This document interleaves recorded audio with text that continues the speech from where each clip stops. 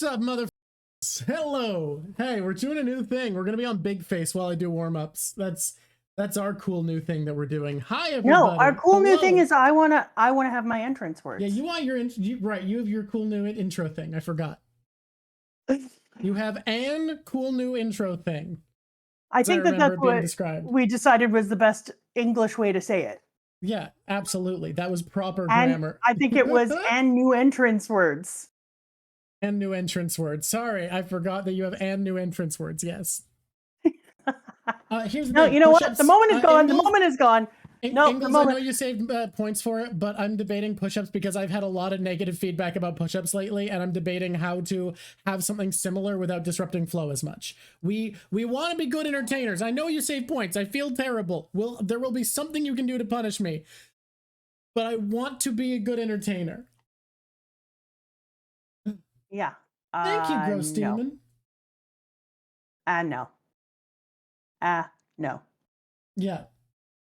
I've decided that I'm not going to do my and new entrance words. I'm going to save it till next time. Oh, you didn't like that? You didn't like the space you were given? No, it wasn't you, although I need to come in like on the backside of what's up, motherfuckers. How about what happens is we go quiet and pretend our mics are still off. I switch it back to the starting soon again, and we get a take two at this intro. We get another run up. A lot of pressure. All right. Oh my god, that's so much Ingalls. All right, we ready? Yeah. We're gonna take another run up at this. So now we're gonna pretend that the mics are off. Okay, mics are dead. Dead mics. No one can hear us. We're in the zone where no one can hear us again. We're back. You ready? Ready.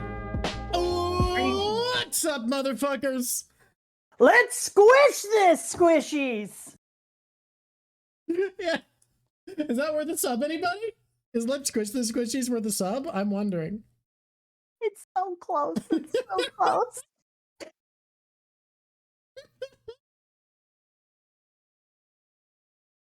I thought about squish time, but it sounded a little rude. Squish time didn't sound right? No, it sounded like a little relationshipy. I didn't treat the boy. You're so right about that. Also, boy cam keeps breaking. I keep fixing it, and then right before stream starts, it breaks, and I've been so confused. I don't know why it's happening. Time to squish. Time to squish is just same thing, a little too relationshipy. The boy, you know what? By the way, I don't know if you can tell, he's very clean. He went to the groomer, so he's so fluffy. Boy. Yeah. Who's so clean?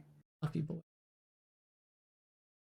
Okay, well, we're going to get there. So that's the first one, but each time we come on, we're going to go until I get one. We're going to go until you get one? Perfect. I like it. Kind of like with you and the It's Lovely Drawkin' with you, that suddenly it just kind of came, just was there. Damn, apparently we missed the train. Twitch is so mad at me. Come on, drive that train. Woo, woo. What I love about the streamer dashboard is it really fucking judges you. It's like, hey, the hype train died and it's your fault. Thank That's you. Amazing. Dominov. I got a message sent to me, so let's just get this out of the way with right now. Shall we? Let's do it.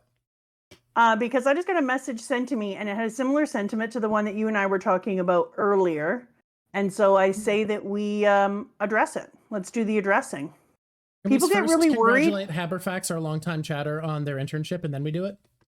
Oh, Haberfax, you got an internship? What's it in? Probably programming. I think they're a programmer. Thank you, the Juan Snow. That's so good. That is a great name.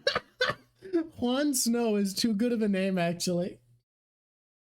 Interview today. I want to thank you both for helping me keep my mental health something. That's amazing, Haberfax. You did that. You 170 million %. It's amazing. Held that. Invisible histories and LGBTQ. No, wow, that's incredible.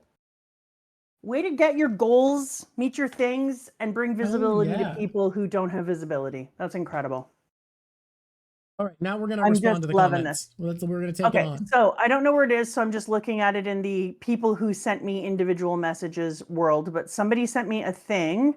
It would be nice if I was actually looking at it. Aha! One Piece Book Club. One Piece Book Club. Holy criminy, that's a long way down. A lot happens in there. it happens so It's popping. I quickly used to too. keep Like up with it, and I feel like I can't anymore.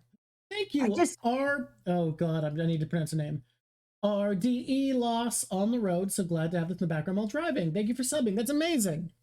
Hope you enjoy. I love it when people are listening to it while doing things. I have so few streams I follow that are talky enough that I want to have them on in the car, but when one of them happens to be streaming while I'm driving, god, that's the best. Hey, it says Sam Fisher. Remember Mama Drock, according to Oda, Haki's invisible in the universe, and he made Haki visible post time skip for the reader so they could understand when it's being used. Yes. That means Gear 4 really looks like this to Don Flamingo. And so Drock and I were talking about it, and we were wondering if Haki is invisible to everyone or if Haki is only invisible to people who don't have Haki. Yeah, who haven't tapped into observation. It's hard to say. Like, it could be either, and it feels like it's not super clear. Yeah. Space Dinos happen tonight when One Piece is happening. Space Dinos is happening. So it would be interesting. Did the title change not work? Because I changed the title. My wife is starting the mural tonight with my sister. It's not going to be done tonight. They are doing the chalkboarding and all the other things. Yeah, we are kind of looking at that Haki idea, both of us, because if you think about Mihawk, Hawkeye, he has his black sword, which is Haki infused. And he actually, in the flashback, talked about how you should be able to infuse your sword and that any nick or scratch should be seen as a default of you and your character and your ability to use failure Haki. to keep your sword infused temporarily. A failure to keep your sword infused. Yeah. And his sword is called the Black Sword, which would probably be a mixture of that infusion. And so we started to wonder if it is a Haki observers can see Haki, or if only and then only non-Haki, or if Haki can't be seen by anyone. Yeah. So it's tough to say. Honestly, is it visible? Is it not visible? I honestly think the question's up in the air. I think at the very least, it's clearly not visible if you don't know Haki, because pre-time skip Luffy couldn't see people's arms turning black, right? So like 100%. That's a thing for sure. At the very least, it's not visible at all if you don't know how to sense it. Observation, you might just sense it, and then the blackening is a visual representation of the sensing. But the fact that it can turn something black, I think means at the very least something to it being tangible. What does it mean? Who the fuck knows? Regis Ray gifted Mihawk is just painting his sword. Thank you. Can you imagine Mihawk just sitting out there with some black paint or like a black Sharpie and just being like, Yeah, that is my thought, that post-time skip, the camera did gain observation Haki because the camera through the world is the Straw Hats. We see the world the way Luffy. We see the world the way Luffy sees the world, whether or not he's there. So I think it makes sense that post-time skip, we can see it. Yeah. Yeah. Mm-hmm. Did I tell you the secret? What secret? I really love this arc. It's a good arc. We're going to switch away to drawing mode now. Are you drawing your face right now? Yeah. I decided while I'm doing warm-ups now, if I don't have time for warm-ups, I'm going to be big face while I'm doing my warm-ups and then switch it when the drawing becomes the main focus. And now, we're switching because the drawing becomes the main focus. That's the sound effect it makes when you switch, by the way. It goes... Mama Drock, what do you think about Kaido? Kaido. I have a lot of opinions. Did you get Kaido's intro chapter? Was that now? I thought that was next chapter. I didn't get... Yo, that's next chapter. We're reading that live. Yeah. I was wondering, what chapter do I start on? Oh, it's 796, so you would have seen it. Never mind. You saw Kaido's intro. I thought it was 802. Maybe I did. Let me go to 796 right now and just look at the intro again. Yeah. You have to imagine that when I am reading... Oh, are you talking about the whole new book? Let me just see. Yeah, you read up to 802, so you should have seen Kaido. I'll get there when I get there is what I've decided. Where was I supposed to start? People are 768. Yeah, 768. They were telling us. Damn. No wonder. I read a lot. That's why. 768. I'm not going to lie to you. When we do these big honking things, I love it because I get to read so much. Yeah. And I read to 801. Yep. And we're reading to 802 out loud. And legit, yeah, I was even blown away. As I go down the page, when you're reading it in either Shonen Jump or on the colored version, and the colored version dies at 1004. Aww. Greg is That's Ray gifted a sad. sub to Psycho Knight. Psycho Knight? Psycho Knight? Psycho Knight? I can't read names, y'all. Psycho killer. Qu'est-ce que c'est? Fa? Yeah, I only have 300 chapters left. I feel like I was just at the point where we were like, oh, you're halfway. And I feel like that was yesterday.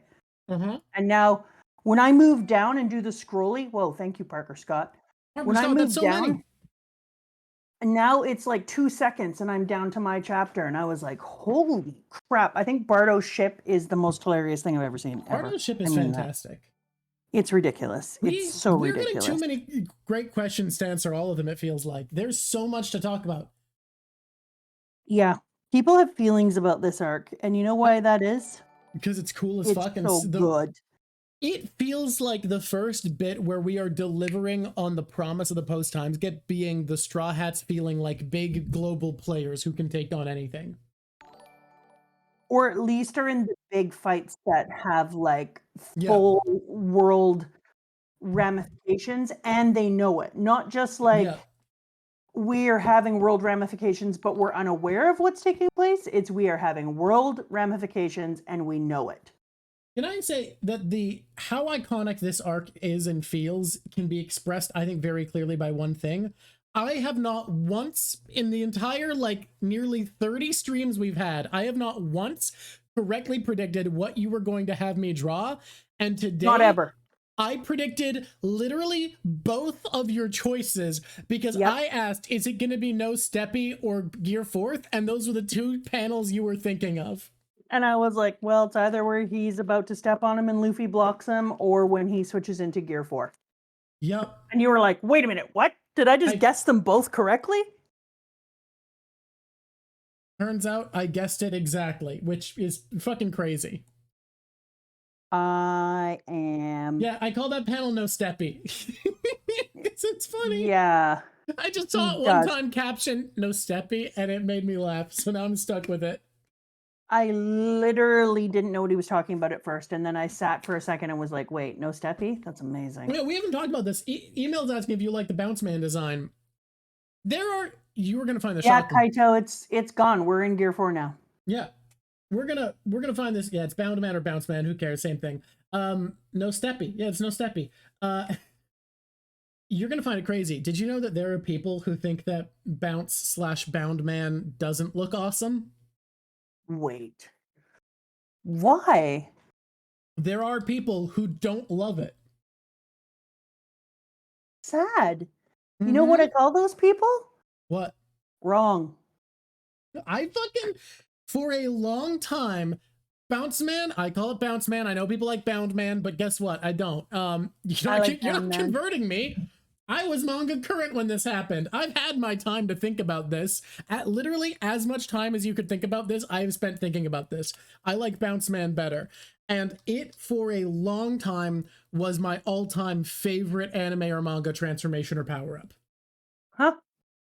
I thought it was pretty amazing. Watching the change in Luffy was one of my very favorite things. Having Luffy have a giant-ass size one, too, I was like, good, about time. About time. Just big, inflatable boy. It's just wrong that he was always so small. Like, it was obviously the place to go.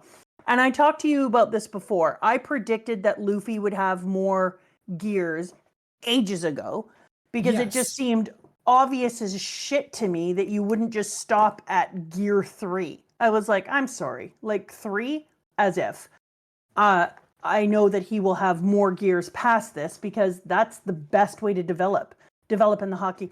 Also, what is that other thing that Flamingo Face said where he said that sometimes innate abilities get turned on? Awakened, which was the same term used for the bestial Zoans for the bestial Zoans.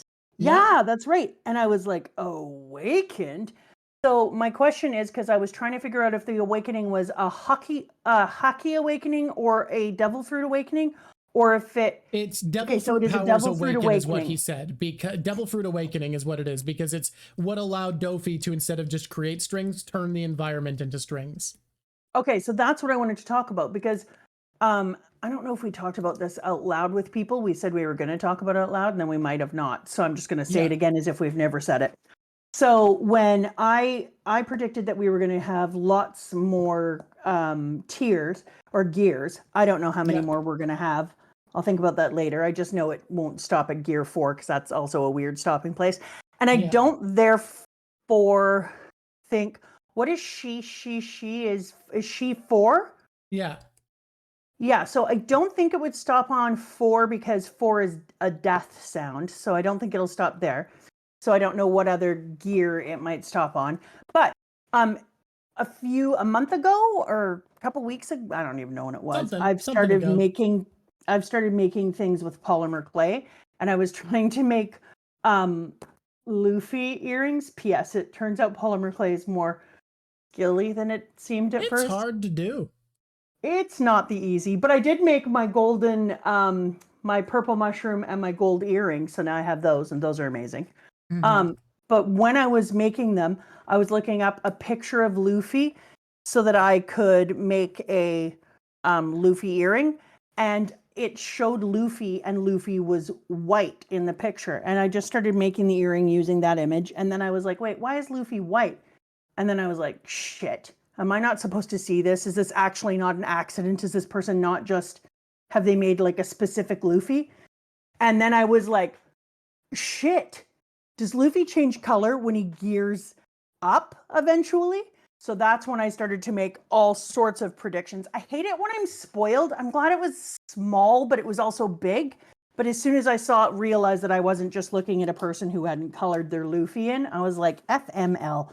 And then I was like, okay, so is this a Haki thing? Is this a Luffy gets some other kind of thing going on? To which I'll say I won't answer. Yeah. Well, obviously you can't answer. That would be wild. No. So then I've been thinking about it over the last little while, and I was talking to you about it. And then when we saw Luffy go into what? Chat is in emote only mode, but they are freaking out.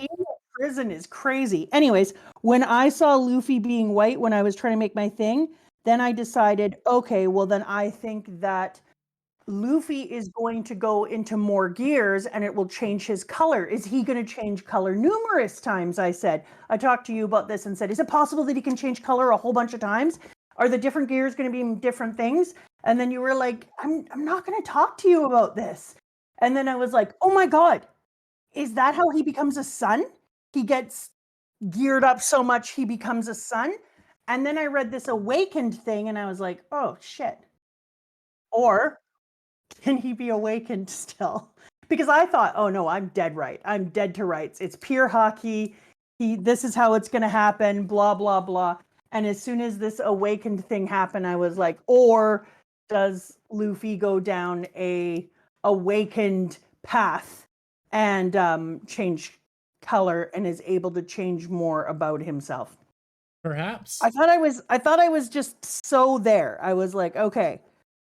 Because anytime I get accidental information, I'm like, yay. Oh, I got one other piece of accidental information. I don't think it counts as information. It's just that when I went into Shonen Jump, it showed a picture of, I think the banner is Luffy, Sanji. I told you not to go to that app for a while, though, because it was a dangerous place, and to just read your paper and your color translation. I was just reading my paper, but then I went in today. It was Luffy, Sanji, and Zoro, and I went out of it right away. I was like, oh, I'm not allowed to look at that then because they use them at the top. And then I was like, you know what? That's kind of interesting information, though, because they're all alive for sure. Like, that's what I know for sure out of it. I didn't look at any of this stuff. The spoiler you got is those boys probably alive. Those boys are alive. So I didn't want to look at any of the picture. All I did is see Luffy, Sanji, and Zoro and run away. I also want to say, you got an accusation of cheating for something ridiculous recently. What was it? Someone got accused you of cheating for the idea that Luffy would involve Haki in his next gears. Clearly that was someone That's who was obvious. not manga caught up at the time, because it was all anybody would fucking talk about was the fact that his next gear would use Haki. Like, that was all anybody would talk about for so fucking long. They would just all the time be like, oh, the next gear, he's going to be full body Haki, or he's going to use Haki to do this.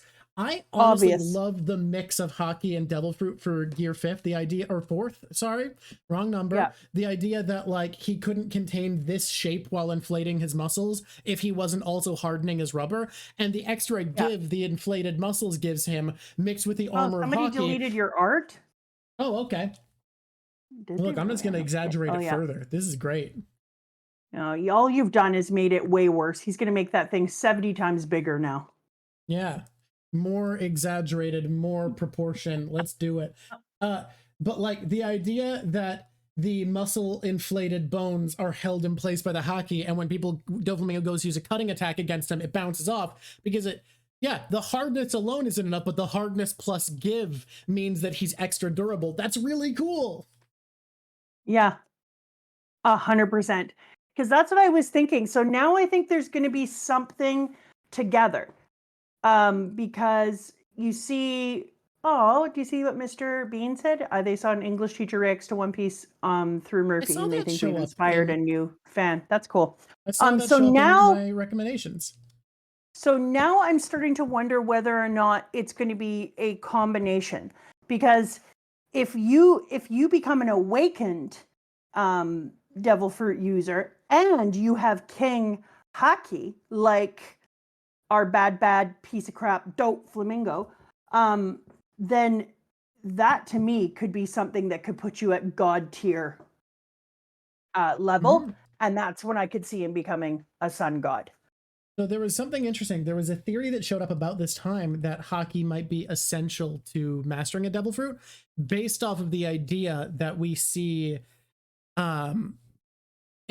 it popped up about this time. It became more mainstream later, but I did see it about this time, which was people talking about that maybe Haki or Conqueror's Haki specifically are needed to awaken a Devil Fruit, because we see the idea that Devil Fruits are a devil with its own will from Jabara in the past. So maybe conquering that devil is how you awaken a fruit, was a theory I saw, which is kind of neat. I love that idea. There's a lot of theories about how awakening works after this point, because I could see people just using that. You can do it, and that's all we got. Yeah, no, I could see why people are coming with that, because you kind of have to wonder why not everyone has the ability to awaken their Devil Fruit, right? But when you think about the idea that if you take your Haki to an expert level, and if you also have a Devil Fruit, you are able to intertwine those. It's just like what we learned early on when somebody said, I don't just sit around having a Devil Fruit. It was Croc, right? When Croc says, I don't just sit around having a Devil Fruit, I've actually perfected it and used it and taken it to the end of its abilities. And so if you think about somebody like Luffy now, who is actually using his Devil Fruit and actually is trained in it and trained in Haki and working it. If you work your systems, it's like anything else. It's evidence that you are going to improve to a different level, and maybe you can't awaken your Devil Fruit until you've also fully mastered your Haki. It's a theory I've seen. The other theory I've seen is you just need to push your Devil Fruit really far. So, both could work. Interesting. No, I'm not claiming that Croc is awakened. If Croc wants to awake or Croc awakens at some point, that's great, but that's not what I'm talking about. I don't cheap know. audio. I do look like Marco. That's true. I have a very similar hairstyle. Actually, I think I have literally the same hairstyle. I'm just not blonde. Oh, cheap audio. Are you new? Are you new here? Are you a new kid? Honestly, I'm gonna be trying to do some muscle bulking lately, and I really want to get the Marco neck going so that I can live up to the style. Marco neck. We have new squishy in here. Look, you think of Marco as being like not that buff a dude because he's in One Piece, but his neck is stupidly buff compared to how like not that huge his frame is. No, his neck is huge. Yeah, which he's is wild, a tall dude, I'm dude, pretty sure right? like chest and arm wise, Zoro is bigger, but Zoro's neck is nowhere near Marco's. But Marco has more height, so he has the ability to pull his body changes over much more space. True. And so I think that's one of the reasons that he doesn't just look popped off, that he looks more balanced, and so you don't notice how big he is at first. People are Googling Marco and they're like, damn, never noticed Marco's neck before. Holy hell. Marco does not skip neck day, someone said. Oh, shit. Did you hear that those little bastards are going after my red-haired Shanks? I did hear that. However, I'm not cool with that. Pardon? They had a bit of an interruption, though. Whoa, thank you so much, Steven Nizzle. Thank you, Steven Nizzle. Oh, God, there's someone who was a first-time chatter who said it's their first time commenting, and they've loved what we brought to the series. And honestly, I feel the same way. I'm so grateful for doing this series, because Mama's observations have got me thinking about the series in a deeper way, and we're going to get into that at the end of today's video, that I realized something about the next saga is set up so expertly at the end of this one. It's so cool. And I spent a lot of time in this world, so it meant a lot to me that it's worth it. You know what I mean? Like, it'd be sad if people were like, fine, whatever. And I'd be like, I put so much of my day into this. Okay.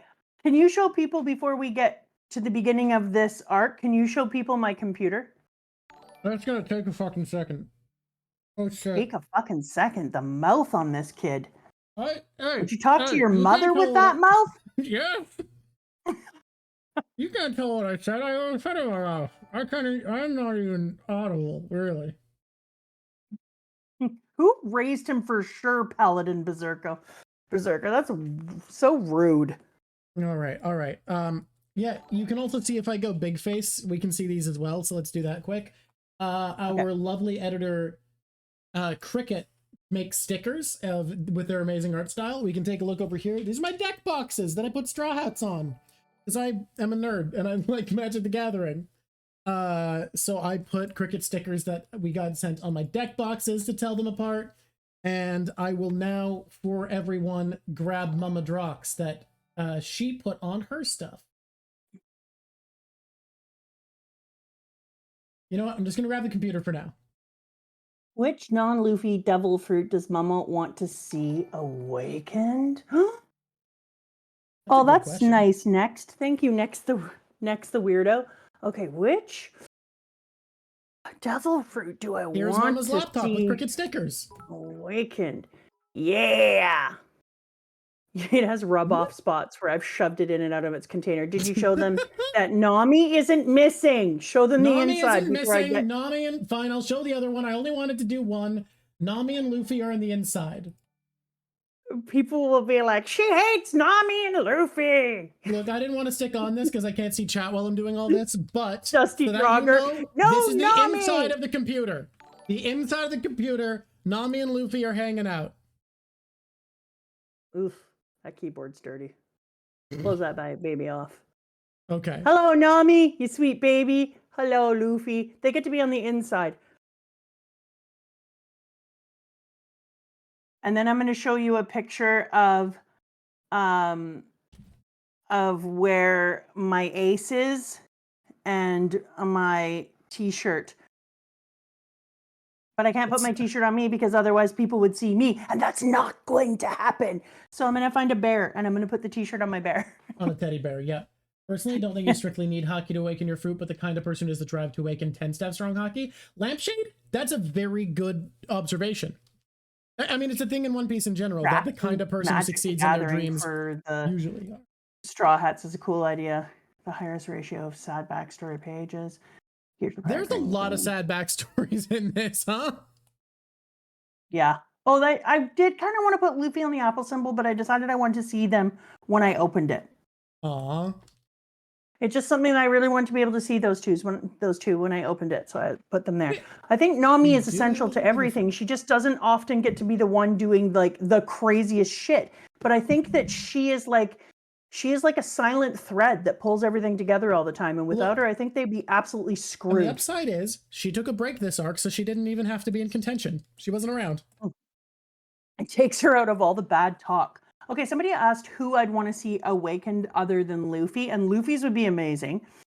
Can you imagine an awakened Brook? Like, what would Brook be able to do? Oh God, Because he is an alive fruit, right? Like we think of him as being a skeleton. fruit, yeah. Or sorry, revive. Would he We be? think of him as It's so many options. I've seen people suggest that he might already be awakened, and that's how he separates his soul from his body now. I've seen people suggest he could be a necromancer. I've seen people suggest that he could like draw on the souls of others. There's so many things I've seen. Could he make zombies easily? Because he could, without any operation, could he just pull people up and revive them for a section of time? Right? Like, we don't fucking know. Ghost army? Like, could he bring back just souls? Would he do a ghost army? Yeah. Is that how Yorkie comes back? Who knows? Maybe he is dead, but that don't mean nothing. And awakened Brook can get him. Maybe he could do some stuff. And then, who else?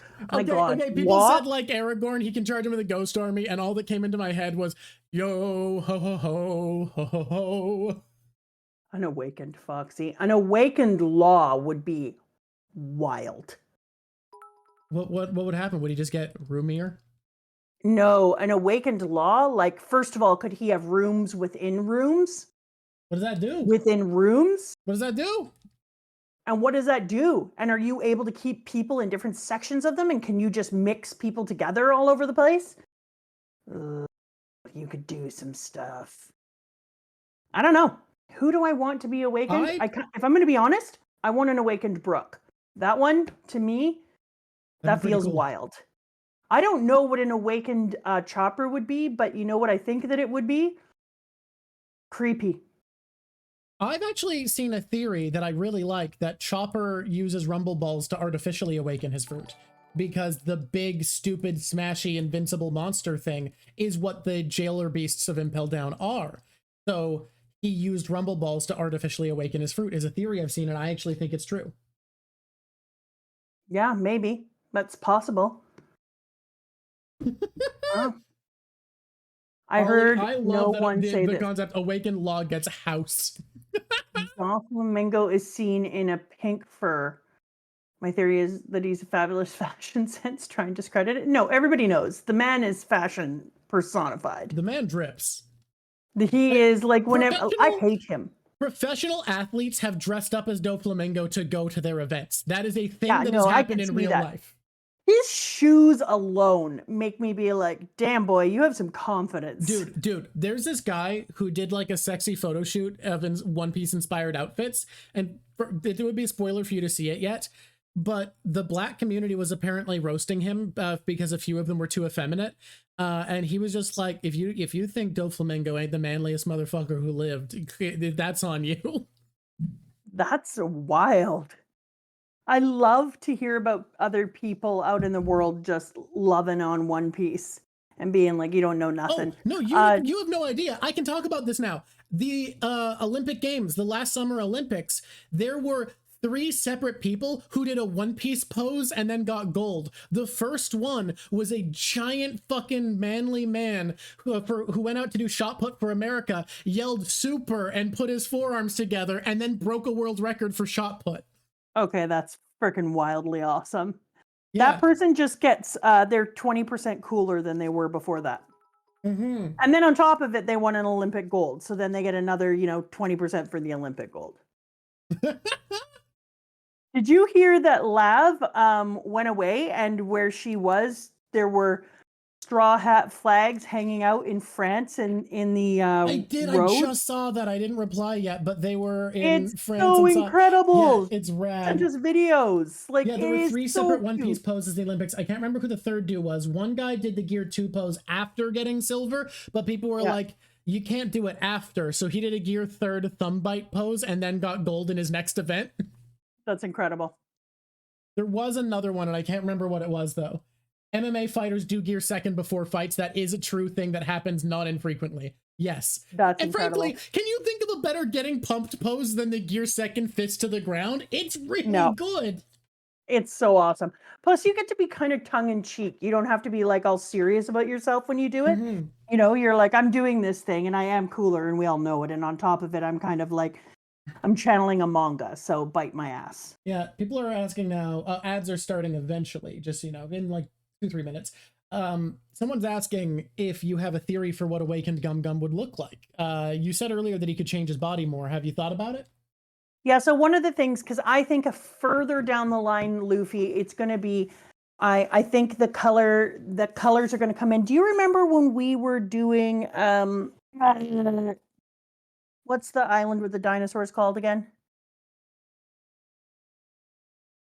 Little Garden. Thank you.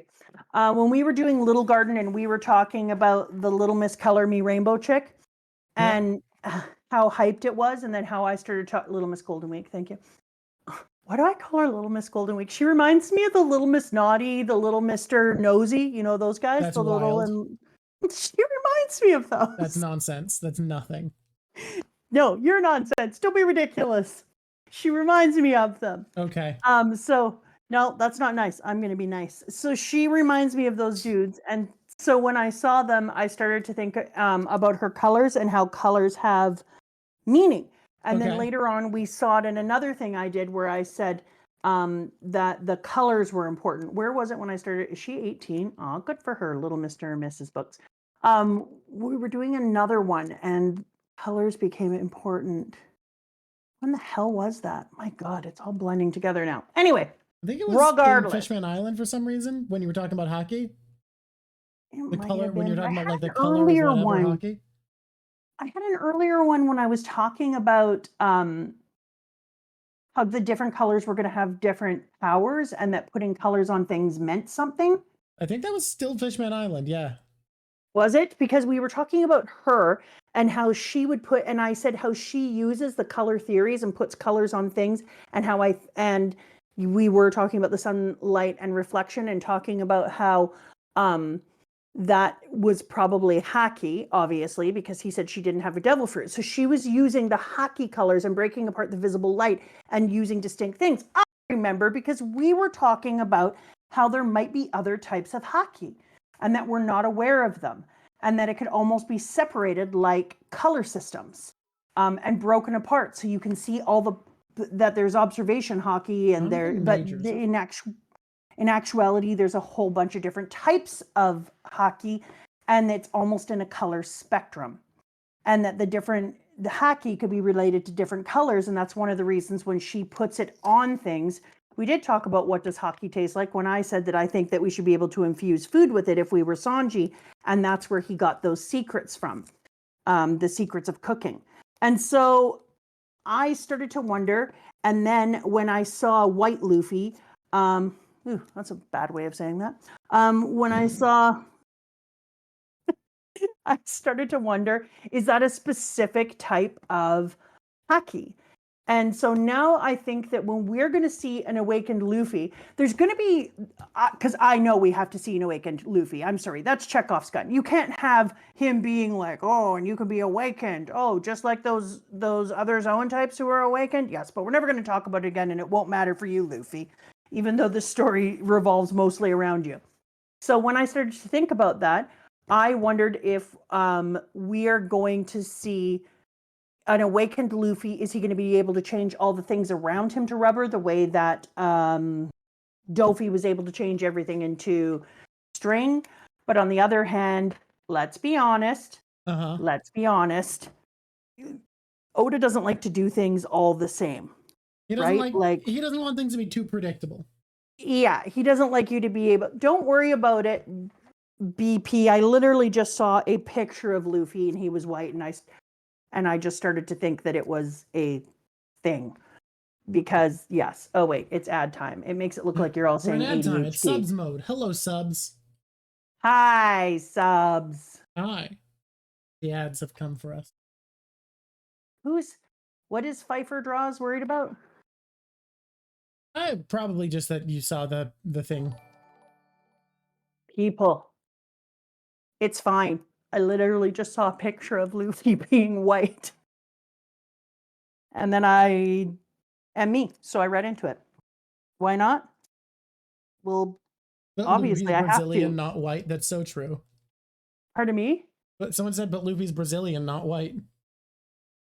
He says that the thing that Robin can cook is paella, Okay. which is making me wonder whether Robin is actually secretly Spanish or from a similar land as the land that they're in now with Dressrosa.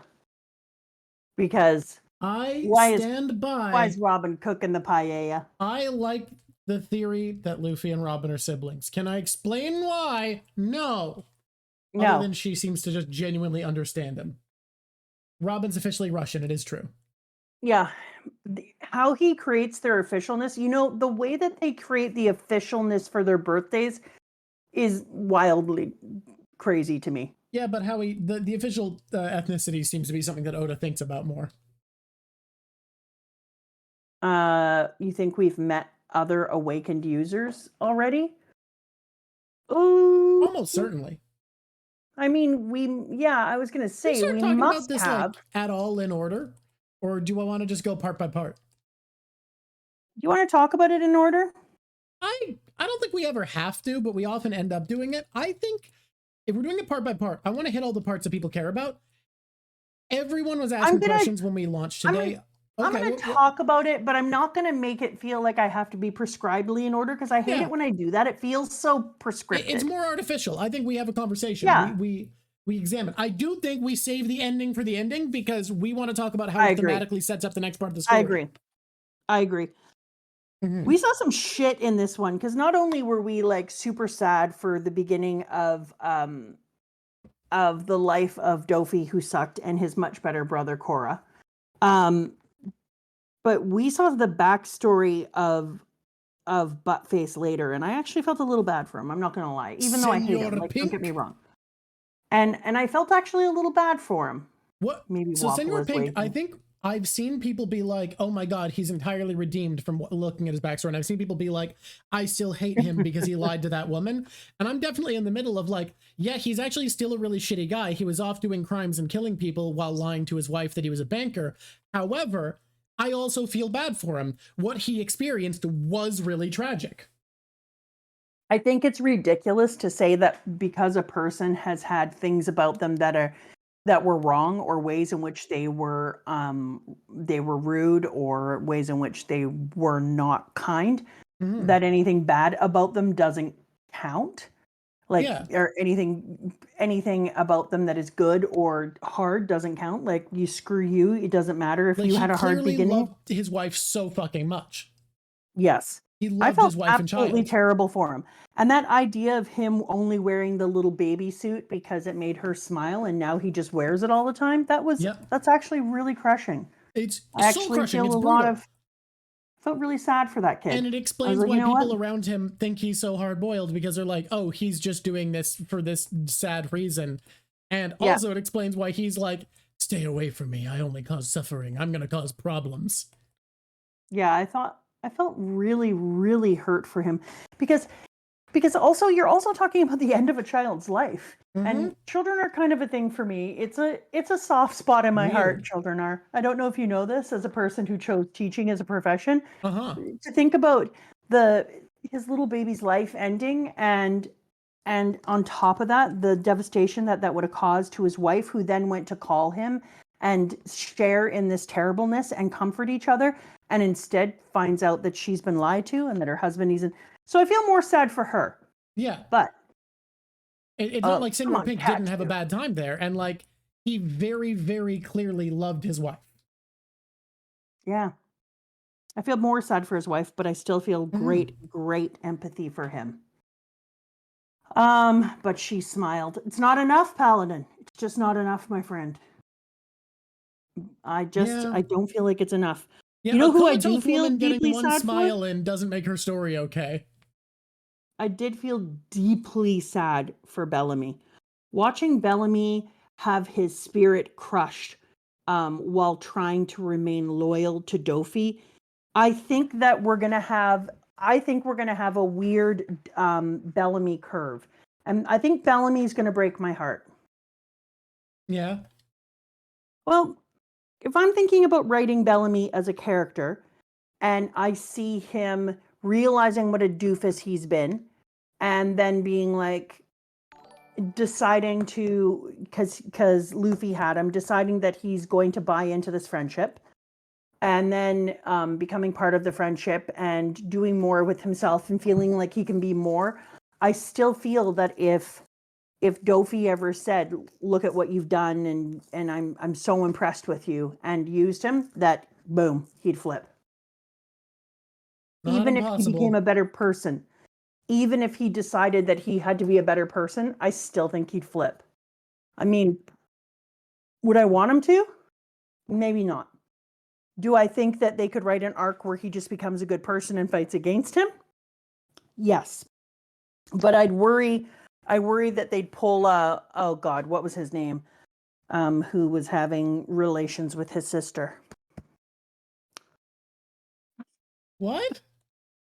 So Jamie Lannister. Jamie Lannister. I'm worried that he'd pull a Jamie Lannister and he would just go, Okay. Can we just real briefly before we God, that redemption was handled better in the books though, right? 1,000,000%. 1,000,000%. For people who don't know, in the show, Jamie are words Cersei, and it's literally the opposite way around in the book, and it reads much, much stronger for both of their characters and where they're at. Yeah, I would agree. It's so much better in the book. Literally reversed the scene, and it makes his entire thing worse. Yeah, it really, really does. So I'm kind of worried that he's going to pull a little bit of a Jamie Lannister and be like, in the end, I have to go back to Dofi. Like, even though I don't want to, even though I know how repulsive that makes me, I'm going to go back to Dofi. It was really sad to watch him growing up and meeting Dofi and being and saying things like the age of pirate pipe dreams is over, and becoming this person and thinking that he was going to get accepted by Dofi, and then having Luffy come and hammer away all of that by punching him in the face that time. The punch that I love, the punch that rings for 1,000 years, some might say. And yet, I just feel like he might break our heart in the end. But I did feel so sad for him and for Luffy when he had to fight him. And what a waste of frickin' time to have to fight. It's like you're trying to go rescue a whole bunch of people in a burning building, but you have a bushfire you have to take care of so you can get through the door. Like, it's just like, are you serious? Get out of my way. This is so, I have to do it to do this, but I'm so pissed off that you exist. Jelly Gremlin pointing out, he's the one character to come back and go, please punch me again, Luffy. Wait, the director didn't notice that happened? What the fuck? Okay, we gotta not talk. What? Oh God, we can't talk about Game of Thrones. We'd end up in a rabbit hole. The director didn't notice that the R happened. I don't know if that means in the book or in the show, and regardless, that's awful. Like, that teaches you bad things about your media literacy as a showrunner, regardless. That's weak. I can't even imagine. The show, they didn't notice that they filmed the scene where that's what was happening. That says really bad things about media literacy and that person as a human being. Holy fuck. That's weak. That's so bad. Oh. You know what? Alvida did say, punch me again, Luffy. That is true. And then he couldn't. No. I also like that in this one, when we were finding out about Zoro fighting Pika, how we got to see Zoro having an out loud thinky think session when he was trying to decide how he could win against Pika. And he's going through all of his ways and he's pulling out ways that are absolutely impossible. First way, we could do this. Second way, we could do this. Third way, and then no, that wouldn't work because he already has a devil fruit. And you're like, what are you doing, man? It really highlighted that Zoro isn't our kid that we're using for his brain. However, he did use a fucking binary search. Oh, 100%. Like, I'm not saying he didn't come somewhere, but it was not. It took a while. He went on a long walk. It was a painful journey to get to that place. But like, the fact that Zoro did a binary search, which is a thing in, as I've had explained to me by programmers when this chapter came out, he slices it in half, sees what half still has the faulty code, slices that half in half, sees what half has the faulty code, slices it again and just does that until he's down to few enough files that the faulty code is found. But that is the same way in nature. Like nature just kind of binary code kind of just cheats and finds nature, because it would be the same thing. You're just finding the living material in the leftover half. Yeah, exactly. Yeah. I love but it. It was great. It was super cool. And I was just when this chapter came out, programmers talked about it being a binary search a lot, and it stuck with me. Oh, no, 100% it is. What is this dude here who is just really cringy? He's in chapter 771, the old man who shakes his Lao booty. G. Everybody loves Lao G for some reason as a meme. I don't fucking get it. Yeah, why do we all like Lao G? I can't explain. Is it because of his boot shit, his dances? His martial art allows him to store the power of his youth and then redraw and then draw it later, which sure would be useful if he were, if the power of his youth were like the power of young Garp instead of just like young Lao G. Okay, is it? Guys, you can't use anatomy to solve Bounce Man. I want to use anatomy to solve Bounce Man, but there is no anatomy. He's a balloon. I think what the problem is with G, and I hate to do this because I feel like I'm always bringing it up and I have to remind myself. Yep. I didn't write it and I didn't draw it. It's not me who made him look like a penis with legs. Oh, okay.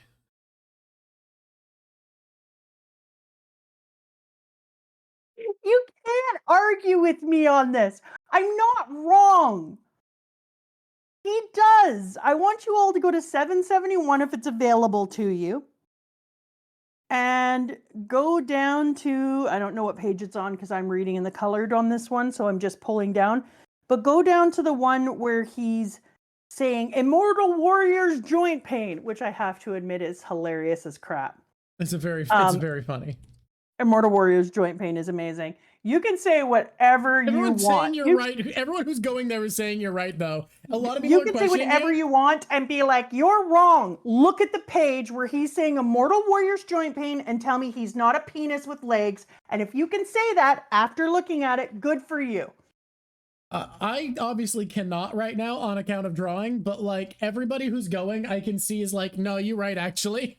If you just go to that one page, you will see I am not wrong. I was like, oh, am I just seeing this?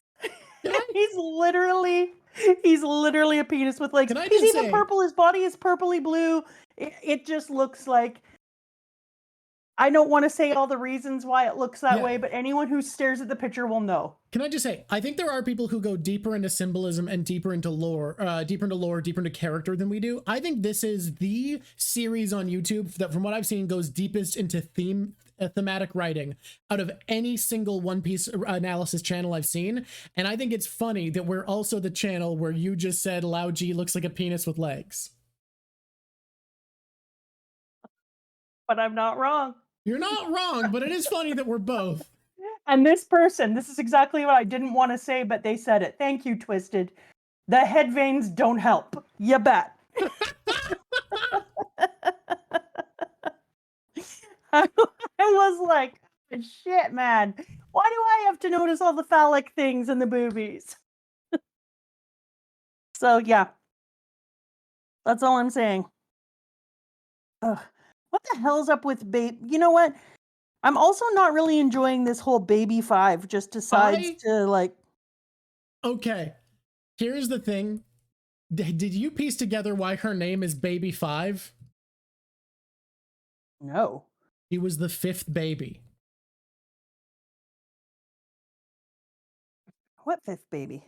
When her parents named her Baby 5 because she was their 5th child. No. Yes. That's it?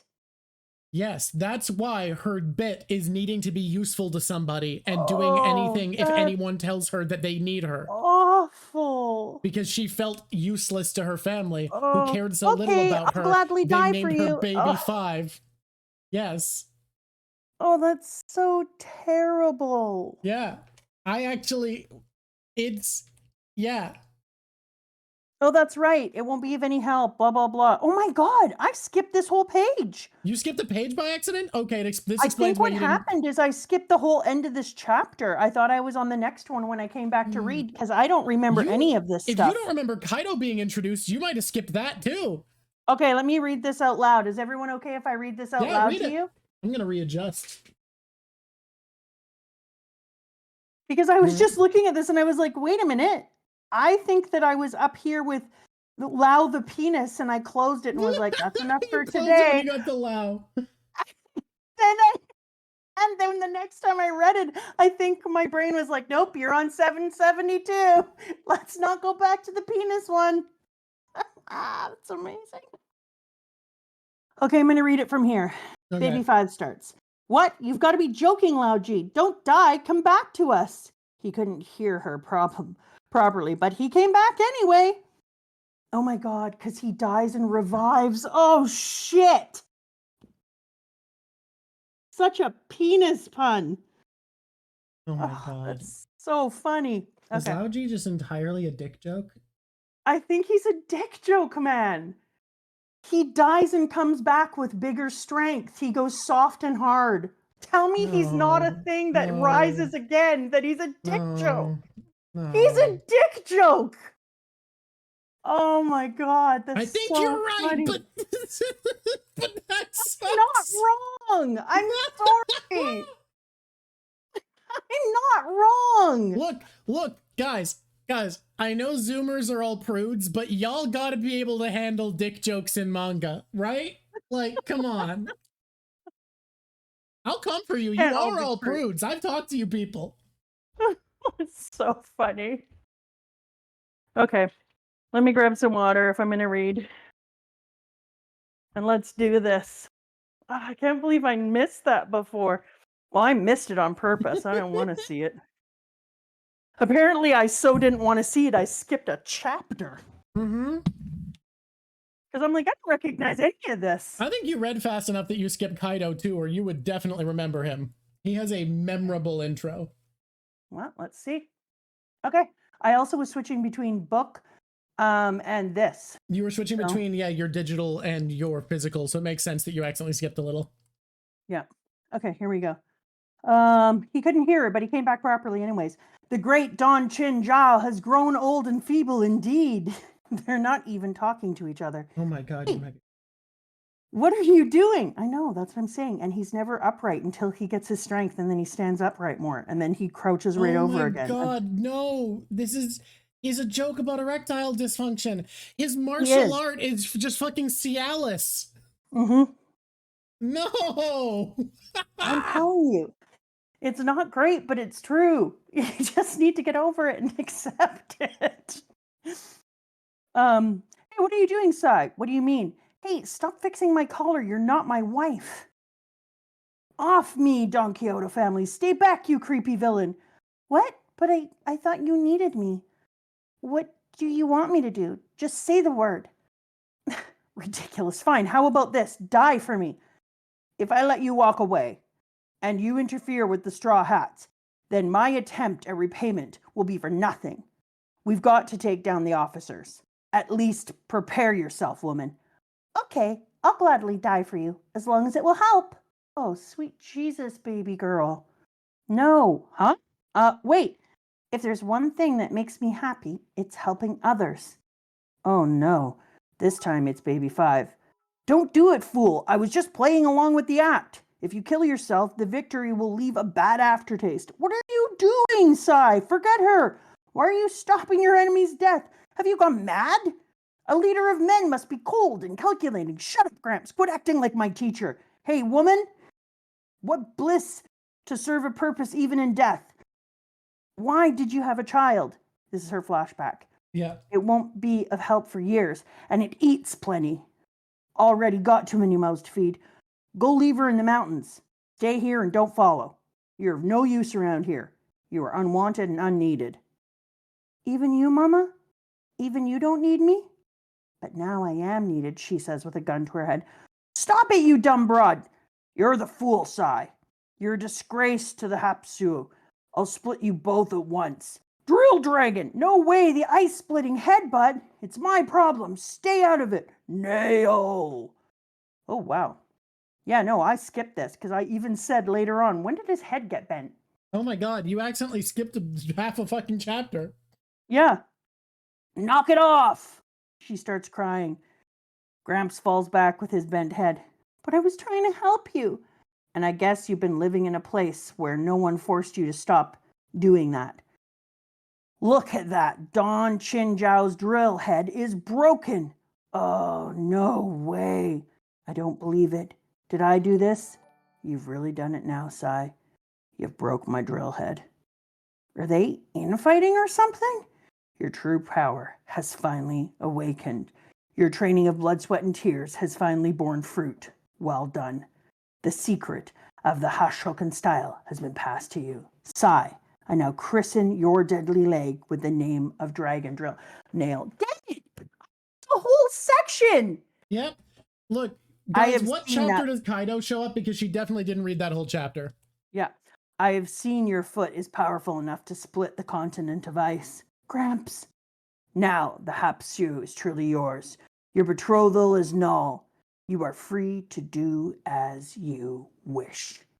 To tell the truth, since my fight with the Straw Hat, my old ailment has flared up, dulling my ability to fight. I am too old for this, which was why it brings me such joy to recognize that you are fit. Seal of G. Gramps. Lao. Whoa. Lao G totally trashed Don Chin Jiao. Oh, look, he's fully erect. This is the ultimate art of Geo Fist style. Oh. Battle Insurance Fist. A Qigong exercise that builds up young muscles and stores it away to counteract illness, injury, or just plain old age. My skills are mastered. My strength is at its youthful peak. Who can possibly defeat me now? Dressrosa belongs to the young master. All who live in this country are his slaves. You will never escape from his bird cage alive. Holy crap, I can't believe I missed this. You cannot have known Baby 5, Kano Kingdom Monkey. She would give up her life if someone needed it. Have you ever seen another human this useful? Just wait, Baby 5. I will extinguish this fool and save you right now with a G. In that case, if I win, I'll take her as my wife. He's so excited. Drill Dragon, forgive me, young master. Oh my god, nail! I'm sorry, I can't read this anymore. It's too funny now that I know that he's a penis. Dirty ape, you filthy gorilla with a G! Call me Dawn. Second step, to officer, loud officer fall, Lao G into a crevice. Baby 5 in love. Okay, well that's amazing. That makes everything make more sense. I was like, the okay, two people you didn't get, turns out you missed their chapter. I was like, I don't get this. Okay, I'm glad that I went back though, because I recognized that he looked like a penis, but reading the whole thing, I recognized that he's supposed to be talking about like that he's actually a dick joke, it turns out. I guess go to 795 because you definitely didn't read the end of it, and people are going to want your live reaction. I will. I loved the fight in the I loved the fight inside of the sunflower field, and it was interesting because a kid wrote in saying that you're supposed to give mothers carnations in Japan on Mother's Day, and apparently you are supposed to give fathers sunflowers. Aww. And that makes it even more special that the two of them are on the top, both Rebecca and her daddy having Kairos having the fight on the top there in the sunflower field. But apparently he didn't know that. He was like, oh, I didn't know that. I used it for these other reasons. And the other reasons were, Pet the Boy, reasons like the ones that you and I were talking about before when I was telling you all the reasons of sunflowering. I did not love that he said that now, her father Kairos saying that now that I am human once more, I will never let you swing a sword again. I was like, she didn't want to, and he wanted peace for his child. I do understand that he wanted peace for his child. I would prefer he say, now that I am human once more, you never have to need to swing a sword again. I was like, you won't allow her? All right.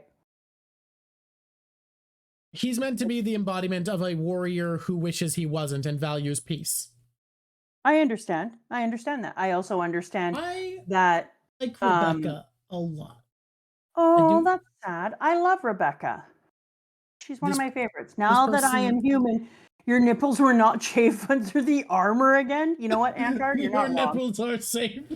You're not wrong, Antar. I mean, we talked about it last time. There's no way that that armament could be anything but a hospital visit. She for life has no nipple sensitivity. Like it's over. They're done. It's gonna be easier for her when she has a child, though. So that's nice. Yeah. You know, she's got that. That's an advantage she's got going on for her. She has advantages. We all have advantages. There's hers. She could play guitars with. She could play guitar with those suckers and not worry about blisters. Kurt Hain, this was the era of the pervy editor. We're in it. Of course, it looks this way. We would be dishonest to One Piece if we did not acknowledge that Lauji is a dick joke and that Rebecca's nipples are devastated. Was there a pervy editor? Apparently, from what I've heard, this is the era where the editor was very pervy and suggested a lot of dirty humor and to escalate things. I couldn't believe it because when I first looked at the picture of him, I was like, he looks a bit like a dick. He looks a bit like a dick. And then as I went forward, I was like, no, he's a dick. And then finishing off that one, now it's just freaking hilarious. I can't even get over how funny it is. I love really Barto. Like this conversation. I love Barto so much. Barto's so good. He's so good. Do you want to go look at 795 quickly, or should we save that for later when we talk about the ending? Let's save it. 72. We're gonna get there. We're gonna get to 775. I'll go through a little bit. 795. 795. 795. We'll get there. I promise. What are we? Where are we? What do we want to talk about? We're at 772, and I got to say that I love this whole section because I love Barto working directly with Robin. I think it's going to make such a big difference in the future for Barto to have spent so much time working with Robin, and them having that fight with Head Poppy dude or everything pop off dude. Yeah. He's not my favorite, but his skill is cool because when you think about the idea that everything he does is a bomb, I mean, that's cool. And it's not snot, and you know how excited I am for it not to be snot bombs.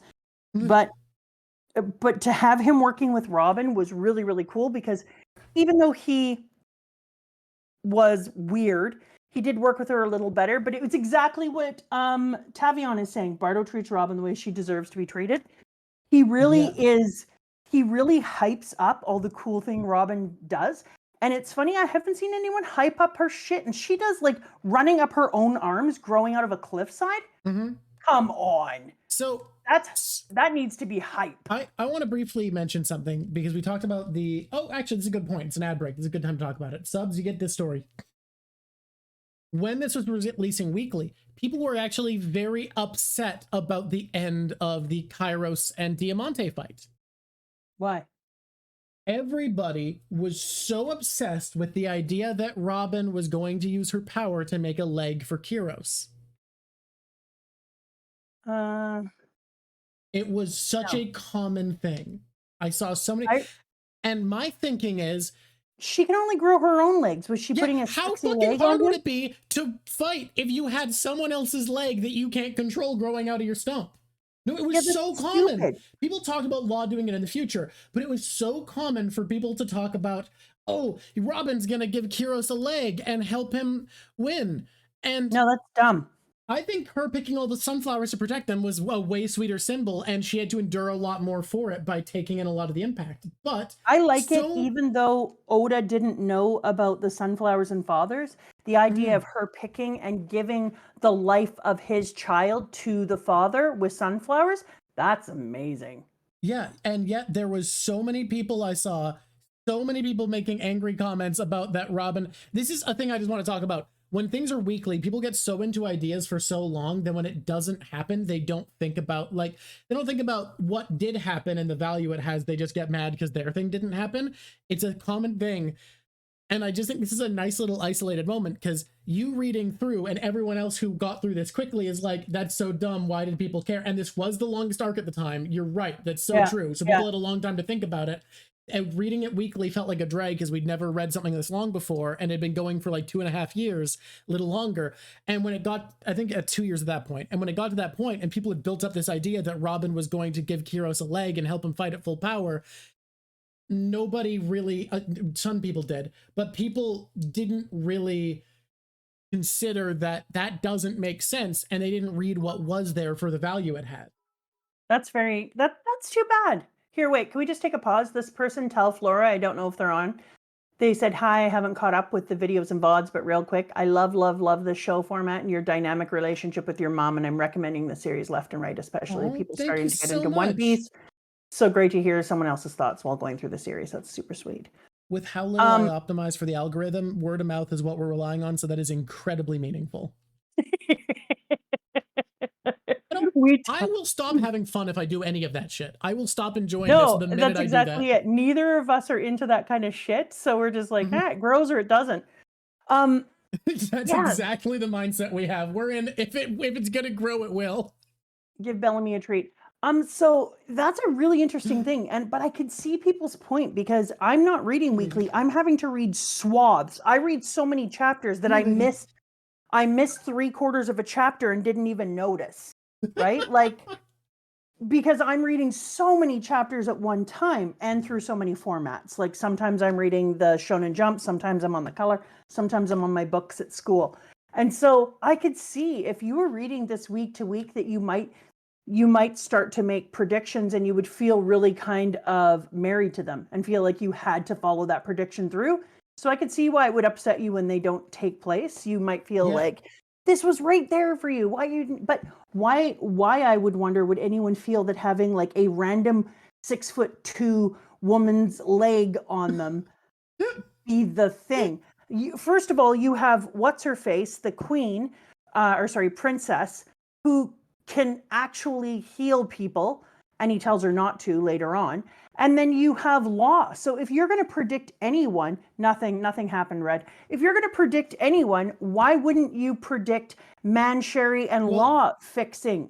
And what I saw a lot of people say was, well, it's going to be Robin temporarily and then Law or Mancherry permanently. But the issue I see, like, people don't get that storytelling doesn't work with the same beats as a D&D game where you're being pragmatic and in the moment thinking about micro advantages. Like, that's not the way stories are written, and it would feel weird to have the leg replaced one way temporarily and then another way permanently. Like, that's not the way you write a story in general. I agree. You make it really, and that's why I think that it's really important that they understand, like, that would also, can Robin leave her limbs on things and then go off and just do whatever the hell she wants? It would be very temporary. No, she controls it. Exactly. She'd have to be in perfect sync with this guy's fighting style, which you can't rely on as a dude. Like, you can't be a trained fighter and rely on this lady doing what you thought would. I think it's a great microcosm of like the way weekly reading kind of caused some issues. So this entire time I've been giving you a glimpse of the community because I've looked back and done a little One Piece historian work throughout the way of finding out what people's general thoughts were at that point. These might get unfortunately more detailed as we go forwards now because I was part of that weekly community, so I know all the little ins and outs. But I think this is such a good little example for the way you read something affects your reading of it and your enjoyment of it.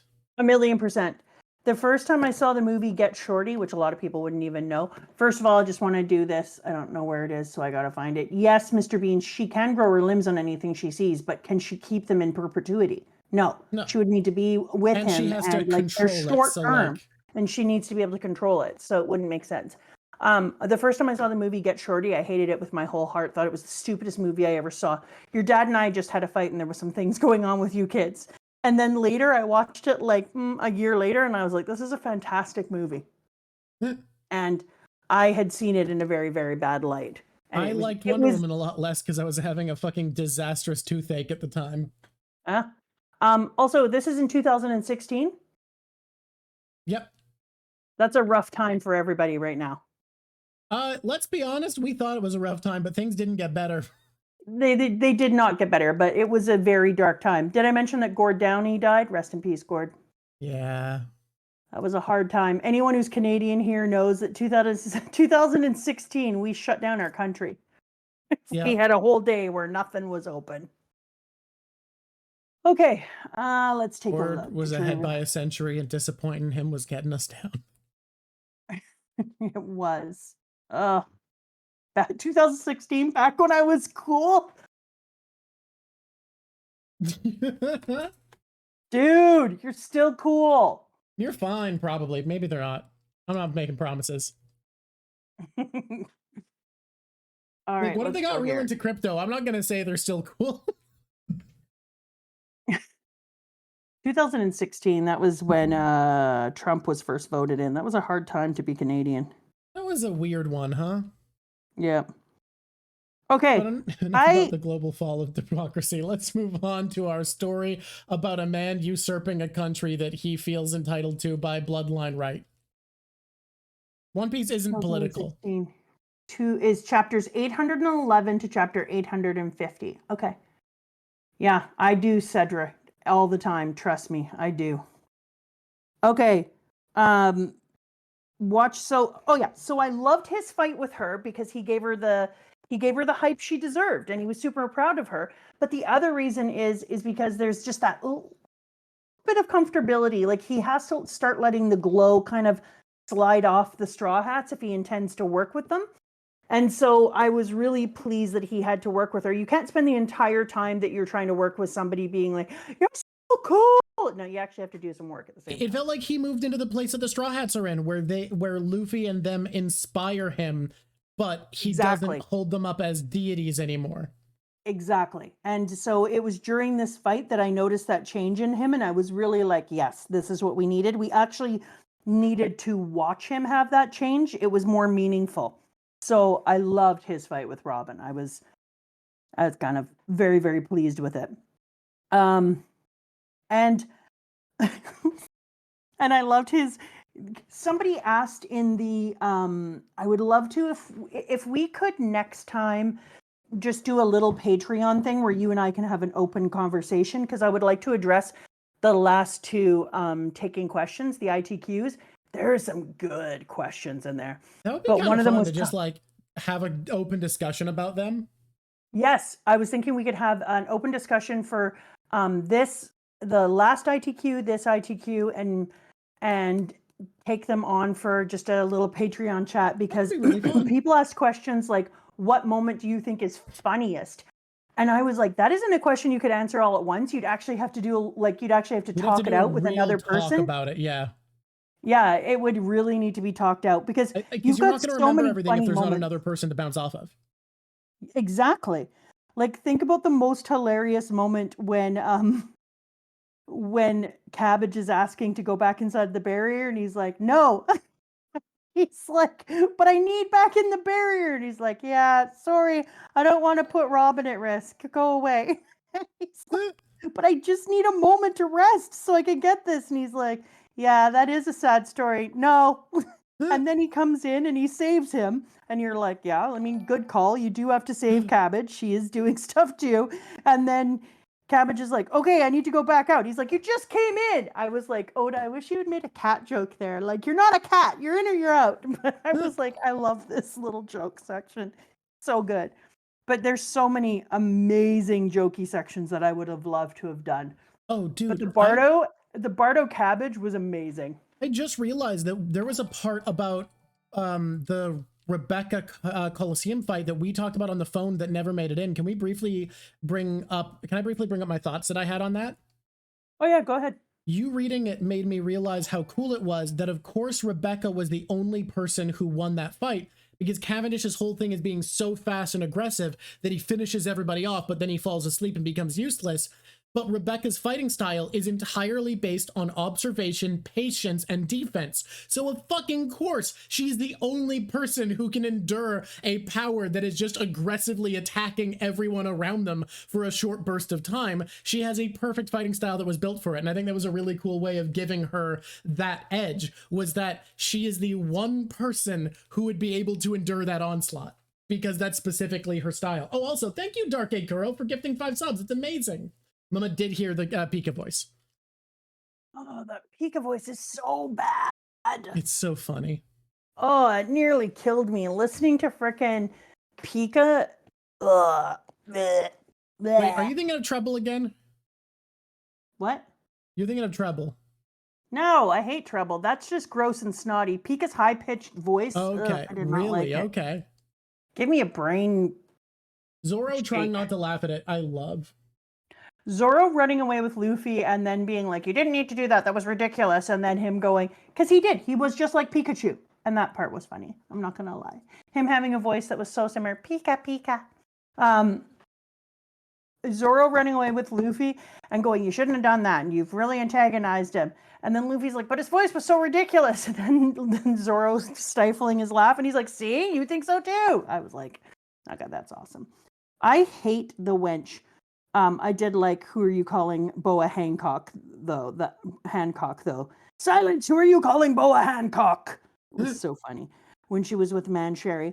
But then finding out that all she had to do was twist Mancherry so she was in pain and she would cry on them? Ah. Like a fucking salt grinder. Yeah, like exactly. I was like, I feel like she's a cloth and she's just squeezing her out, you little bitch. Back off, Mancherry. I hate you. First, not a spoiler in a while. If you don't like someone squeezing someone like a cloth, there's a character you're gonna hate next arc. Arc after next. Arc after next. Oh. Yeah, and Mancherry is sweet. Thank you, Jelly. Because he's like, she's... Leo built her up to be such a bitch. She's actually just a total selfish bitch, but we've got to save her anyway. And you're like, come off. And then we meet Mancherry, and when she talks to them, even all of the evil people are like, oh, she's so adorable. And Leo's like, come off it. She's the worst. And Leo's been such a sweetie pie who loves everyone. And with Mancherry's like, what a fucking cow, am I right? Funny. It's clear that she's so in love with Leo. Kind of, I hurt my leg. Can you carry me on your back now, Leo? Or even in your arms? Oh, there she is. Princess selfishness. And you're like, and then she goes, then I'm not escaping. What? Oh, here we go. Princess fickleness. Oh, God, like, it's so goofy. She is actually injured, you little creep. I love his ability to sew things together, though. Mm-hmm. That is a wildly cool ability. I started to think about all the different ways it could be done, and then he immediately went and sewed the boats together, and I hadn't even put sewing boats together on my list yet. And I was love like, that Oda writes superpowers often from the perspective of someone who's had their power for a long time and is thinking about the entire world in perspective of their power. That's actually really hard to write because you have so many powers to be thinking about that way.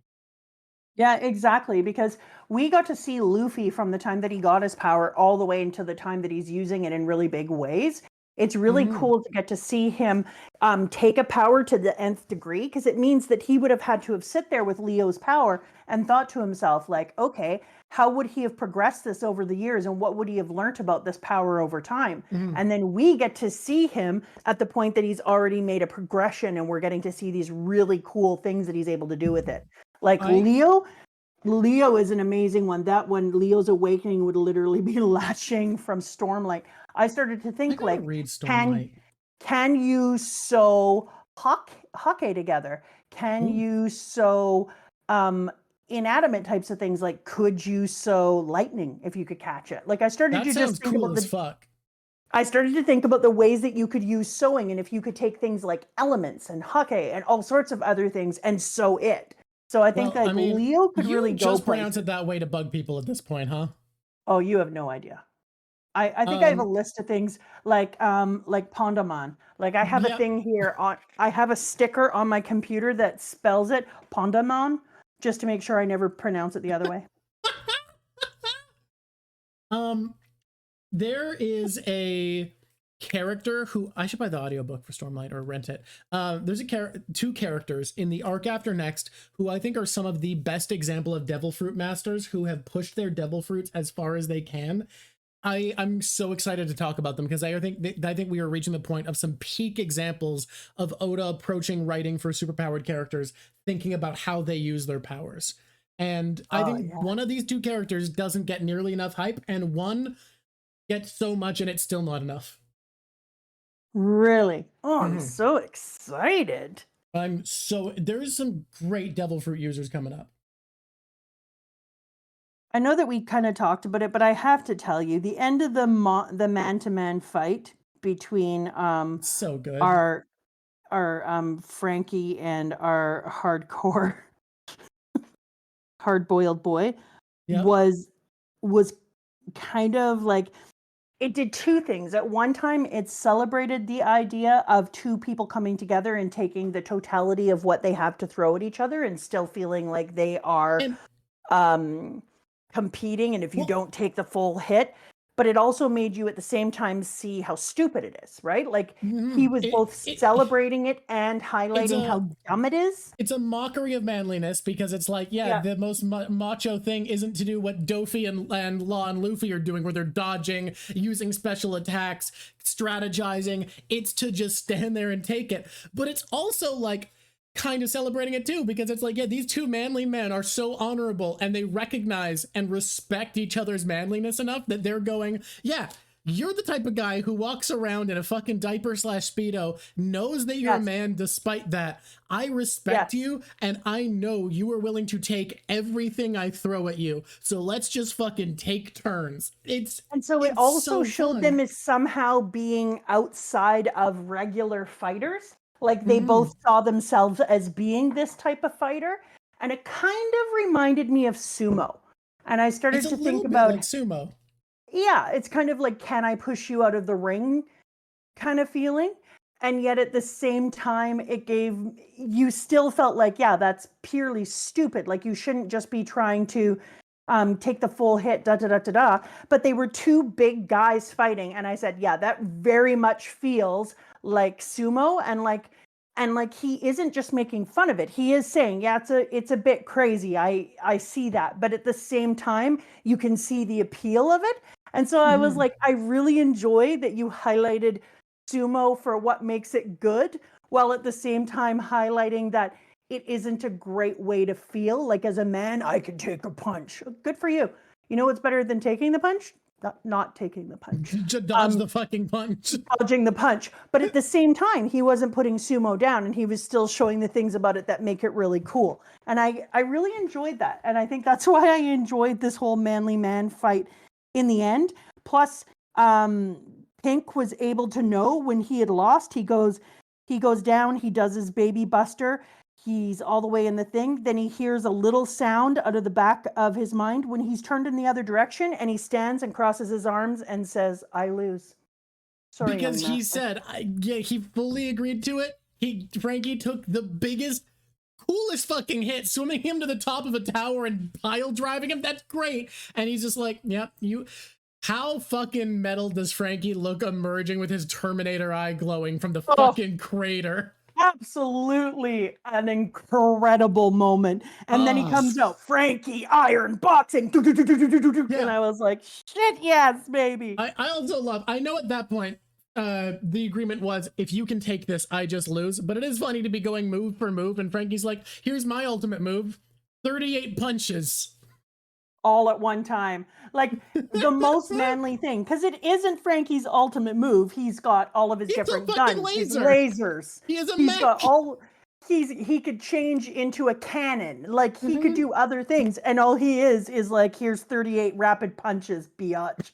And I was like, that's a stunning way to end the fight between these two. Is Frankie's iron boxing, and it was so rocky to have Pink standing there and looking back on his entire life and his love of his wife Russian and Gimlet, his baby, and having him die. And he's just remembering his whole life while getting the living shit beat out of him. And then it goes into the modern day and he's being punched into the air. And Frankie says, you're a mess.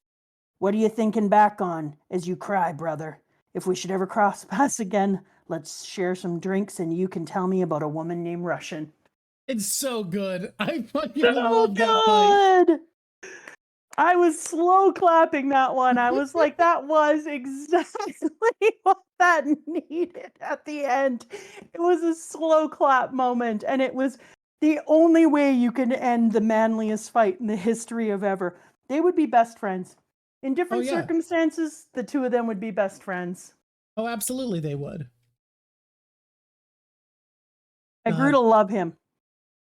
Senor Pink is okay. I wasn't sure you'd love him. I was sure you'd think he was interesting.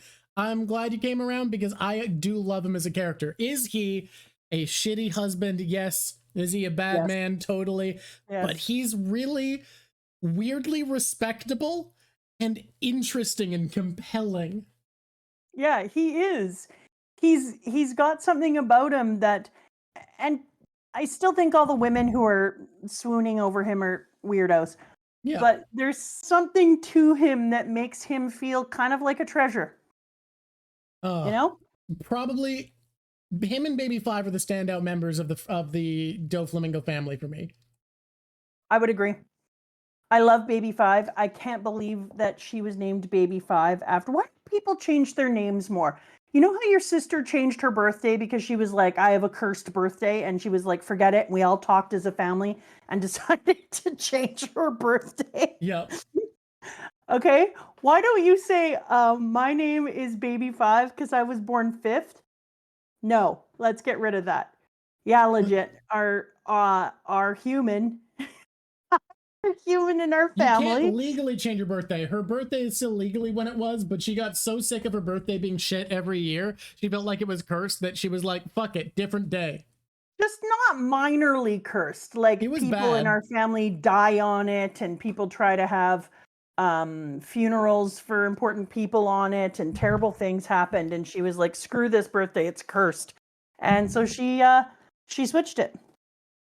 It's not that it's a bad day that's specifically bad because of the day it is. It just was cursed. It just happened that way. It just, things would always happen on like her a birthday. specific day that you'd think would be cursed. It just my Nana's was on 9/11, and my Nana was so upset. She was like, well, there goes my birthday for life. Yeah, she used to love her birthday because she's like, it's 9/11. Isn't that cool? Isn't it cool? And nope, no, she did not love it after that. That was gone. Yeah, I feel sorry for your best friend. Yeah, anyways, so if you can reasonably just decide to celebrate your birthday on a different day, or if you could get rid of your name because it represents somebody you aren't anymore, I think you should be allowed to, change whatever. Change it. Just change whatever you need to change about yourself. However, I think that if you do so when you are a teenager, you should definitely remember, don't feel ashamed of changing your name again. Teenagers have bad opinions. That's why I told the teenagers in my school when they went like, this is cool and that isn't cool. I was like, dude, we live in a youth obsessed culture that does that because we make billions of dollars off of convincing people they need to look younger. But I'm going to tell you a secret. Your taste is not refined enough that you can sit here and tell me what's cool. I'll tell you what's cool.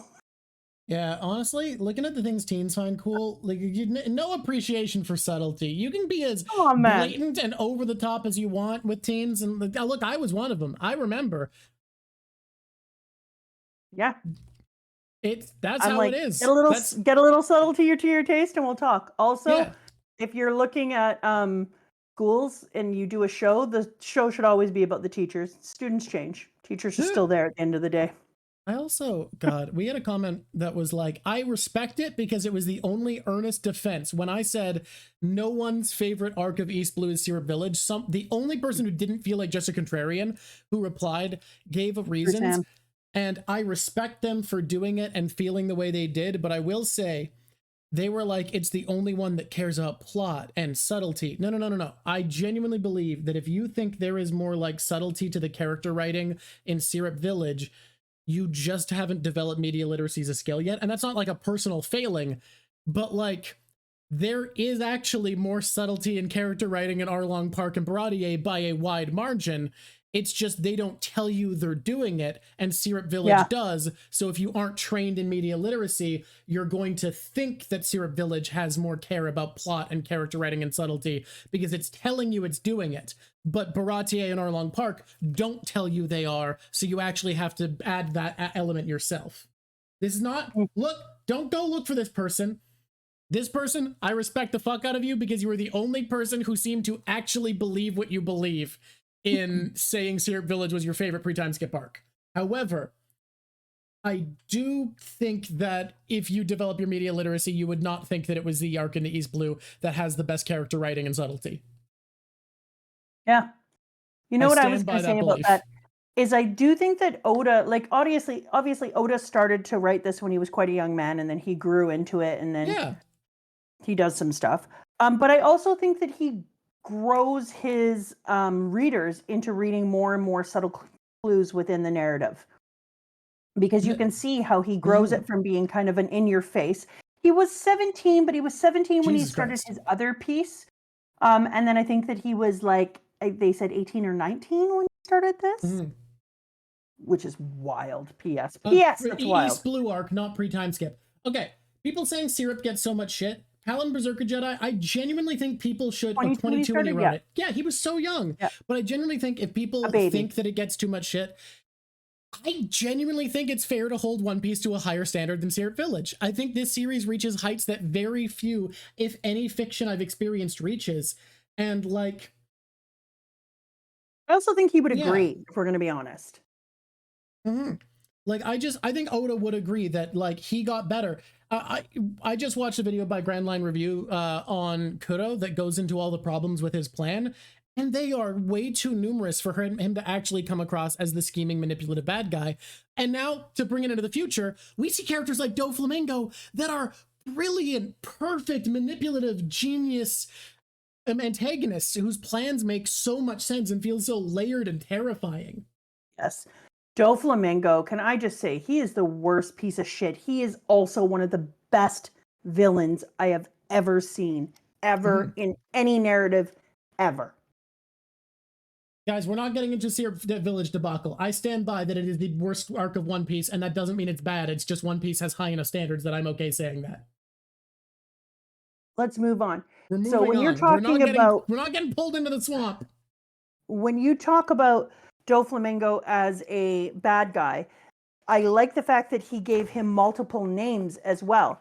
When I get a lot of students from a lot of countries who change their name when they come to Canada, and I'm always like, you don't have to change your name. And then they're like, no, it's still me. You don't understand. I love the name Elizabeth, and Elizabeth is my persona in Canada.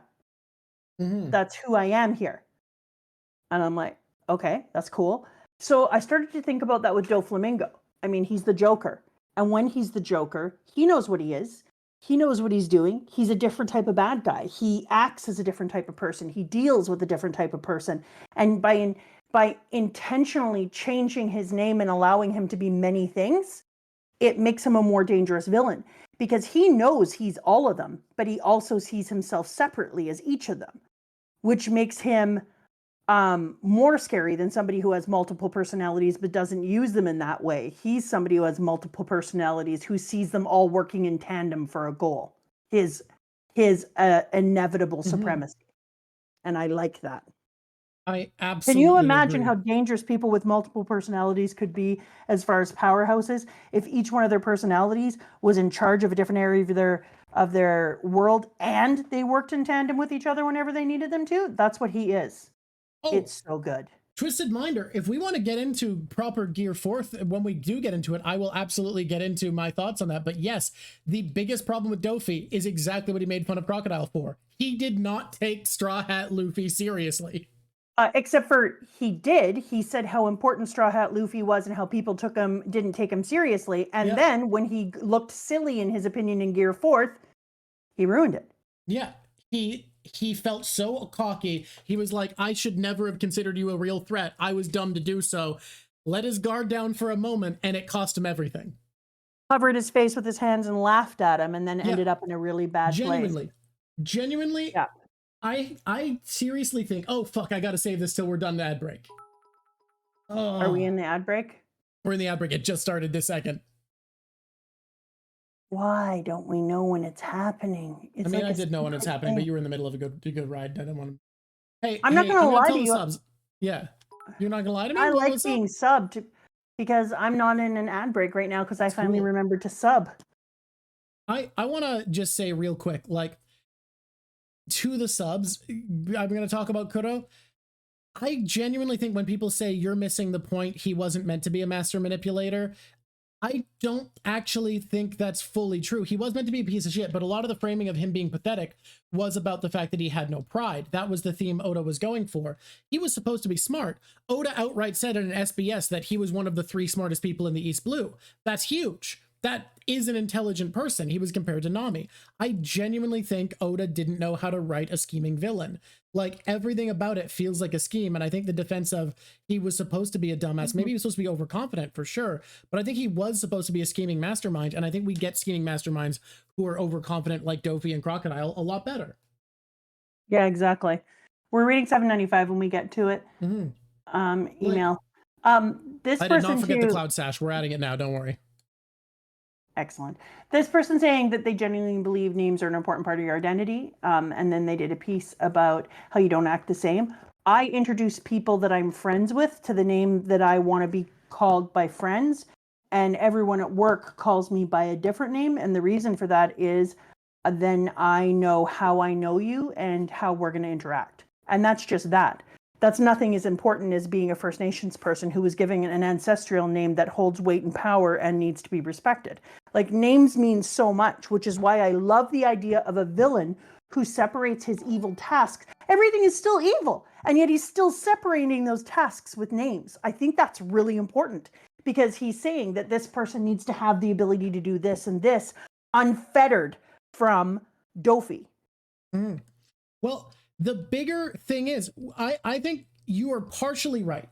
So you are partially right, first to last, that the only way he really underestimated Luffy was in battle by letting his guard down. I think that's partially true, and I want to get into that in a second. But I also think Mama brought up something very important with the themes of this saga, which are how you choose who you follow and what they offer you. And what Luffy offers his crew is trust. And it allowed him to confidently enter a trap knowing his crew could carry on his will without him. Dofi could never imagine someone having that faith in their crew, that the plan doesn't fall apart when they're not present. That's the real way he underestimated Luffy, was that thinking everything would fall apart without him, that he'd be trapped in the Colosseum and it would all go to shit. But that's not how the Straw Hats work, and that's what he could never understand. They're still in ads? What? They should. It says it's over. They shouldn't be in ads. Thank you for the sub, by the way, Bigaro. Yeah, narcissists always think that others think like they do. Exactly. Gerald. And this is all, this entire thing, this entire saga is about how you pick who you follow, and having that exemplified by Luffy having complete trust in his crew in the same way they have trust in him is perfect.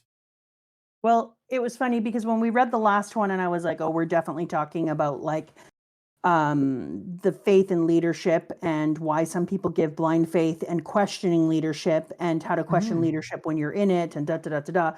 Then you come to this one where people did question leadership, but they didn't question leadership correctly. Because keep in mind, they also threw their king out and thought their king was shit because they didn't question what occurred from a person who had never shown any signs of doing anything like that. They believed a thing, even in a world that has devil fruit, they believed that he would suddenly change that way. We're not talking about a regular world in which people can't use fruits to manipulate either, right? Like, if that was happening in this world, sure, but we're talking about a world in which their devil fruit exist and things like that could be explained from it. And yet people chose their leadership and then chose not to have faith in it, despite the fact that he deserved to have faith and they didn't question it further. And then people who decided to have faith in somebody who was telling them who they were. I am going to kill you if you don't do this because you're too weak for me. I am going to take advantage of you. I will use you. And the people were just like, I'm so willing to be used and be a part of this. So he also showed the type of people that you can get on your side. The baby fives, the Bellamys, the people who felt like nothing people and needed who are dependent on him for meaning. People who are dependent on leadership and meaning. And then people like Treble and Diamante. Diamante has a weak ego and needs to be constantly boosted. Treble, it just wants to abuse power and be given a station in the world that he can abuse. Sugar just wants to have a life where she doesn't have to do anything and get celebrated. Those are the types of people his leadership could inspire. Whereas Luffy gets people to swear to him who are strong leaders in their own right, which is a huge reason. It reminds me of a couple of things. Your dad has a friend, Chris, And Chris would always say to him, and your dad is smart, but Chris is one of those people who sees himself as being very, very smart. It's not that he isn't. It's just that I don't like it when we see ourselves that way. But he is a smart person. But he would always say to your dad, with my brains and your charisma, we could go far.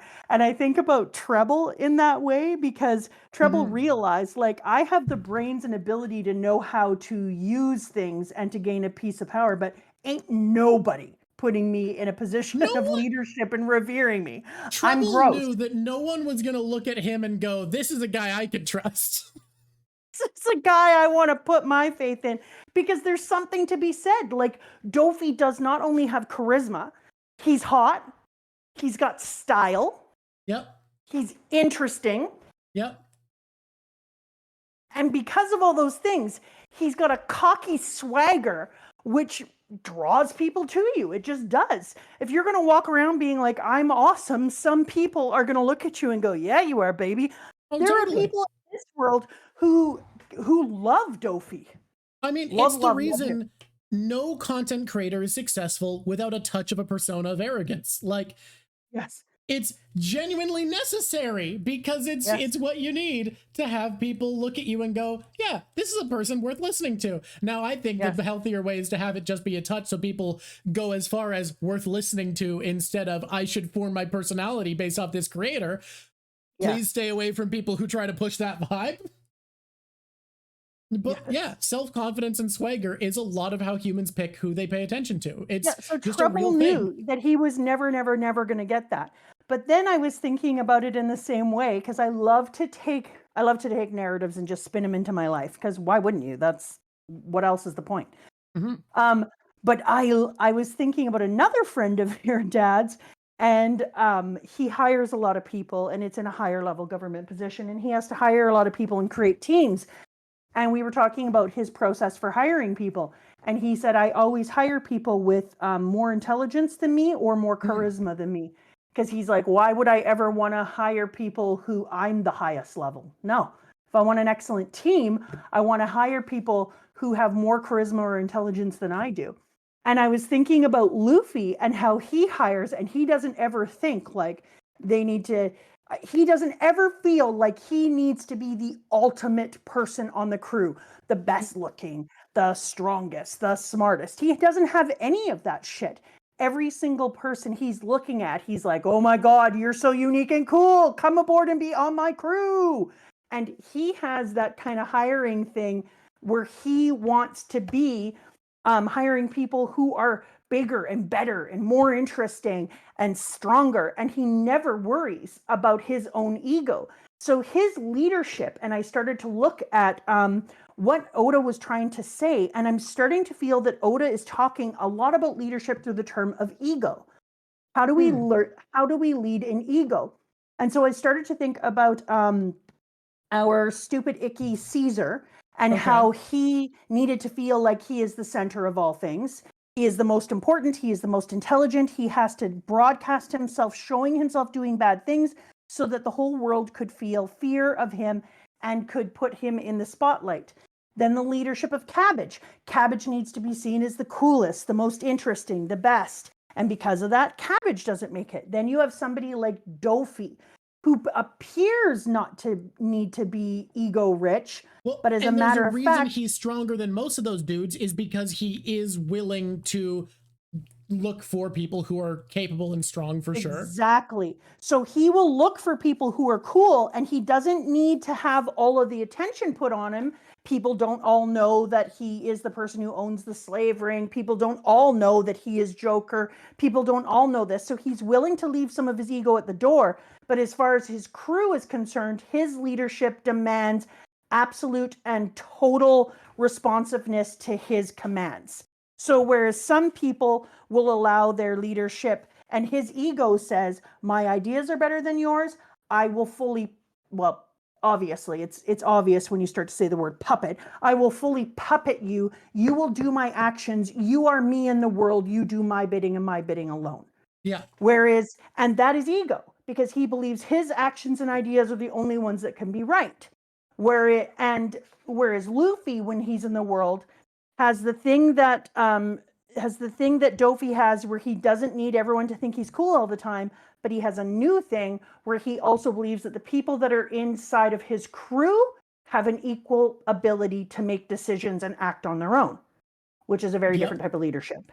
And so Luffy thinks their moral compass and their what they need to do, what they feel comfortable with. He doesn't order people to do things that go against who they see themselves as. He respects them as actual people. 100%. So out of all of the leaders we've met, the leader who leads with the least ego is Luffy. And we can see all the different type of ego leadership in all the different type of leaders we've seen. And we see part of his success in this arc come from that aspect, because him letting Frankie follow his moral compass by not having the ego to override him and think he knows better gets the Tontadas on our side, who we couldn't have succeeded without. Exactly. We would never have had success without having the Tontadas. And so it's amazing to me when I was watching this, I was like, over the last 3-ish arcs, I've been watching you make different decisions with leadership and with following. And then I was like, and you've done like this subtle thing and through the whole background that shows what level and type of ego are all of the leaders using and how successful or unsuccessful are they based on that ego. Ah, man, I love how deep we've been able to get into the themes of this, because this is an arc that I haven't thought about. This whole saga, you pointing out that it's about how you pick a leader has made me think about the next saga in a lot more detail, and it's made me more excited for that too. But God, yeah, it's all about loyalty and leadership. I love it. Yeah, but I love the idea of loyalty and leadership being about all the different aspects of what loyalty and leadership is. But that's why I think I liked it about being ego, because why it's like you and I were saying, like, why does somebody get into social media?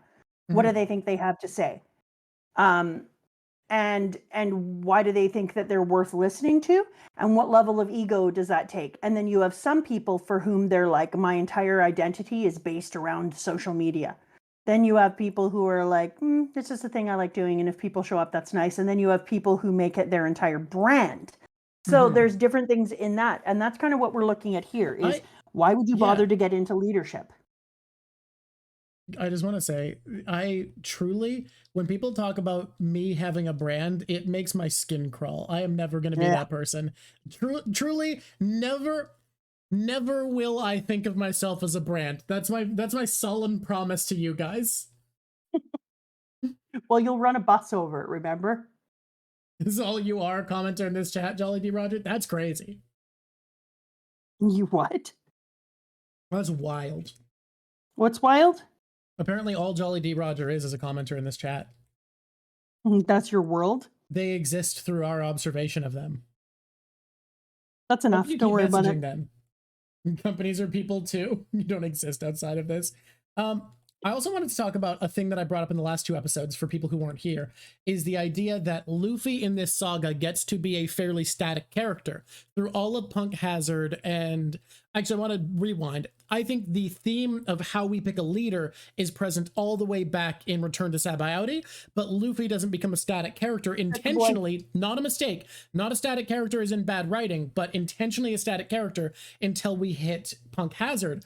And that's because he is meant to be a sounding board to bounce the Straw Hats off of, to show the value of leadership through all of this.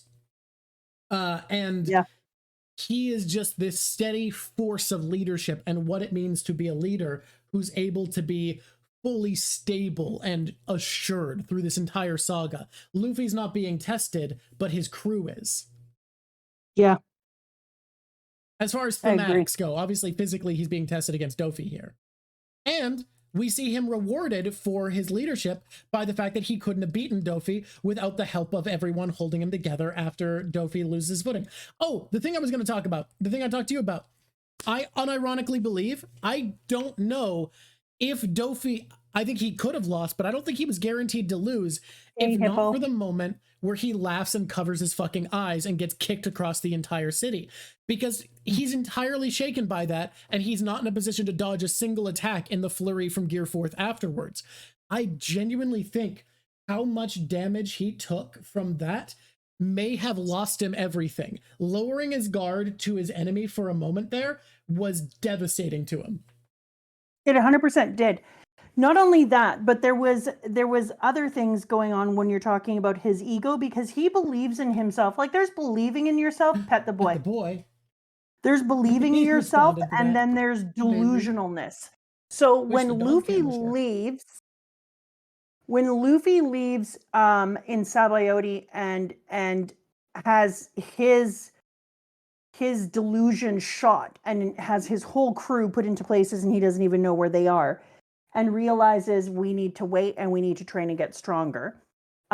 He was humbled, right? Mhm. And that was really important.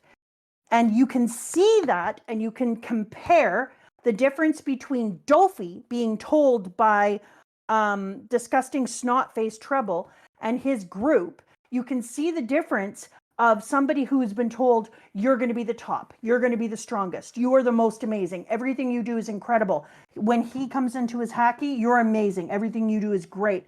A person tripped you, tell me where they are and I'll kill them. A town didn't do this for you, tell me where it is and we'll level it. So Dolphy's second stage of life and his raising from Treble and company was raising him to be ego supreme. Ego all the time, always believing in his own hype. And so he believes in the hype of Dolphy. Whereas Luffy has been humbled many, many times. Oh yeah. Luffy was This man humbled. gets beat. Yeah, and he was humbled by his grandfather, and he was humbled by Dadam, and he was humbled by Ace and Sabo. Yep. And he spent a long portion of his life being humbled. And so Luffy does know that he can lose. He knows what it looks like to fail and stand back up.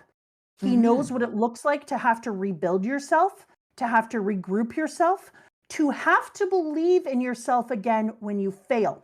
And you can see in real life, people who have never had to fail or have only had successes, how much damage it does. They don't try new things. They don't go to new places. Good night, you, Dr. Jack. They don't have the resiliency because they don't fail and they don't humble.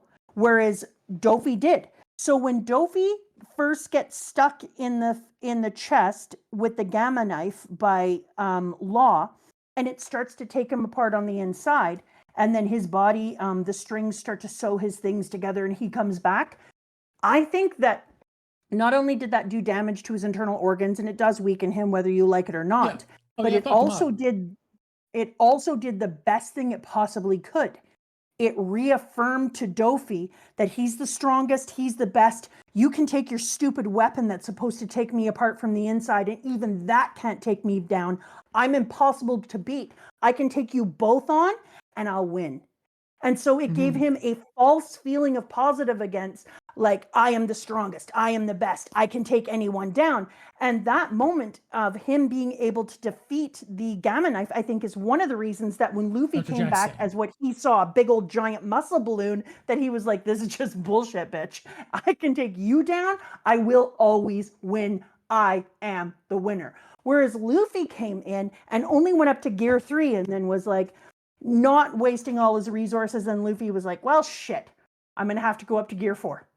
And took himself up again and took it seriously the whole time. Knew he could lose. Knew he was going to come out of gear 4. Knew he was going to need help. And then unlike Flamingo Face, who's like, I don't need anyone else to help, Luffy is like, yeah, everyone, I need help. Please take me somewhere, give me 10 minutes, let me calm down, let me cook on my own for a minute so that I can get my Haki back. And then once we're there, I can come back in. I promise I will take him down then. And so once again, Luffy doesn't have to get over his ego for that to happen. He is easily able to turn to people and say, I need help. He is easily able to turn to people and say, I can't do this on my own. It doesn't make me not great. We are all great, but we're going to be great together. I need your help. Dolphy could never. Dolphy could never. That's not who he is.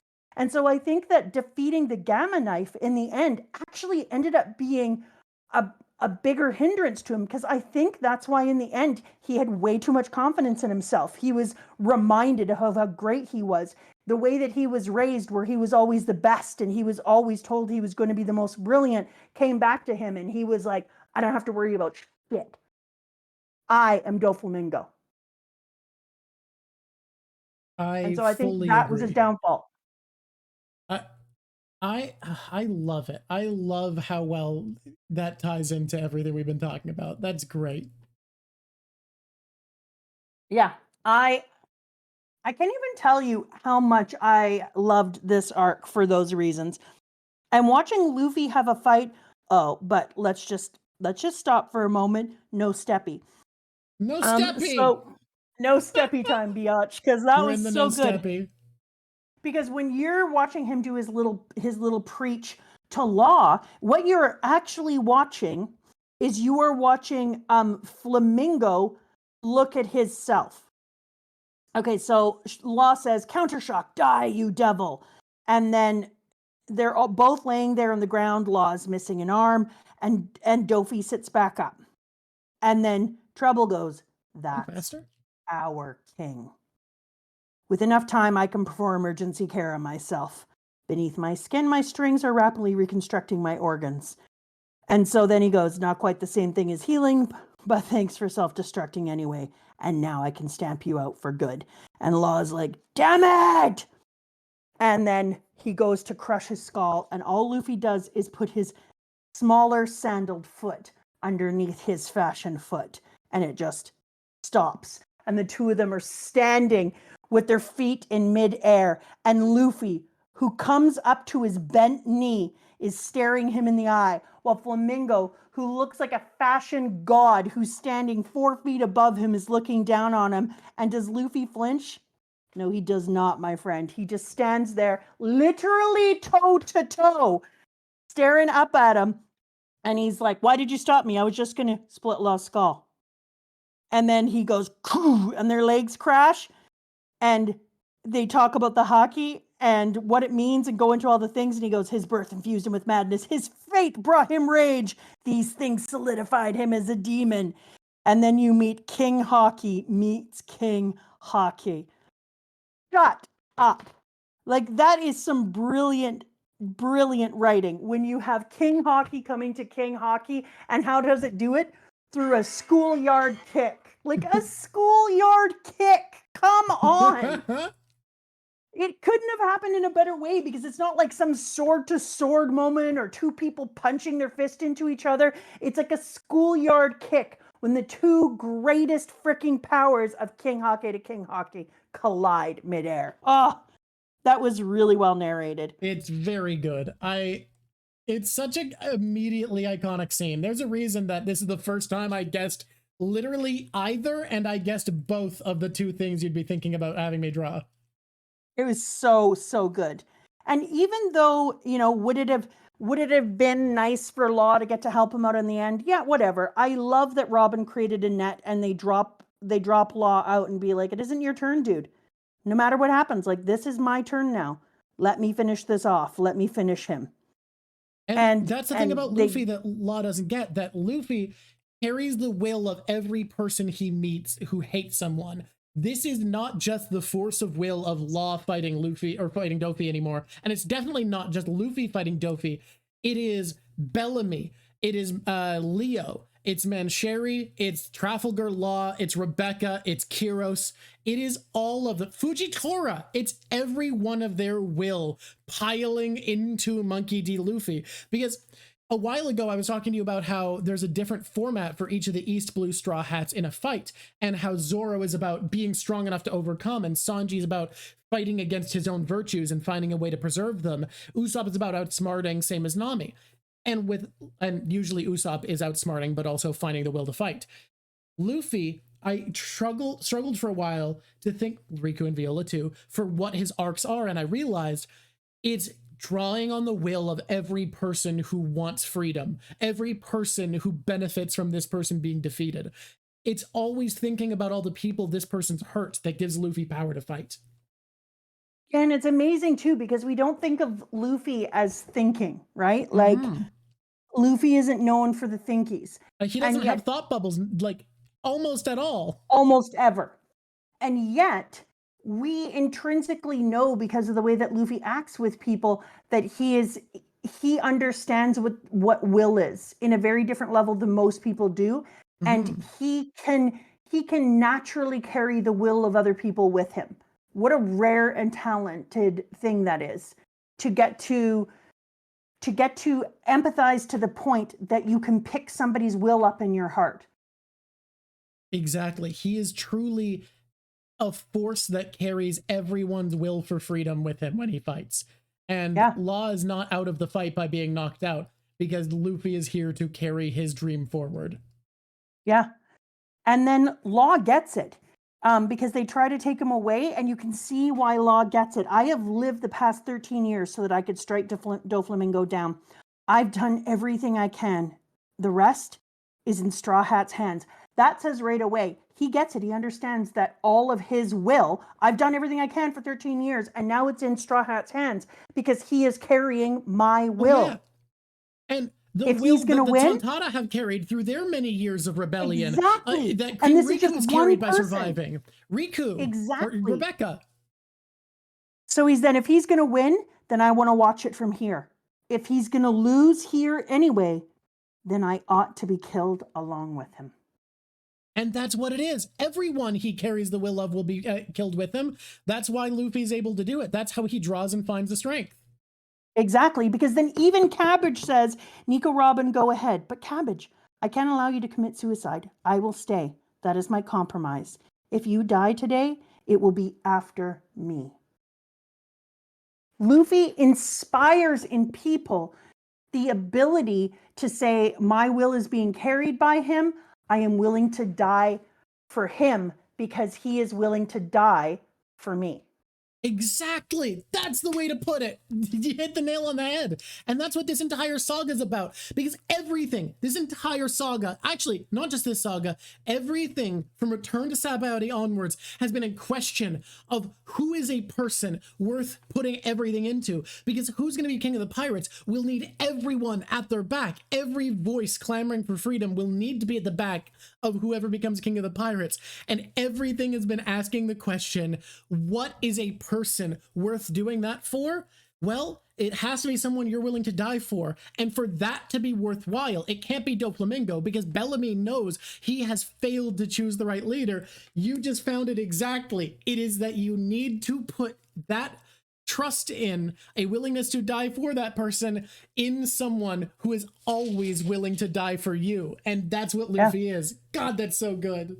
Yeah, it's the loop of faith, trust, and strength. You lean into each other's faith, trust, and strength over and over again, and in the end, you have a leader who's worth going for. I had a superintendent once who really believed in this idea of a flat army, and I totally did not understand what a flat army was until I started reading this. And I want to point out, I read a book called Flat Army. And I understood what the person was saying, but to see it actionable, I did not understand what a flat army was actionable until I was reading this. And I was like, Luffy leads a flat army.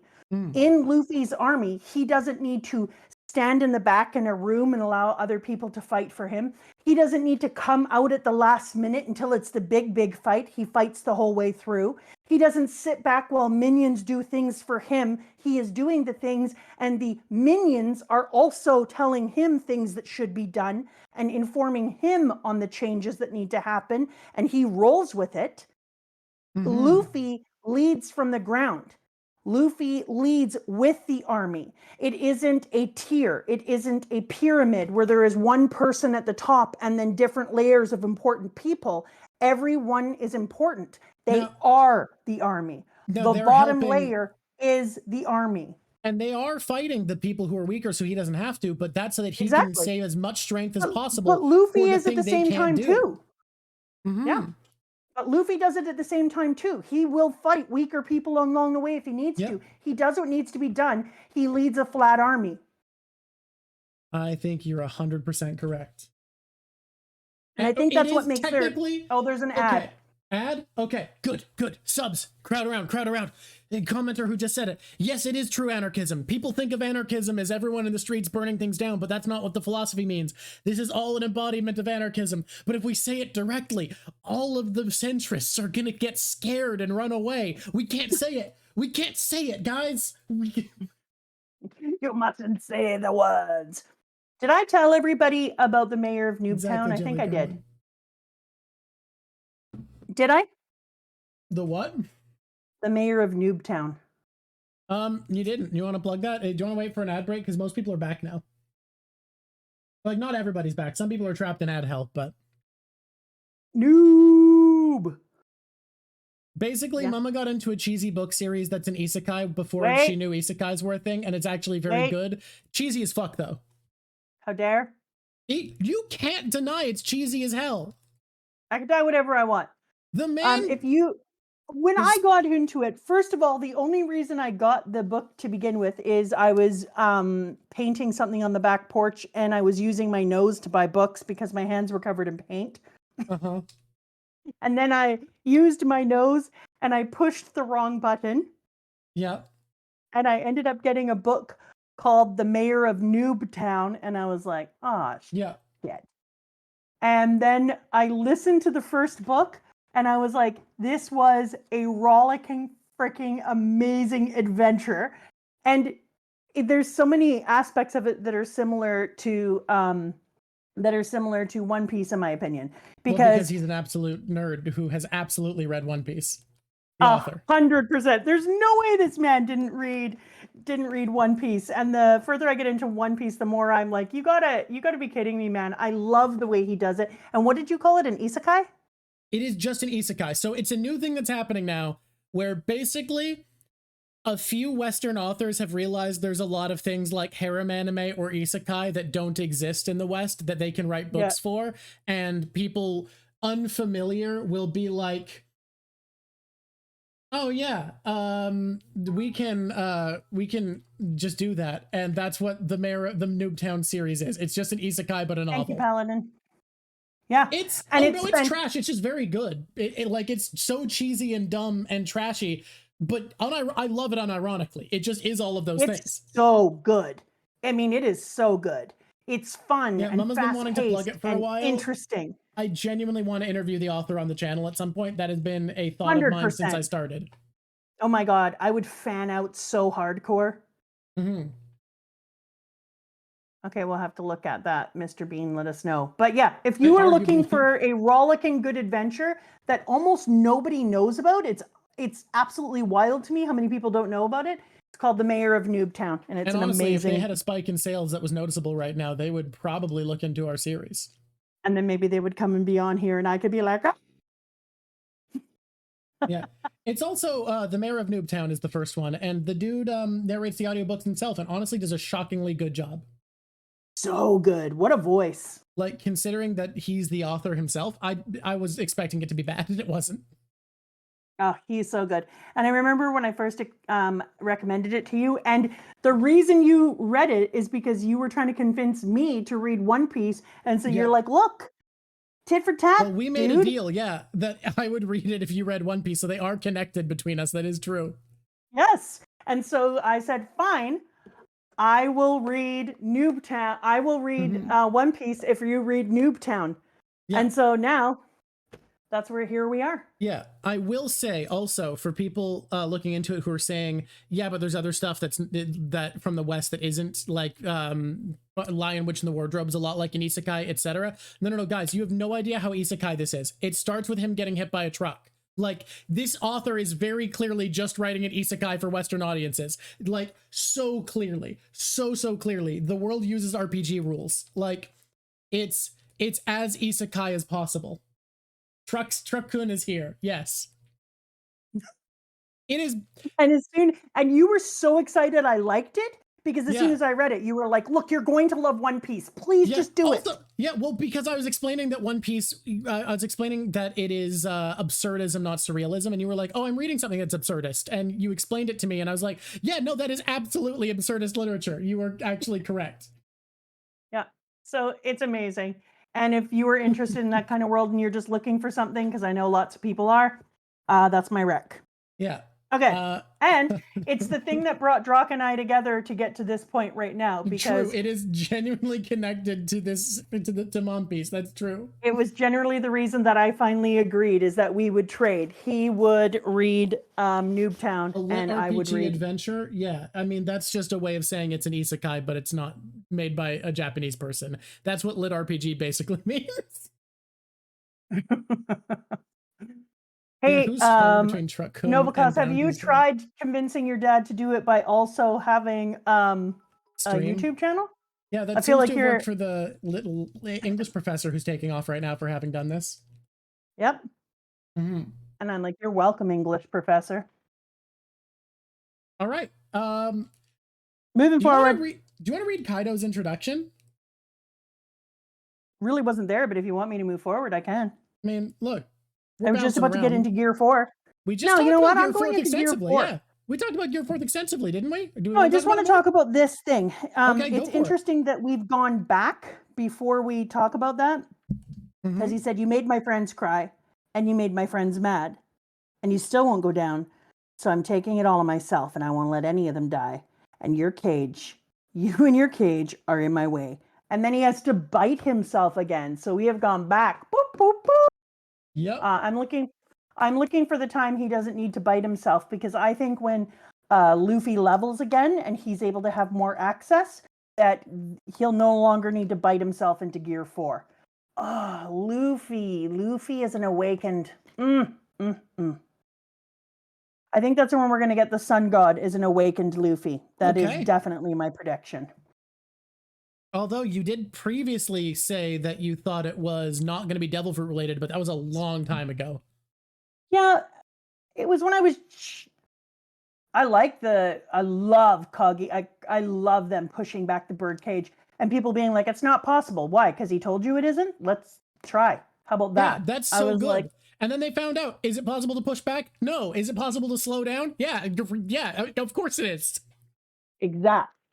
And you know what that makes me think about is how often people can't do something. And I remember I dated somebody who is a 3rd degree black belt in karate. And I said, who is the most dangerous person to fight? Like, do you fight up? Da, da, da. He said the most dangerous people to fight are the people who haven't even gone through their first dan, because they don't know what the rules are. So they do some things that are so unpredictable and so out of there that sometimes it actually works. And he says, you'll be in a tournament and somebody will pull something out and you're like, that isn't a thing, but it worked. Well, and that's what this reminded me of. You can, weirdly enough, add to martial arts. It's also something that this is unrelated, but when I was really new to karate, there was actually a high-level black belt I was sparring with who obviously beat me, but I got a few points on her because I had been doing sword fighting with my friends and I started implementing like sword techniques. Like there's a sword move you can do where you advance with a buckler and then follow through with a thrust. So I basically, it wasn't the conscious thought, but my muscle memory was just had me like advance with a blocking forearm and then switch into a stretched out jab, and it caught her off guard and got points a couple times because it wasn't expected. And doing something people don't expect can actually do a lot.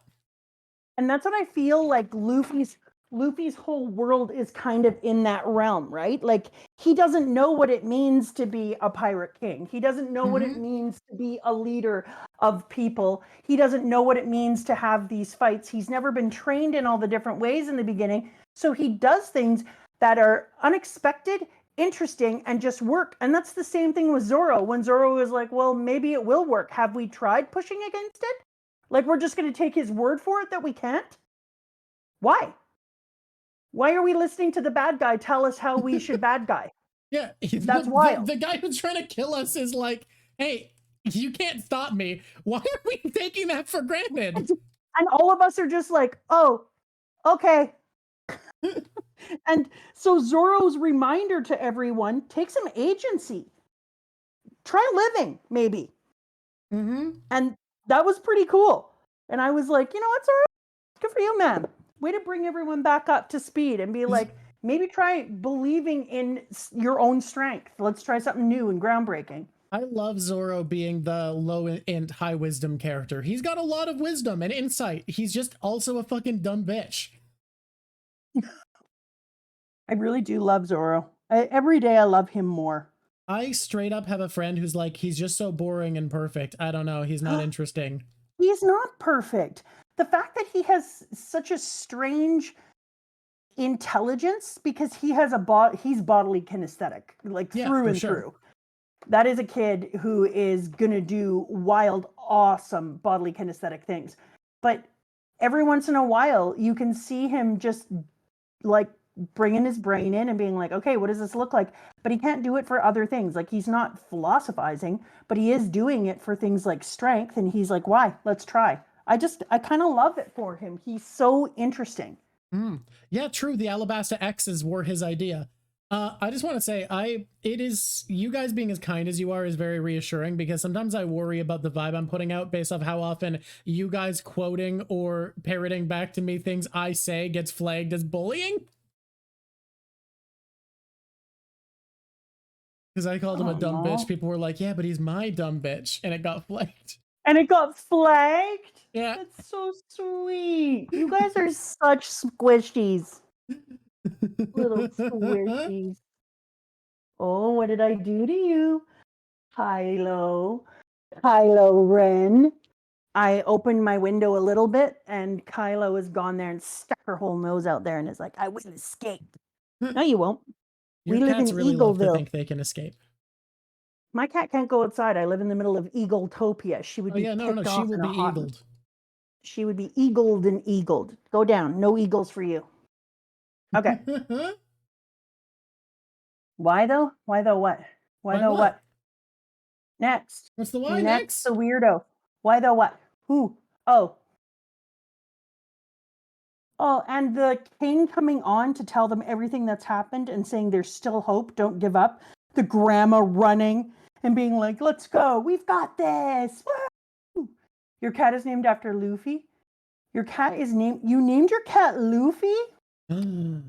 Drop met somebody who named their dog Luffy, or it was named Luffy already when they got them, and they didn't even really, like, they're not It One Piece wasn't a readers. One Piece thing. It's spelled differently. It's Luffy. And I was like, what? But it's very funny. Did you tell them who Luffy was? Okay, but what's so funny is he's the only dog at the dog park that my dog named Bellamy hates. Your dog my dog is so nice to every other dog that exists and can't stand Bellamy. Or can't stand Luffy. Can't stand Luffy. He's so mad at Luffy for existing. Bellamy is the nicest little guy, and then every time Luffy's around, he's like snarling.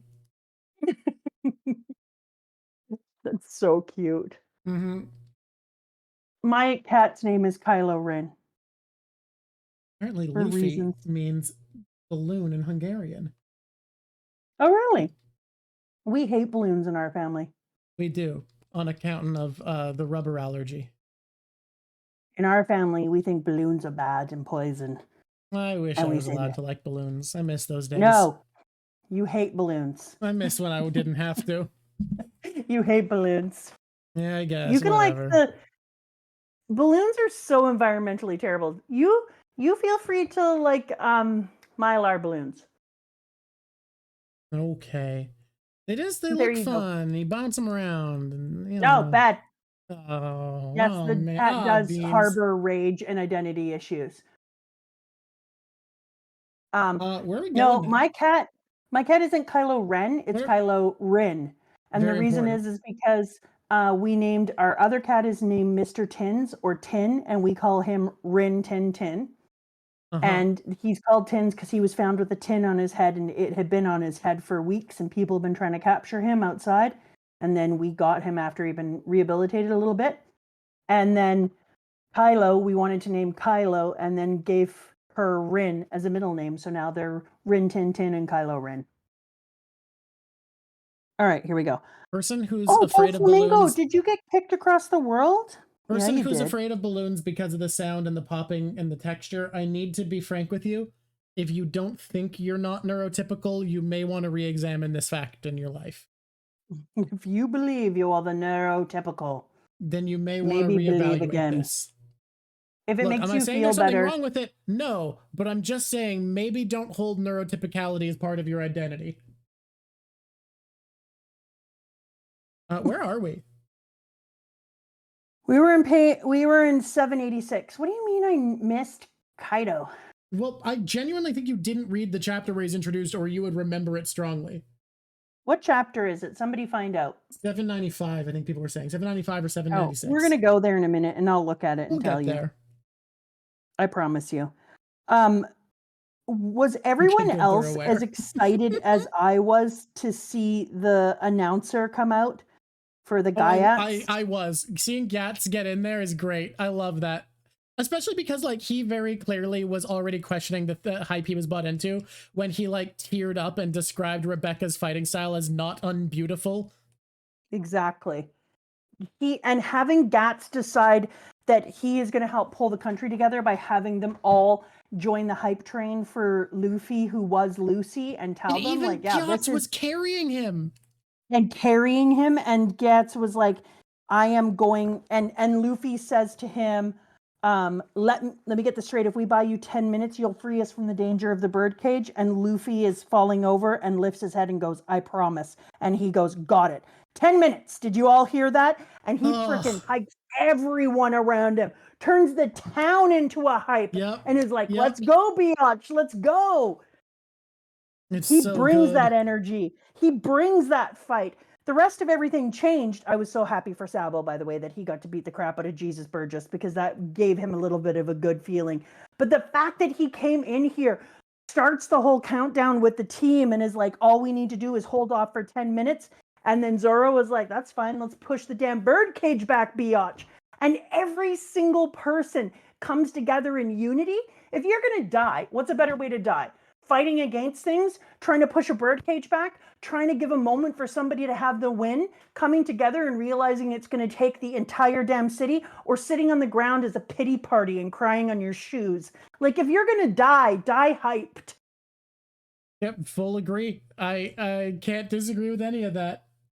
Jesus Burgess is so punchable. I love Blackbeard. I love the Blackbeard Pirates, and I will not say that Jesus Burgess is anything other than incredibly punchable.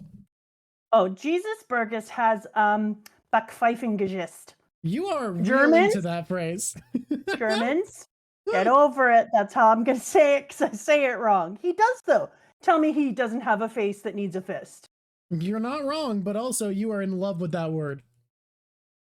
Because the Germans made the best word ever made. That is not my fault that the Germans invented a word meaning a face in need of a fist. Like, that but is the an thing incredible is, I don't even word. dislike Jesus Burgess. He's kind of a fun dude. He's like, yeah, I'm always looking for a fight. I'll take on anybody strong. But like, somehow comes across as so punchable, despite being also likable. Oh yeah, he's interesting. He's got loyalty. I actually believe he probably wouldn't turn his back on Blackbeard. I think he would always be one of the ones who was like, no, I'm going to defend him. The original crew in general seems more loyal. They really are. I think a couple of them might sway this way or that, but I think Jesus would stick by him. But regardless, his face does look like it needs a fist. Yeah. And Law coming back up, every moment counts. I'll take him from here. Yes, sir. It's all good. I love them working so hard to save Luffy. So good. It's all great. Oh, so good. And the Princess Mancherry shedding tears in her little flowers over the country and healing people so that they're able to get those few more minutes to push against. Like, and that's what I'm saying, that the difference about Luffy, and we keep saying it over and over again, but it is that difference of a person who inspires people to have action and agency. And that's why I love is it Gats? Gats. That's why I love Gats so much. Like, he's just one dude who does announcing for the freaking Coliseum, and yet he realizes, I'm one dude who has I have a very specific talent. And he literally, it's announcing. And I will announce so hard and so well that the entire town will come together and defeat you. And so I really feel like he realized, like, I have a specific talent, and my talent is going to make it so that maybe we can win in the end. And so he seems like such a sub character, and yet he ends up being crucial. It's because of him that we actually do get the minutes that we needed for Luffy to make a recovery enough to beat Dope-Fee. And so I was like, pop cats, pop off. And Viola standing up to the little piece of crap at the end. There are some people who love Dofi and get really angry. Don't get me wrong, I hate him. And I think he's the worst. He's terrible. But I love how much I hate him. Like, he's such a well-written character. Such a good villain. I enjoy the shit out of him. For the next saga, he would easily be my #1 villain in One Piece. Holy shit, you have a villain you villain more? Oh, I have at least 3 that I villain more, and people will hate me for it. Wow. Yeah. I have no words. Yeah. People will vehemently disagree with my appraisal of some characters we're reaching up to, but there are at least 3 characters coming up who I like better as villains. Foxy. For me... Okay. Blackbeard isn't an arc villain, though. Like, he's a villain for the series. When we have an arc where he's the villain, he's taking the cake. You know he is. You just said he's taking the cake. So you said a cake thing before, too. So it's like a baker person? Interesting. I've resisted making a pun, don't worry. He's taking the cake. Let's move on. Look, let me tell you, you're not reading into it. There's no way to read into it. Well, you said something before, so I just need to write down both things you've said. I don't remember what I said. I do. Well, good. I didn't until you just said he's taking the cake, and then I remembered the thing. The Shanks villain twist I can't see coming because it's against the themes of One Piece. Like, twists. I'm so angry that they're after Shanks. Like, I'm reading this, and all I'm thinking is, how dare you? You really must have stopped and thought like the end twist had to just be that they were going after Shanks if you don't remember Kaido's intro into the series. It is truly one of the greatest intros in the series, if not the greatest. I love Shanks so much. Shanks is great. He's my friend. He has red hair, and his name is Shanks. And we call him... Evil Shanks theory is a good twist in a lot of series, but it's against One Piece. By the way, if any crew are out there who wrote something and didn't send it to me, I've only received one thing that we're going to read today.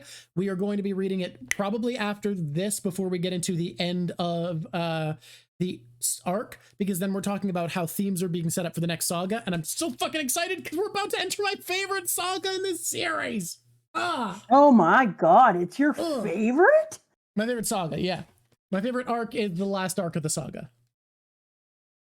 I love Lucy has made his entrance, and then he gets there, quite an overblown entrance. Favorite saga. At best, your Haki just barely returned to you. It's all you can do to stand, isn't it? Same goes for you. So I just think that Luffy coming back. Yeah, you go first. Luffy coming back for that fight and watching 2 people who could barely pull themselves together was wild. But I loved this flashback, because you know how I feel about a flashback. Or have I told you? Is it that you like a flashback? I love a flashback. Fair. What happened to your special Kong gun, he says. You're a tough one, I'll give you that. Maybe I should just skewer you. That's the thing. Listen to this, Rally. There was an even bigger one this one time, and the move didn't work. Sounds like trouble. In that case, you better think of a different method. The problem with Gear 4 is that it places too much strain on your body. And so then Luffy goes into his whole thing about how to make things work, and then gives the greatest thing. You try to trap everyone within your own hands so that you can control everyone. And it's suffocating me. Then blame your blood. You were born to be human refuse and a helpless puppet. I'm not like you humans. It is so fascinating to me how he actually sees himself as not being human. Like, it's really fascinating that the Celestials actually see themselves as apart from human. So much so that I start to question whether they are actually dragons, except for his father even said, we're just human. Which is why he got kicked out forever, because that's a crime. Like, exactly. He couldn't stay in Mary Joie if he thought he was human. But I'm saying that even in this narrative, it's so powerful to reiterate and say time and again, I'm better than you humans, that even I start to say like, okay, well, are they something more than human? Mm-hmm. You know? But all it is rhetoric. All it is his own hype train, propaganda. Well, and yet you start to believe it if a person says it enough. I'm just a reader and I fall into it. I take all this propaganda. It's why I also like to twist the rhetoric the other way and say, yeah, they're just human, but they are gods, because that is how they are treated. That is their reality. The reality of this world is they are unquestioned rulers who do as they wish and don't face consequences. That is a god. So when does a person become a god? Well, a person becomes a god when people agree. And it's that thing that I if people was agree saying they're a god, before. they're a god. It's that simple. Exactly. So that's the thing that I was saying before when I said, oh, no, I think I was saying this in political philosophy when I was telling kids, power comes through permission. You can't have power over someone unless the person you're having power over gives you permission to have power over them. And so there are times when you can have power over someone without permission, but you can't change inside of their mind. Well, and then go ahead. You actually talked about this on stream, and what you came to the conclusion of, I think this is episode 1 of Dressrosa, was that it comes from permission to an extent because people always have at least the option to die. Right, exactly. So it wasn't here, but I also talked about it in political philosophy recently. But then what I was thinking about in this is you can make an entire group of people become gods as long as people have given you permission to be a god, just like Usopp. Everyone has decided and called you God Usopp, and now you're God Usopp, even though what godly things are you doing? Well, are they more godly than the things that the rest of your crew is doing? Not necessarily. So if you use the rhetoric and the propaganda, you can become a god nation. You can believe in your own hype and see yourself as being something other than you are. Can you believe that there was a broadcast from Dressrosa of finding out all about the state of Dressrosa, everything that was happening that's gone out into the world, that they heard the announcement and then watched a Marine kowtow to a king and beg forgiveness? Allow me to most humbly apologize on behalf of the government. We have done you a terrible disservice. Fujitora, the absolute goat of the Marines. Holy shit. Goddamn. Y'all clinging to Aokiji when you got this, man? Sorry, we went. You go first. You go first. No, it changes everything. It absolutely changes everything. To have this man humble himself in front of a king of a nation shows the fallibility of government, the government controller in the world. It reminds people of their fallibility. It reminds people that the people within the government and the people within this position are, you could be a warlord of the sea, but all you are is a person. You're fallible. You create mistakes. And then to have them apologize also reminds people, right, why are you taken without question?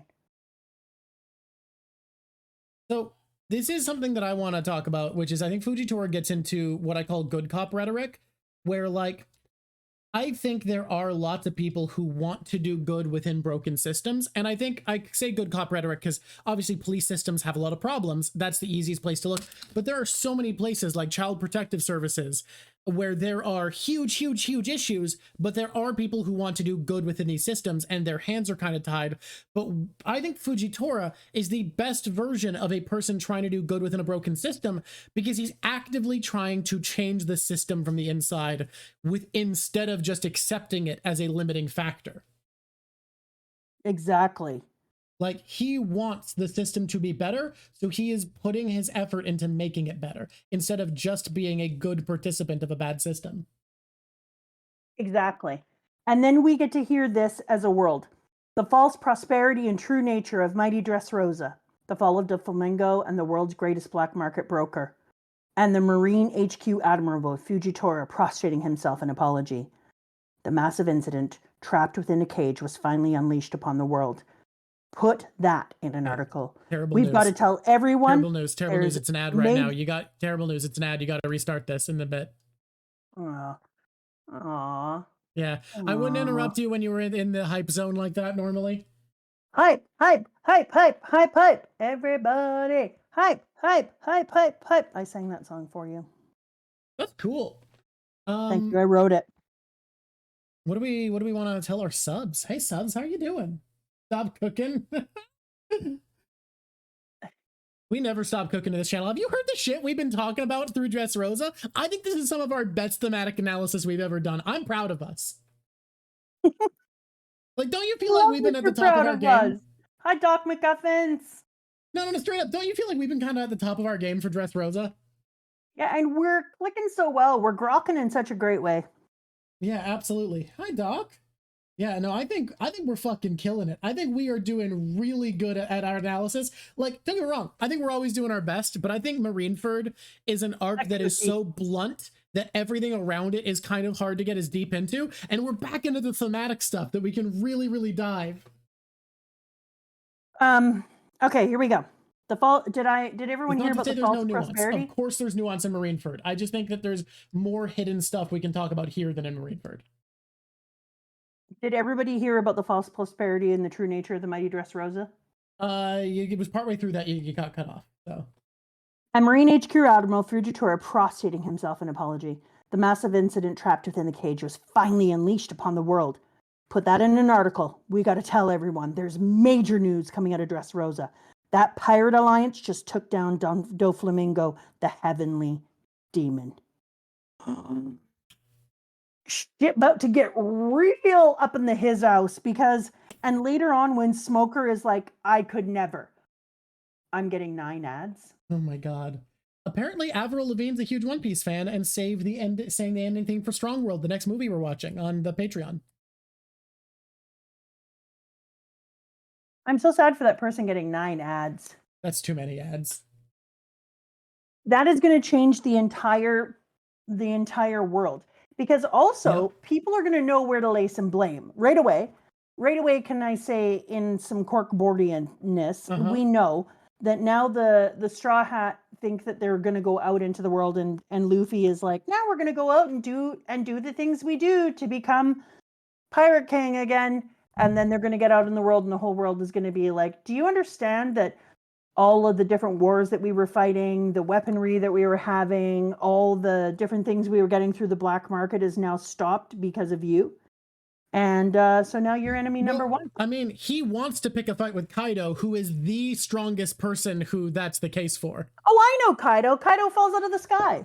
Yeah, you don't. Okay, I'm just shocked you didn't remember this. I genuinely think it's one of the best intros in all of One Piece. You want to know why I didn't remember it? It was 1 o'clock in the morning. Okay, I fell asleep while reading it and woke up and tried to reread it. You know what? Let's read it. Let's read it together, shall we? Let's read it together, not at 1 in the morning. Do you want me to go over to it and read it right now? Yeah, go over it. I can do that. People are just getting out of ads. That's so sad. Hey, guys, I want you to know, I hate advertising, and I'm so sorry we got to do it to you. It is sad.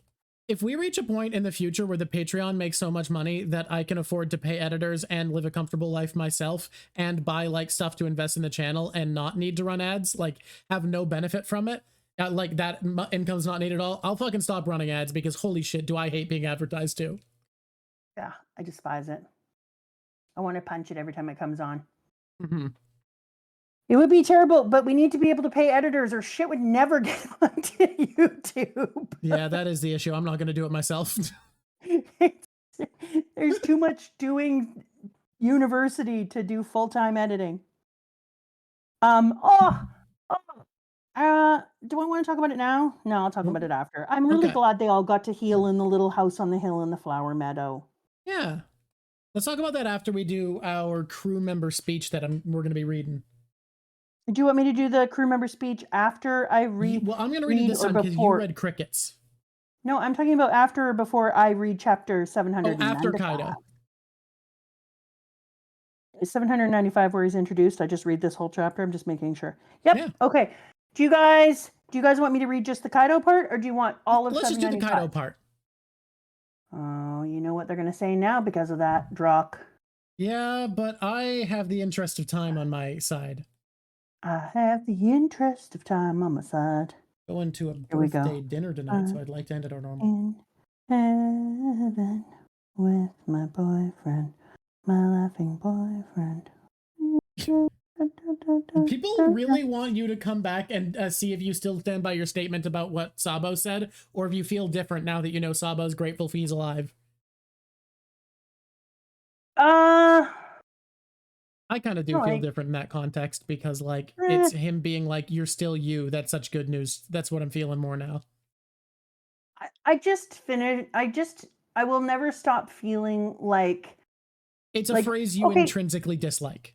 I hate it. You know how you and I have that divergent thinking thing where we can be away from a friend for 5 years and then we feel just as fondly about them as we did when we last saw them. Yeah. And then when we see them, we're like, well, let's just fall right back into our normal friendship. Why do we have to do any weird, awkward time? We're best friends. And then some people don't work that way. Yeah. Because of that, I'm really cognizant of remembering that there's a passage of time and people could have changed. It is a phrase that I think most people don't have a problem with, that to you goes against your values in a deeper way, and it makes it hard for me to just write it off as like a platitude. Yeah. Because I really can, and I have very good friends who I won't see for a year, and then I see them and we fall right back in.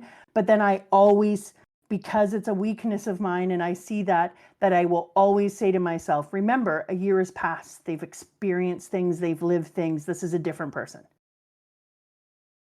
And so all right. For me, it's different, probably because it works with my my weirdnesses. You know, in the same way that if the elevator lurches, I cover my ears, say no, no, no, and turn backwards. That'll save you. It does. If the elevator collapses, it can't get you if you're covering your ears and going no, no, no. Did you not know that? Yeah. I'll do that even if there's people in it. Your dad always has to say to the people, she has elevator trauma. She was trapped and they pulled her out while pregnant in between floors on a ferry. Here we go. Hideout of the Kid Pirates. Da, da, da, da, da. I'm going to even give you music. That's how good this is going to get. Boom, an explosion blows out over the Kid Pirates. Bam! Everyone's freaking out. What was that sound? An earthquake? It's an enemy attack. People scatter. Smoke is around. Grab your weapons. What happened? You probably want to go back further. You probably want to go back further, actually. Why? Didn't you not get the part where he chose to jump off? That's after. Oh, that's after? They zoom back? Never mind, go back. I really got strategic, keep going. And you just ruined my intro song. I did. I misremembered and I ruined it. You keep going. You know what? I forgive you. Okay, here we go. I'm going to get back into my headspace. No, she is right. I apologize. Smoke is flying all around. Grab your weapons. What happened? Report. There's a huge hole, Captain. It looks like something fell from the sky. It's over there. It reminds me of those who fell from the sky and indigenous narratives of the beginning of the world. It's in the shape of a person. Where did it fall from? What happened to him? And who did it? The strong live and the weak die. That's the only rule of the world. Wasn't there a legend of an island in the skies above this place? Where monsters are said to live? Then you mean he got pushed off of Sky Island? Captain, the impact just capsized one of our ships. You gotta be kidding me. Who did this? A few minutes earlier, at the ruined Sky Island balloon terminal. What are you doing? Just ignore him, holiness. He's big trouble. But we're 30,000 feet in the air. There's all these balloons, which we're not allowed to like, underneath the cloud. The man claimed he was searching for a place to die. To speak more on this man, he has tasted defeat as a pirate on 7 occasions and been caught by the Marines or enemy ships no less than 18 times. If he's serious, I won't stop him. He was tortured time and again and lived as a prisoner. Amen. And finally attempted suicide, the very rare act of suicide, by jumping from a sky island. And back to the present. Boom! To repeat, this is a man who challenged the Marines and 4 emperors and was caught 18 times and endured over 1,000 tortures. He was sentenced to death 40 times. When he was hanged, the rope snapped. When put under a guillotine, the blade cracked. When the skewered, the spear broke. Ultimately, he sank 9 different prison vessels, meaning none of those people were able to kill him. What just happened? And that included he himself. Who is this monster? Damn! What a splitting headache. I just don't die. His hobby is suicide, and his name is Kaido, King of the Beasts. People say in a one-on-one fight, always bet on Kaido. Land, sea, and air, out of everything living, thing in this pirate is said to be the strongest creature alive. I guess there's no choice but to go through with it. Damn it all! Hurry up, Joker. Prepare for a final battle. Let this dreary world be destroyed. Let's start the greatest war this planet has ever seen. That's beautiful. That's baller though, right? That's baller. All right. Hey, That's we were talking about how there might be some villains that I might like more than Doflamingo. Is it him? He one of them. He's pretty damn cool. Like, there's something about him that I love. That is not a popular opinion, by the way. Most people I know don't like him more than Dofi, but you know. Really? Yeah. I could wait evil or laugh if you want. His laugh is. All right, I'll listen to it and try to pick it. Loving that Sengoku went white in the meantime. Like, dude's whole head is white now.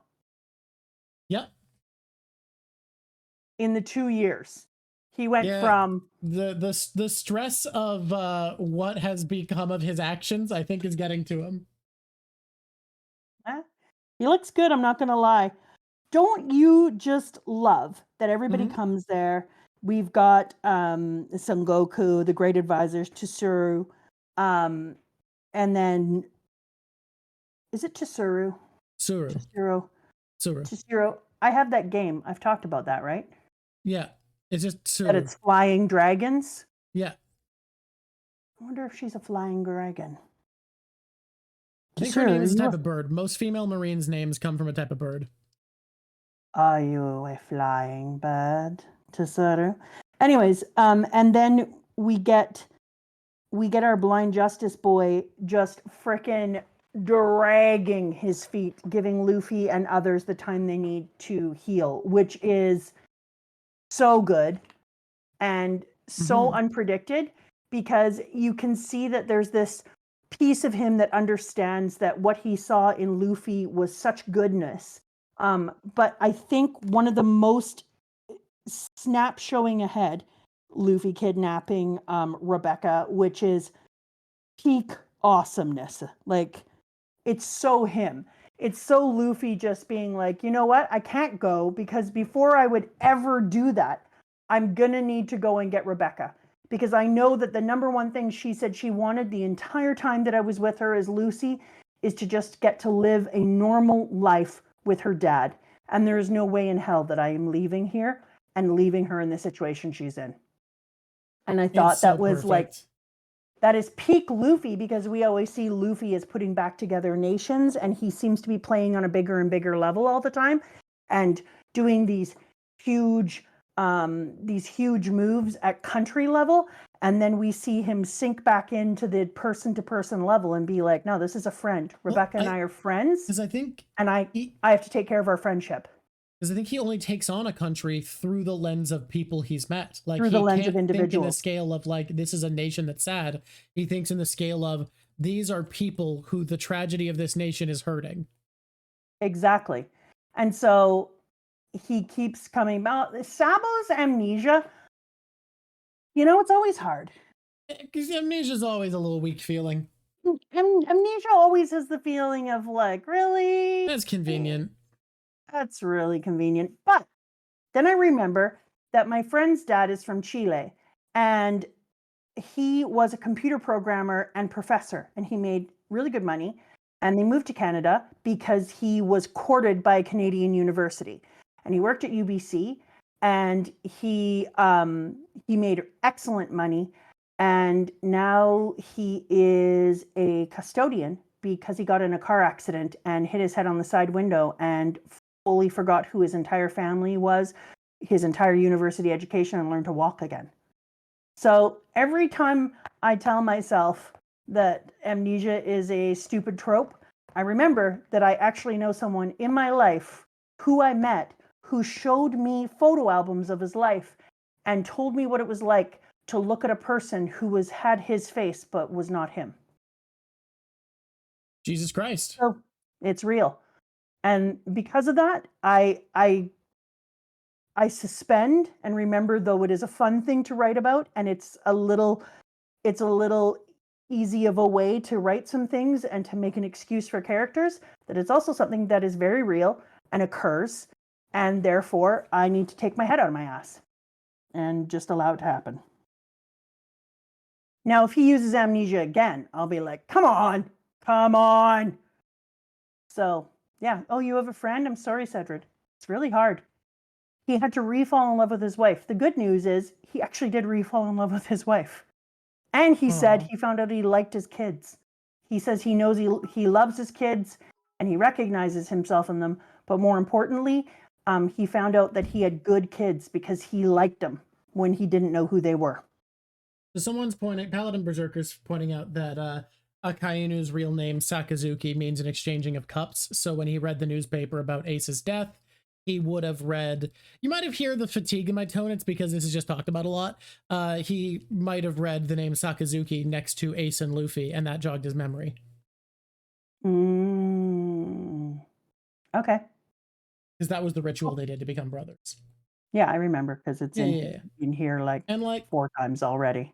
It makes sense. It makes sense. It's just like, I don't know, it's talked about a lot.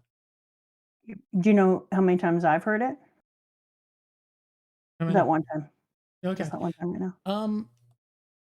Interesting note. People are asking a lot if you think Sengoku actually loved Korasan or if he was just using him.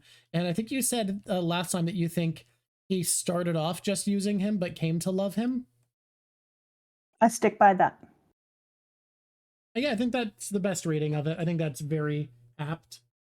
No, I totally stick by that. And I think that's fine. I think something that I always remind myself is people can start off with the wrong intentions and come to the right place. Yeah, I think. And I'm okay with that. He definitely came to love him. Yeah, I did say he kind of loved him as a pet. Yeah. Maybe at first. I think at first, but I think that there's real love there. Because like he did at the end, like reassure Law that Korra didn't die so that he could kill Dofi. Korra died so that he could be free. Exactly. Luffy didn't know Mama. Do you think Ace knew about Sabo, or was he? I think Ace knew about Luffy or about Sabo. I don't think he did. I think that's one of the things that makes me the saddest. I've got my Ace here, and I'm going to take a picture of him. I'm setting up his little world. I got him a little box. I'm just dyeing the little box with ink right now. And then my Ace is going to sit up high, and Ace and I are going to talk about One Piece together. He still makes me teary, and I have to quit looking at him. I'm really do. I think that it's weird there because, like, I don't think that Ace knew, but it does feel weird that he wouldn't unless the promotion to Chief of Staff was very recent. Yes and no, right? Like, just because there'd be bounties posters for him that you'd probably know about. Remember that Ace was also in his own hunt looking for Blackbeard at that time. And he was also kind of a dumbass who probably didn't pay that much attention to global affairs. I don't think he was like news-coozing it up and running around waiting for paper. You're right. He probably wasn't like reading the newspaper all the time. Like, he wasn't looking for Sabo, so yeah. Yeah, and so I don't see Ace as knowing at all. Yeah, It and makes it's not me like other sad. people. It's not like other people would tell him because they don't know. No. So it makes me really sad. It makes me really sad that Ace didn't get to know that Sabo was alive. But on the other hand, it makes me really happy that Ace would be like beyond himself with joy to find out he was alive and taking care of Luffy. Yeah. Oh, Ace, my friend. So when he says, and Goku says, he was someone I cared about and someone who meant something to me. You don't have a family. I took him in as a boy and I treated him like a son. He was an honest and upright person as ever I knew, and a valuable, trustworthy subordinate. But there was one time, just once in his life, that he lied to me. This is Minion Island. Among the dead of the Don Quixote family officers, codenamed Corazon, sending an image now. Rocinate, what were you doing on that island? I had been betrayed, but there must have been a reason for it. 4 things disappeared in the chaos of that fateful day. The barrels, pirates, the life of my subordinate, and the op fruit. And a boy with white lead disease who was with the Don Quixote family at the time. It was you. I also think that there might be another reason that Law chose to be a white snow leopard.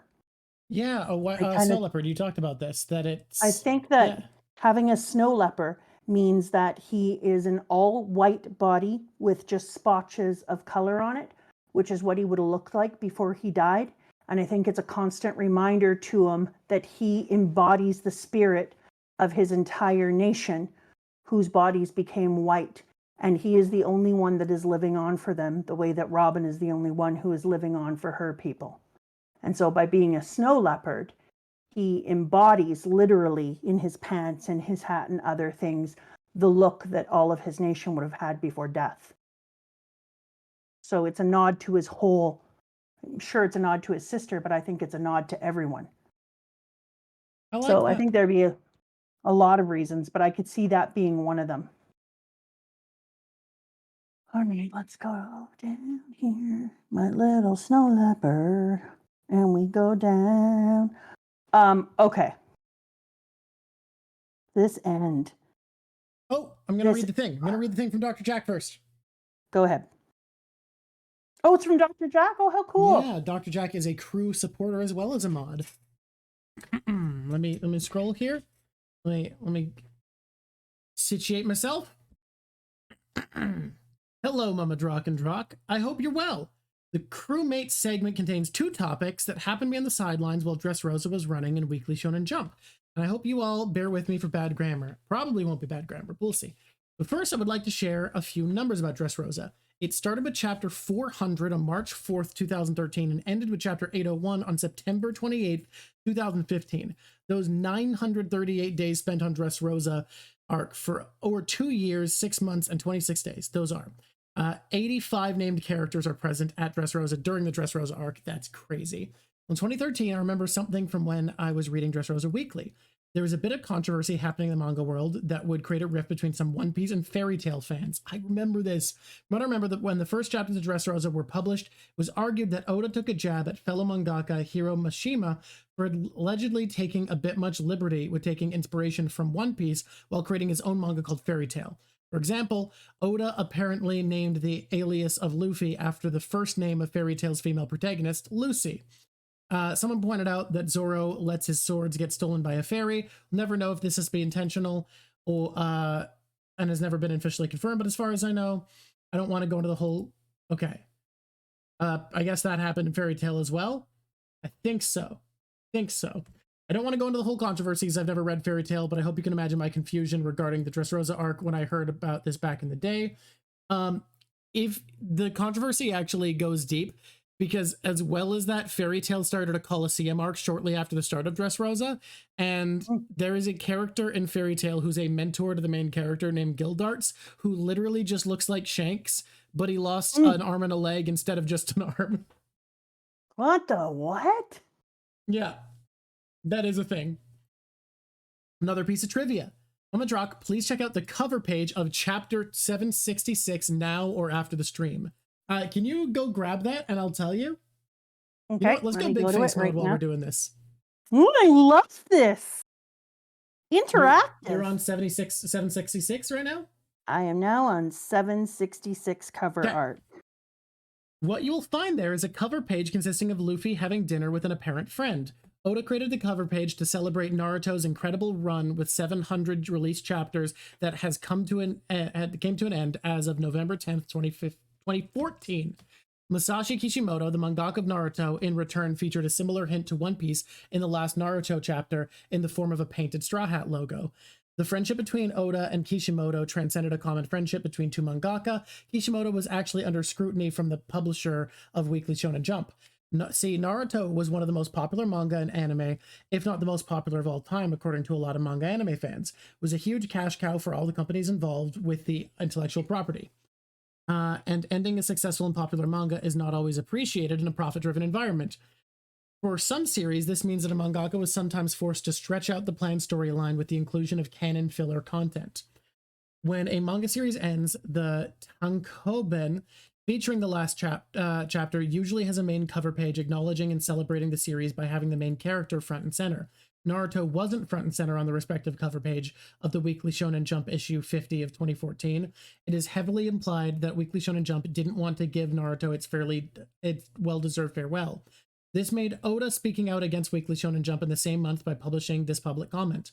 No matter how great the series, it doesn't get the cover for the final chapter. Gotta love Jump for sticking to its guns. It's sad to see that Oda was probably the only one who could have done something like that due to his status as the most successful mangaka by volume sold. Well, that was my segment. I would like to make one last shout out for your amazing editors, Lucky Laugh and Cricket Bones. Thank you so much. Absolutely thank them. And thank you, Dr. Jack. It's signed Dr. Jack. Thank Dr. Jack. That is so wonderful. And look at this. He put it on the cover. 766's title is Smile. Aww. I think that's so perfect. Which is a double meaning, but also very nice. Exactly.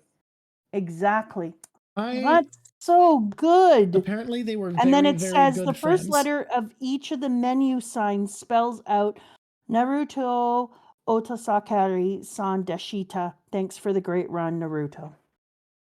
Yep. It's beautiful. Oh, Dr. Jack, thank you for bringing such deep meaning. Apparently, Kishimoto didn't actually notice that the menu spelled out "Thanks for the great run, Naruto," and had to be told that by observant fans who noticed it and told him about it. I like that even more. Yeah. That's awesome sauce. And then he's very, like, very oh, cute. That's nice. Thank you. There has been a rivalry between fans of One Piece and Naruto for a long time, but what I will say is that rivalry didn't exist between the two of them. They got along super well, and apparently both of them have said that one of their favorite days of all time was when the two of them were spending time with Akira Toriyama, the mangaka of Dragon Ball, who recently passed away, and he called them his friends. Oh. Yeah, I almost cried when I said that. I could actually hear it in your voice. That's so beautiful. I'm not a huge Naruto fan. I understand why people love it. There's a lot of things that make it not for me, but I get why people love it. And I will say, Kishimoto is a hell of a fucking artist, because you have to be an incredible artist to make people think that cargo vests and metal headbands is a look. Oh, I even know that. I know who those characters are. I actually can think of them in my head. Yes. Yeah, wow. You say that in a vacuum, and that's not a style, but he made it look good. Yeah, no, and I knew nothing. Like, my entire world of manga was you liking a manga. Yeah.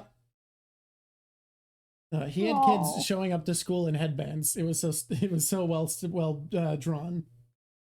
Way to kill it, man. Way to kill it.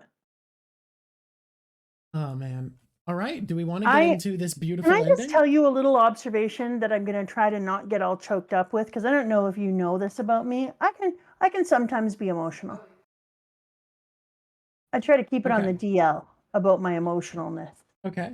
But it is actually so cool to, at this stage of my life, go into something like manga, which is a whole different world. It's reading, but it's a different world. Yeah. And there are rules and there are themes and there are all sorts of things in it that are specific to manga. And to get to be a part of a world and then have people, all the squishies, and you give me information and try to protect me from the outside world so I could read this as fresh snow and make my own patterns in it and then give me background. What a freaking gift. What an absolute gift. And I'm so thrilled that you appreciate it, because I've appreciated this series so fucking much, because like I love thematic reading, and it's something that I've been okay with, but because I was younger and not as educated when I read a lot of it, I've taken a lot of it for granted, and you've helped me build a foundation of understanding a series I love so much better than I otherwise did, and it's been incredible to get to more deeply appreciate something I love because of the hard work that you've given it, and the fact that you've given it not just the attention that you would give just anything you've read, but so much thought and love and care that we've found so much more to this thing that I already loved. It's been incredible. So thank you. I really appreciate that, because I was just thinking earlier today how amazing it is to find out about all these like neat tropes and characters that arrive in all sorts of different manga and chapters that go manga to manga. And then I was like, to get to do this with a group of people who are helping me to stay as ignorant as possible in the moment and just come along for a joyride and enjoy the crazy, and then get to do it with you, to get to do something this special with my own son, is such a gift. And I just want you to know I'm so grateful. So thank you, everyone. And thank you, Drock. It's lovely. Yeah. Now let me go into another sweet thing before I move on. Okay. I'm going to take a deep breath, no tears, because I'm very tough. Got it. All right. All right. Let us both keep him in our memory. And that should be enough. You can live free. I'm sure that's what he would tell you. That's it, Law. You've been released. Live free and feel good. Okay, moving forward. I think the end of this might be one of my favorite endings of all time. Chapters 799, 800, and 801, I think are, whoa. Thank you, Corridon. That's so sweet. Oh, wow. Thank you for 5 gifted subs. That's incredible. With my father. He'll hear me listening to the stream, and then we talk about One Piece more deeply, and we watch an anime together, but you just made a deeper conversation. Oh, that's incredible. I'm so grateful to hear that. I'm trying not to cry right now. Oh. Sweet. I scrolled by too fast for me to see. I need to scroll up to go see it. The saccharine awesomeness of that. Claim the bonus. Delete Drock's art. Woo! Here we go. I gotta claim all my bonuses. It's really important that I can delete Drock's art as many times as possible. That's my thing. I didn't draw it that differently today, but I think the more exaggerated focus actually works really well. Yeah, I like that you made the hand bigger in the end. You took his body back further a little bit, which gives it more perspective and gives it more oomph. Yeah, I'm also just like, I had fun. I did something almost watercolory with the painting, which was fun. Yeah, and you gave him crazy. For a while, I was wondering what color. For a while, I was wondering what color dragons. Get down, Mr. Tins. I was wondering what color dragons' tattoos were, because when I saw the tattoo kind of patterns that came out in his Haki, which is one of the reasons that I wonder whether or not other Haki people can see the patterns, because why would it pattern itself on its body? You know what I mean? What a waste. But then I was told they were red, but it's going to come back. Color is going to mean something. So I'm just waiting for it. Okay, now I think one of the greatest, sweetest, yet most ridiculous things is Luffy calling out his moves and being like, shut up. I can't just whoop you without saying anything when I already know you can't see. I don't think you're that bad of a guy, old man. And then he gets all like touched and makes this cute little face. Luffy's I'm gonna hit you now. I'm gonna kick you now. And he's like, what are you laughing at? I'm gonna kick you. And I just think it's so cute when he's like, a man fights. He has standing to uphold. And I think it was one of the sweetest things. And I know how touched that he was. Mr. Chins is out here trying to break the Mary. The Mary already died once. Is that enough for you? No, not satisfied until it's completely destroyed. I think this was so cool. It was the most hilarious thing, but it also just showed Luffy to a T. Like, we are in ads right now, but I think this is fine to talk about. I think he is going to kick your ass at the same time as he knows that you're blind, so he doesn't feel comfortable just kicking your ass without also giving you the opportunity to fight. I was like, that there is peak Luffy. What do you want to mention, Calico? Cricket. This is Cricket. Oh, it's Cricket. Calico Celio. YouTube countdown will be coming up soon. Don't worry.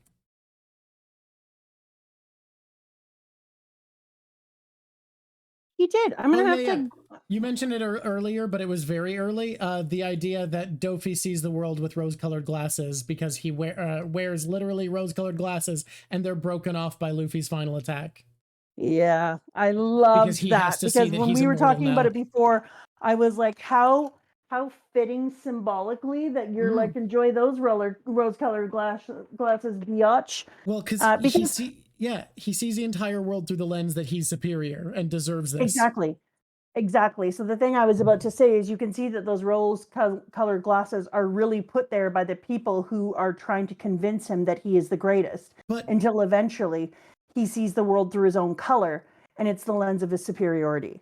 But what I think most people miss about Dofi is like he is this contradiction where he sees himself as superior, but he's a fucking coward still because he thinks there's no world where he's strong enough to fight the world government, and there's no world where he's strong enough to fight Kaido. So he needs to come up with these manipulative strategies to turn them against each other to be in a position where no one can kill him.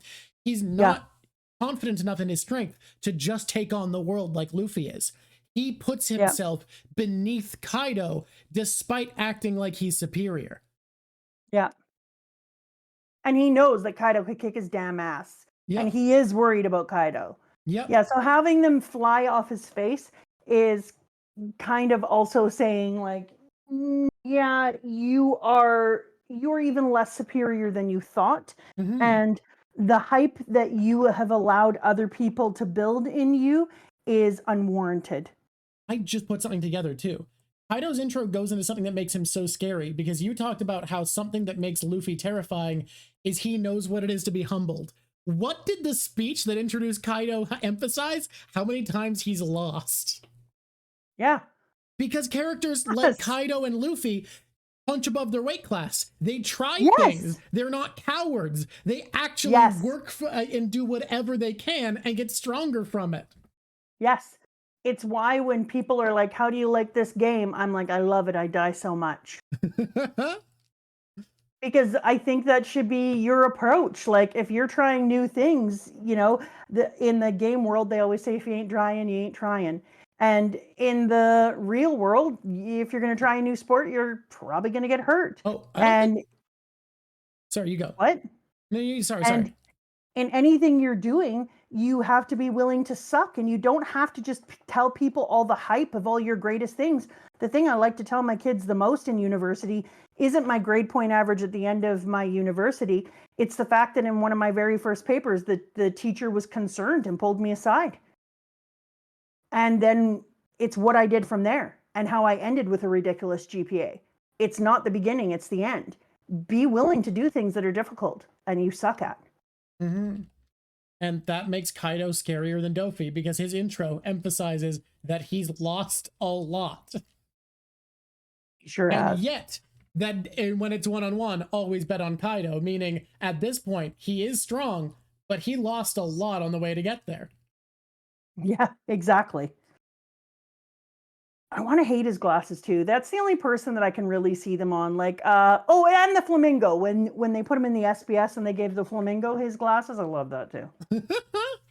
Those are the only two people: a real flamingo and a fake flamingo. We didn't do Fuji's speech about Luffy, where I'm about to. Yeah. Let's do it. Let's do it. I've opened the page, but then people were in ad break, and I didn't want to read Fuji's Yeah, of course. speech You about don't want Luffy that's then. too important for ad break. You are That's right. way too important. One of the best parts of this entire freaking arc. Straw Hat Luffy. Which is full of so much iconography. Yeah, here we go. Straw Hat Luffy. Honest to a fault. Everybody seems determined to save you.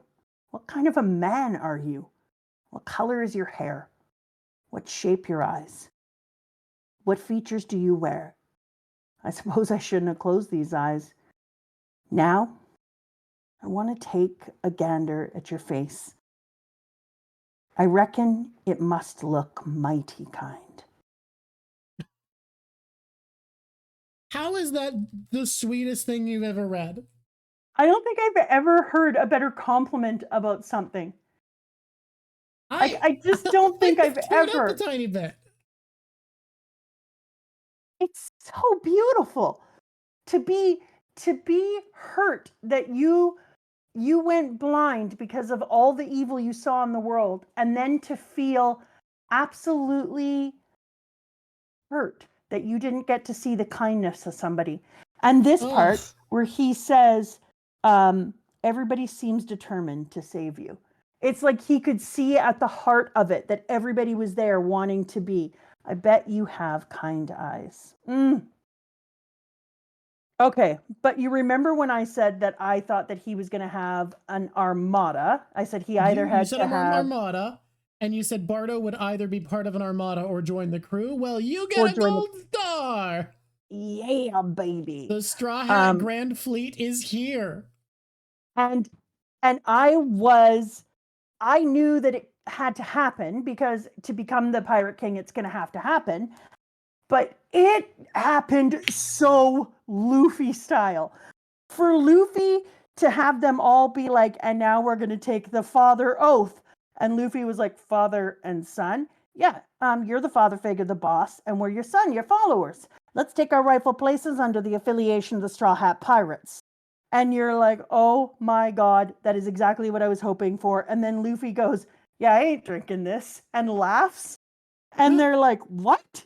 I don't really like alcohol. It ain't for the flavor, sir. Listen close, because what happened here is some big time players are going to be chosen, y'all. And you saved our lives, and we owe you a debt. Forget it. You're wasting your time. But if I drink this stuff, then I have to be the master captain of a big fleet, don't I? Exactly. With an armada of 5,600 at your back, and at your beck and call, you'll be the greatest of the pirates. After all, you're going to need that to be the Pirate Kings one day, Mr. Luffy.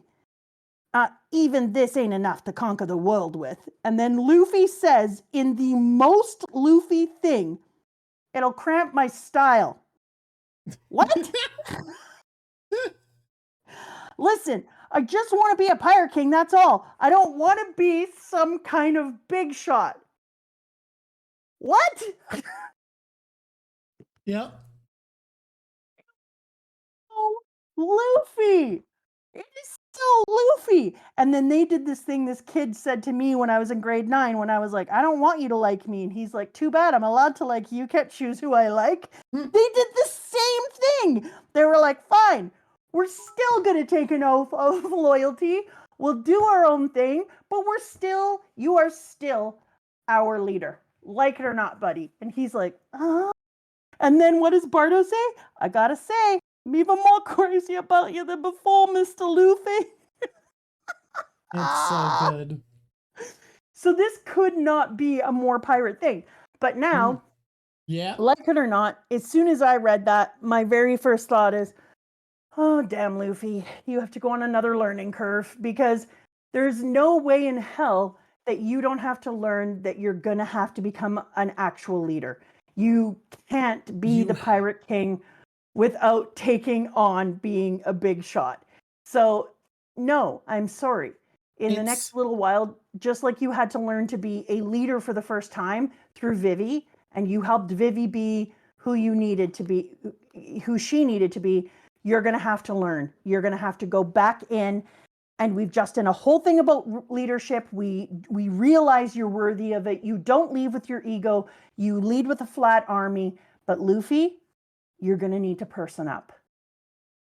And so that's what's coming up next for our Luffy. I love this so much because this is Luffy returning instantly. The second he says, I don't want to be a big shot, I want to be the king of the pirates. This is Luffy returning from a static figure who we don't need to question to a figure who is in need of change again for the next arc. Because the themes it's telling us are now going to switch from the perspective of a follower choosing a leader, which is culminated beautifully because a pile of leaders, of captains, of people with armadas at their back choose to bend the knee to Luffy even when he doesn't want it. And that is ended not just with that, but with an admission from the author almost directly that we now get to switch back to Luffy being the character in need of questioning and change as he surpasses the last obstacle of a person who didn't imagine themselves at the top of the world and is now putting himself only against people whose ambitions rival his own. He now has to focus on a new theme, which is responsibility. Yeah, I agree. And he starts his responsibility off a little better because in chapter 799, he says, like, I'm done from running away from people. I'm going to have to fight the big powers. I'm going to have to stand and take my ground. Let's just see this part just before he gets torn away when he says, oh, this is after he's been torn away, so it'll be here. Yeah. And then the whole townsfolk come and get him. Oh, they're such good kids. Here it is. Gravity blade. When a man fights, he has a standing to uphold, and that leaves no room for honest sympathy and the likes and dislikes. And then, are you really that big of a fool? I'm trying my utmost to uphold my standard over here. And then he says, no, wait, I'm still fighting, says Luffy. And he goes on about how from this moment on, I have to fight all those people who come in front of me. I have to be willing to take the big risks. I have to be willing to take people who are so strong and still put myself in front of them. So that's why I'm going to kick you. I'm going to win. And then in the very next chapter, he tries to say, I don't want to be this. And that's perfect. What a perfect ending to, I would say, 2 to 3 arcs that we have been learning about leadership and why we follow some people, who earns that follow, who doesn't earn that follow. And then we find a leader who doesn't want the power.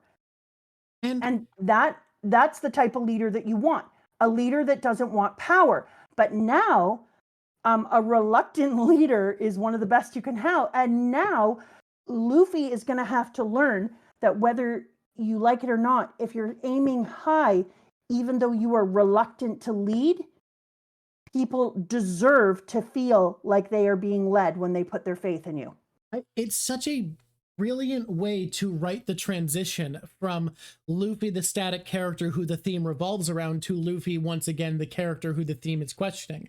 Like, it so smoothly goes into, yeah, that's so Luffy, but also, yeah, this is a mindset that probably is going to be challenged. Just like when he was inflexible when Nami was sick in Drum Island, you pointing out that that was the moment that we had it revealed that we were going to be talking about leadership and what Luffy needs as qualities of a leader.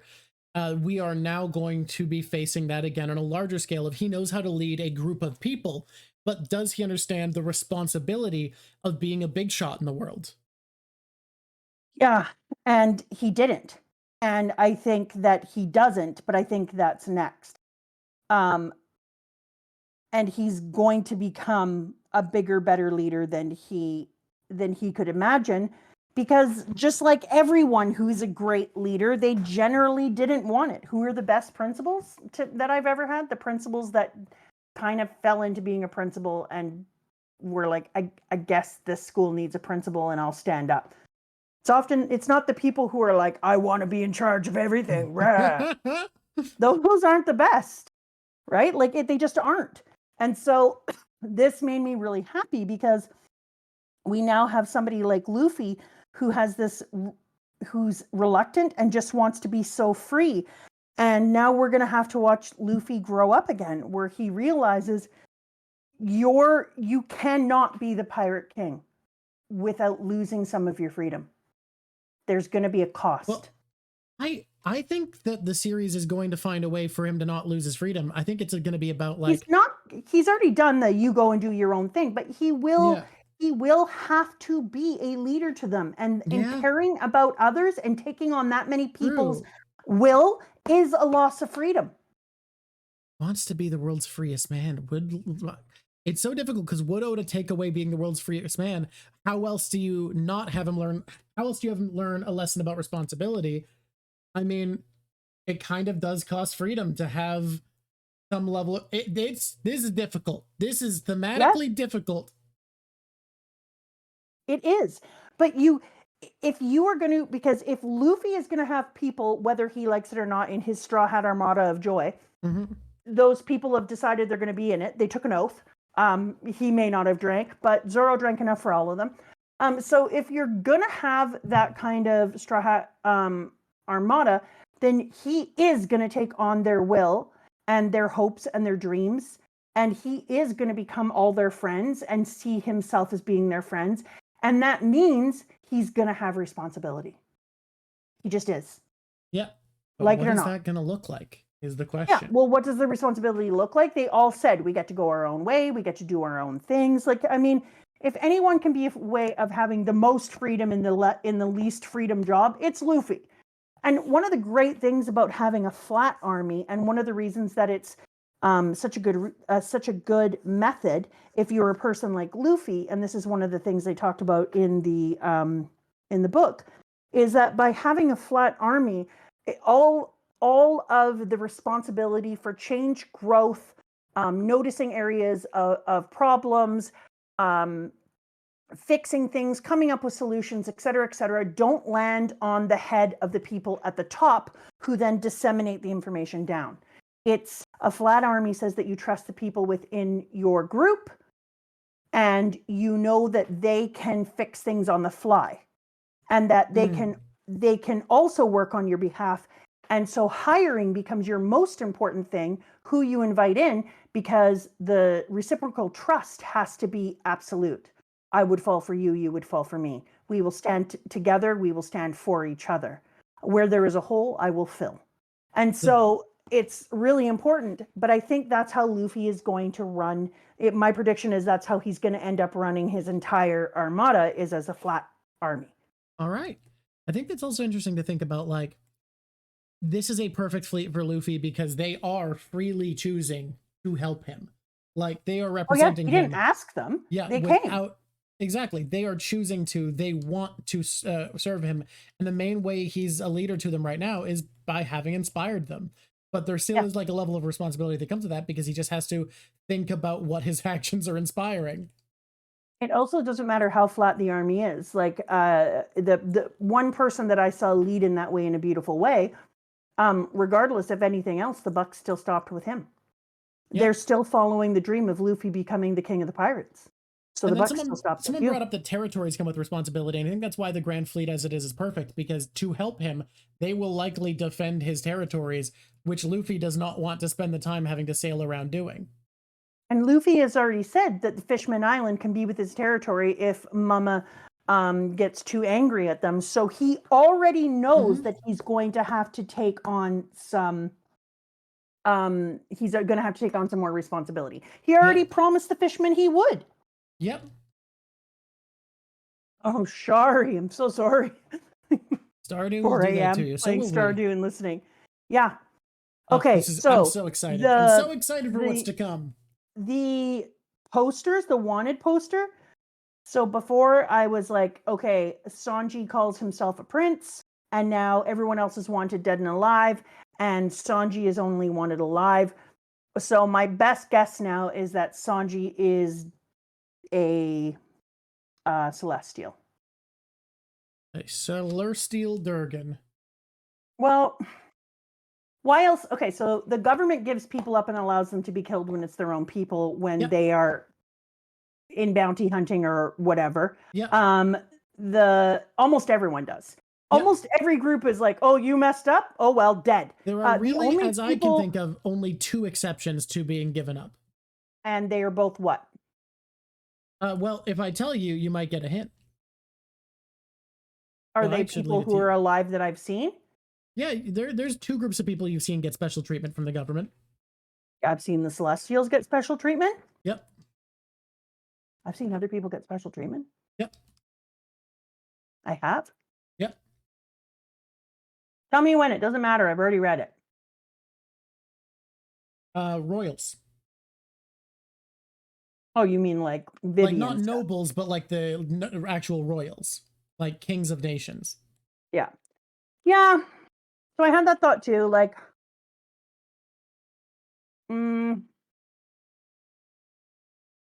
his family has obviously found them. He does have a real picture now. But yeah, I don't know. Yeah, And guys, he does call people in himself a chat are prince. pulling the, but he previously was dead or alive. Yeah, that wasn't a picture of him. It looked like Duval. No, it looked like Duval. Duval was wanted dead or alive. Yeah. Sanji ain't had nothing on him. And I said before, I think that he could just be a prince because he keeps calling himself Mr. Prince. And then he could have been stolen, which I think he was out on the boat, or his parents were leaving royalty, and that would be fine. But, poor Chopper. You're right. Yeah, you know what? I don't have enough information. I'm leaning Celestial only because it's only alive. Mm-hmm. But he calls himself a prince, and everyone who's a Celestial dragon just calls himself a Celestial. Saint. Or, sorry, a saint. They don't call themselves a prince. Yeah. That's half a dozen of one, six of another. Pardon? There's options there. Also, the autographs are just weird. The whole boat is just wild. The Bardo Club boat makes me so happy in my heart. It's like watching a P&E ride. Oh, for those of you who don't know what a P&E, it's like Disneyland, but shittier and smaller. Not shitty, but like shittier than Disneyland. Shittier than Disneyland. Like, that's a high bar. It's okay that Canada's not clear in that one. We have Canada's Wonderland in Ontario. It's great. Yeah, but I mean, does it clear the bar though? Does it beat Disneyland? A lot of things don't beat Disneyland. That's what I'm saying. It's not like it's bad. It's just like, this person, P&E only good for Friday night. Jade, you just outed yourself. You just outed yourself as someone who has regularly visited who knows Vancouver the at the very P&E and least. when it's good to go. I love that it's the the going Mr. Luffy, and that Luffy is the front. You guys for healthcare, so you're winning. You are not wrong. I mean, we got healthcare for now, y'all. It's in a bad way. Yeah, it really is. I love this so much. Also, Sanji fought Mr. 3 in the saga, introduced her alter ego, Mr. P, with San in Japanese, meaning 3, and introduced his alter ego, Mr. P, Mr. with Prince, San, meaning 3, third son. Oh yeah, San, it means 3 in Japanese, and G can mean child. So third child, third son, third child. Oh, hey, Yuzuki, you're joining a Mum Piece. You're pretty late in the game, but you know what? Better late than never. Rock it out. We're not far from the end, but that's okay. We're closing in on the end. I do want to be done. I love that he got a Vivre card for himself. You said by accident because you thought I saw all of the wanted posters. You're like, what else is different about his poster? But yeah, I didn't realize there was another update to come, and I maybe spoiled that there was something missing that I thought would be there on wanted poster. To be fair to you, it doesn't matter at all. Yeah. Oh, what was the other thing that I told you earlier that you were like, people would wonder if you noticed that I did notice? What a good question. And I said it to you, and you were like, "Oh, good, you noticed that." People would wonder. Oh no, it was just the only alive. That was all. Oh, okay. It was only alive. I wanted to make sure I hit it. We're about to meet Sanji's family in the comeuppance. I wonder if we're going to meet them at the Reverie. Well, whenever we're going to meet them, we're doing something else in, like the 10, 9, 8, 7, 6, 5, 4, 3, 2, 1. What's up, Squishies! Way to rock it out. Okay, you've gotten all the way to the end. You've been watching this. You're looking at our main man, the bounce man over there. You're not anymore. I You got rid of switched. it aimlessly. Lav asked me to do this so that it was easier to edit. And I just want to say we are excited to have you here at the end of the video. It's time to start liking at the beginning. Let me just put this out there. When you get to the beginning of the video and you're a regular watcher and you watch it all the time, feel free to unlike it later if you didn't like it and just like at the beginning. You're gonna like it. Come on. You're gonna like it. You're gonna like it. If you're like me, and if you don't like it, then don't watch the rest of it. And remember that likes aren't gold and they're not going to deplete your bank account. If you're like me, the way that you watch long form content is you put it on and then leave it on while you're doing stuff with your Bluetooth headphones. Yes. And if that's the case, you hit that full screen button. There's not a window to hit like again. So I think next time, get in the habit, hit like before you full screen while you've got an opening. Exactly. And then go over to the happy space and press subscribe. That's where you become a squishy for life and you hang out and then you squish on. And if you don't press subscribe, what do you even do? How do you move? You can't squish. You just squish. You blob. That's you need to squish. Is that your plan? To just blob? Just blob around? You just gonna be a blob? No, that doesn't work. I'm gonna tell you a bunch of things right now. We love having you here. We're almost at 20,000. 20,000 is a really crazy number to say. What's great about 20,000 is someone said we'd never get there, and I really want him to be wrong. I was about to say that. Drock. Does it make me upset that somebody said we'd never get to 20,000? Yeah. Yeah. Yeah, it does. It does. I don't even care. I don't even want to, I don't even like need to be all YouTube famous. I just really want to get to a point that a person said we wouldn't get to. Truly, I do put more mental energy into Twitch than YouTube. I am so grateful for our editors who have made it easier for me to feel that way. Yeah, I love when they come on YouTube though. Sometimes I watch. I've stopped watching as much now. Yeah. Because it feels weird to listen to myself. We've gotten a bit derailed from the plug. Anyway, here's the plug. That was the first one, Lav. Let's just go backwards a middle bit. Here we go, Lav. You can do something with this. Doodaloo, doodaloo, doodaloo. Hi there, YouTube. It's me, Mama Drock. Why don't you press like now and then subscribe? And then you'll be like and subscribed. Thank you for coming. Ciao, ciao. Ciao. You're gonna have a bitch of a time with your top 5, huh? Oh my God, how dare, how dare, how dare. I just want to do a couple more things first. Okay. So I think we're going to meet Sanji's family coming up real soon. Apparently we won't meet mums because, you know, mums are not adventurous. No, mums are dead. Yeah, but somebody said, hey, in an SBS, hey, why you gotta go killing all the mums? And he said, mums are the opposite of adventure. I think it's meant to be like if someone had a mom, they wouldn't go on an adventure. There'd be someone being like, hey, don't do that. Yeah, let me just say right now. Boo. If I've tried to adventure and you've been anti those adventures is all I'm saying. What adventure have you tried to do that I've been like, no adventures for you? I can't remember off the top of my head, but I've definitely been like, I want to go do a dangerous thing. And you've been like, don't do that. Oh my God. What an Remember asshole. when I jumped off that big cliff and you got so scared? Yeah, because you were very against me jumping off the big cliff. Yeah, because you were dumb. All I'm saying is you're buying into the moms are the opposite of adventure narrative. And all I'm saying is it sounds like I'm doing good, sensible mom crap. I survived. Oh, good mums are too sensible. I just said good, sensible mum crap. If Luffy was my son, I don't think that I would have a choice. No. Yeah, they'd be like, well, I'm out on the ship. And I'd be like, well, that's not awesome. But on the other hand, I guess you're out on a ship. Like, it's too late now. Yeah, that is what it is.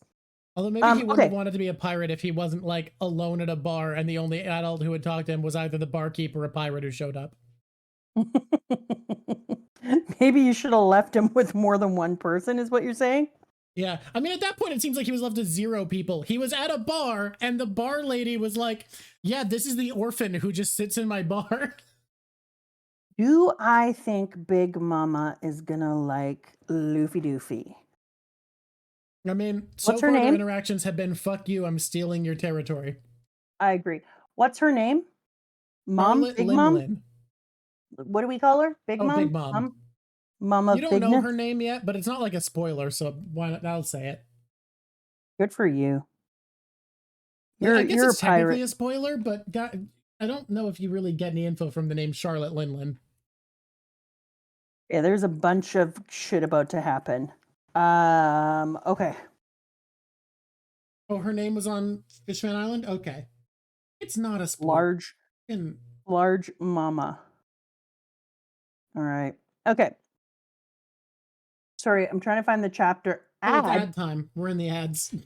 What is the chapter where our boy go Flamingo is inside the jail talking to the chick-a-lick? Sudo? So before we get to that, you can just look for that because we're in ad time and there's no rush now. I wanted to say something interesting. You may have noticed that Sudo is also who is on his tail, and they knew whose ship it was when Sudo approached when Dofi was in the flashback where Kotazan died, implying that Sudo was Dofi's version of what Garp was to Roger and what Smoker is to Luffy, a Marine who's just obsessed with him and has been trying to hunt him down her whole career. Yes. She was his white whale, or he was her white whale. Yep. So this was the pirate she's been obsessed with catching and has built like a repertoire, built a rapport with despite hunting. Uh-huh. Which I think is interesting. Okay. Okay, we're back. The community's back, it says. Did we talk about how Diaz Drake is in Law's flashback? No. Yeah, Diaz Drake is there. Marine Fleet is seat. Once this escort is done, I intend to go wandering. After all, I can't set foot inside any base without hauling in Straw Hat and Law with me. You stubborn fool. One word of apology and Suzuki would get to keep his pride. And what would become of my pride then? It was Fujitora. He's a real idiot, Otsuru. That was your final chance. If he had sided with me and helped crush those kids, it wouldn't have come to this. I was the one holding the reins. The reins on all the monsters in this world. You shouldn't have taken me down, mark my words. You will rue this mistake. Don't give me this pathetic claptrap. The play-pretend world where this and that might have happened does not exist. The only reality is the result of what did happen, and you lost. Oh, there's no getting the best of you, is there? It takes a thief to know a thief. What happens to the world of pirates now? Let me turn that question back on you. What do you think happens to monsters when they lose their food and their leash is gone? Is there anyone standing atop the sea now? Who rules this stretch of water? Is it one of the 4 emperors of the sea? Perhaps 7 warlords who use their trickery to get by? Maybe those brats in the worst generation. But then there are the forces of justice. The Marines reign supreme, and the Revolutionary Army and the will of the people is stocked with fighters to be reckoned with. And the people of the D who have smoldered away beneath the current of history, when will they show themselves somewhere? Who will aid whom? Who will betray who? You tell those celestial dragons, Emergeois, you will be dragged from your lofty perch. His worldview fucking inverts when he gets decked, huh? Oh, yes. He goes from, we are untouchable gods, how dare you set foot in my domain, yada, yada, yada, to all those celestial dragons who think themselves untouchable are about to be destroyed. But this is a great one that he does. This one. And what about now? The number of pirates has swelled, but there's still just the one seat sitting empty. Do you see where I'm going with this? This is going to kick off the greatest battle for power in the history of pirates.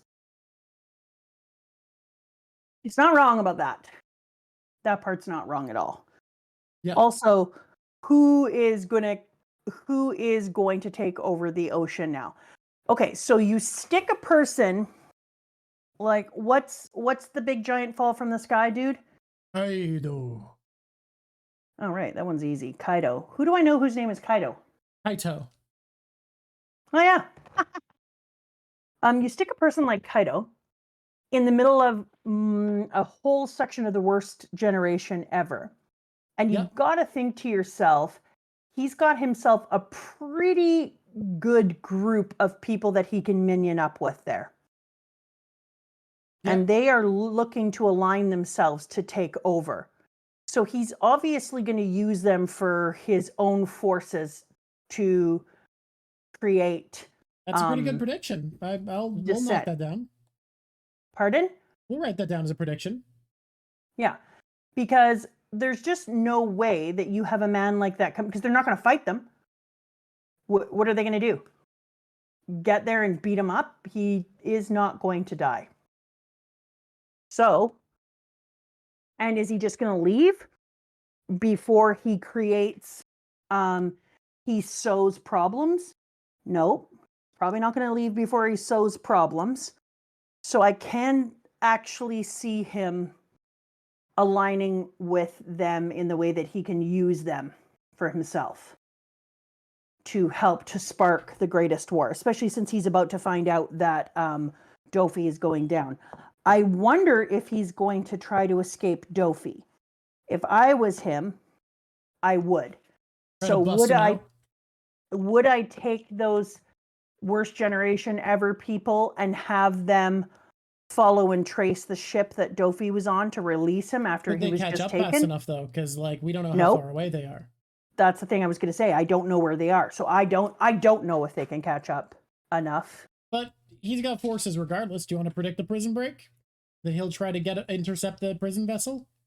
I haven't decided. But also, that prison vessel has Sengoku and Sudo on it. Who the fuck is and Fujitora? Who the fuck's handling that? Yeah, but who was going to go into Impel Down? That's a good point. I'm just saying, right? like, that's a lot of firepower to contend with. It's a ridiculous amount of firepower. So I'm wondering. So I think they're putting him in Impel Down, I'd imagine, right? I mean, it's where Crocodile went after doing basically the same thing, but less bad. Way less bad. So he's going into Impel Down. I don't know that I'm predicting him coming from prison, because here's what I'm thinking if I'm a writer. I put him in prison. And I keep him in prison for a little while so that I can have his breakout from prison come at a later time and reintroduce him and make everyone go, oh my God, right? Like if I was doing it, that's how I'm doing it. I agree. I think that's a good use of a really impactful character. Yeah. So for me, I'm not rescuing him yet. I'm going to use him later and have him show up again.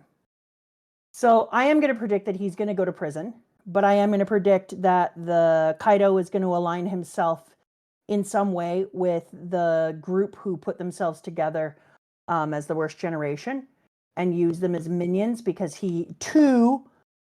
So that's one prediction. And then another prediction is that I think that his first order of business is going to be find a way to create enough dissension that he can spark a war, because for some reason he wants to see the world burn. He's not going to die. Like, I don't know why he thinks that's going to kill him. Wait, what does he think is going to happen? That he's going to die? That's honestly Kaido's motivations. Big mystery. Love it.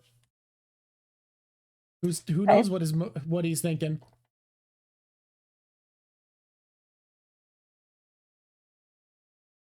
Okay. Yo, I love Bounce Man. No. Killing time board. Interesting. Okay, so yeah, Dofi is going to go to prison. Kaido is going to align himself with the worst generation.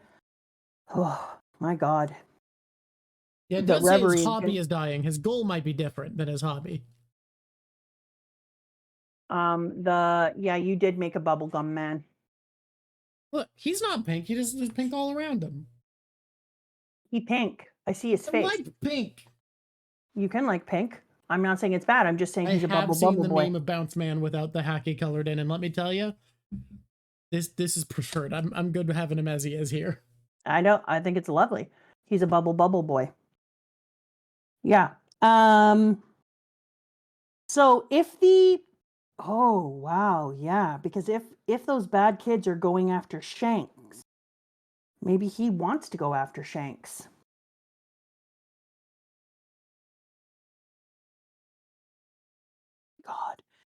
And then is Luffy going to have I to mean, step he in? says he He's wants not the going to be biggest the... war ever. So Pardon?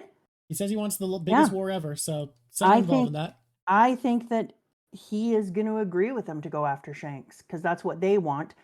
And one of the best ways to get people to be on your side is to do the thing that the other people want, but to have them follow your leadership.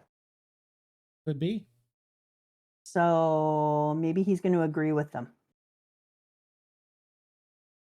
Hear me out. Shanks is too sexy to die. Shanks is too sexy to die. Maybe he's just an orc and he just wants Wog. You know, that could be. Yeah, I remember. Did we read something about Shanks was actually trying to stop him from fighting? Shanks did stop him from fighting. He wanted to go join the fight at Marineford, and Shanks stopped him. And then Shanks was like, "No, man, bad plan." Chill.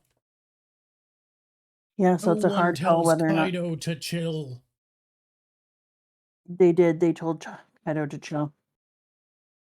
Do I already know the name of the next arc? The next arc is simple. It's Zo. That's right, I do know that. It's a short one.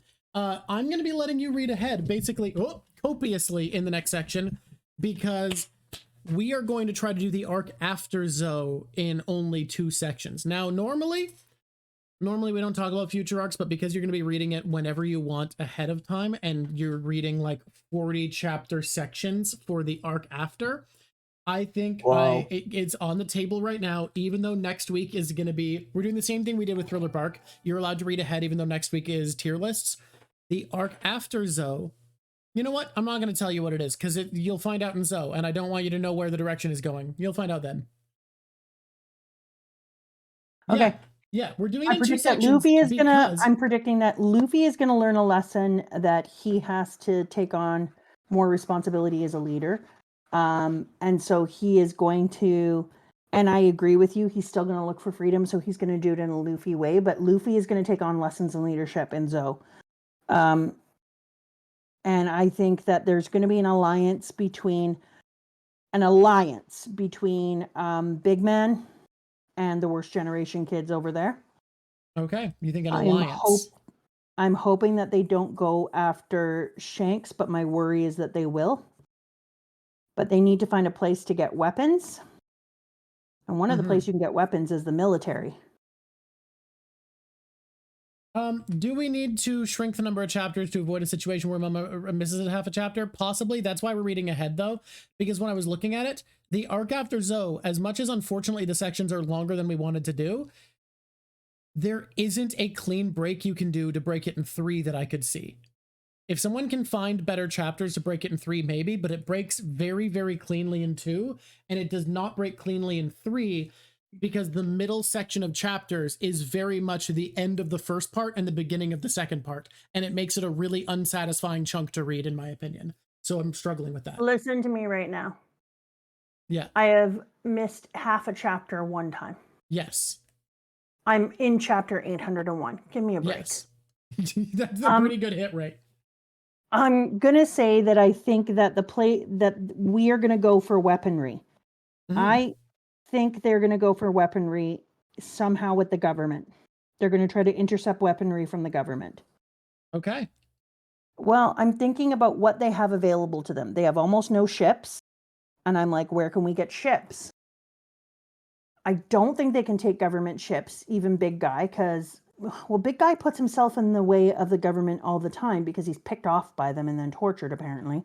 But well, at least he has been at some point.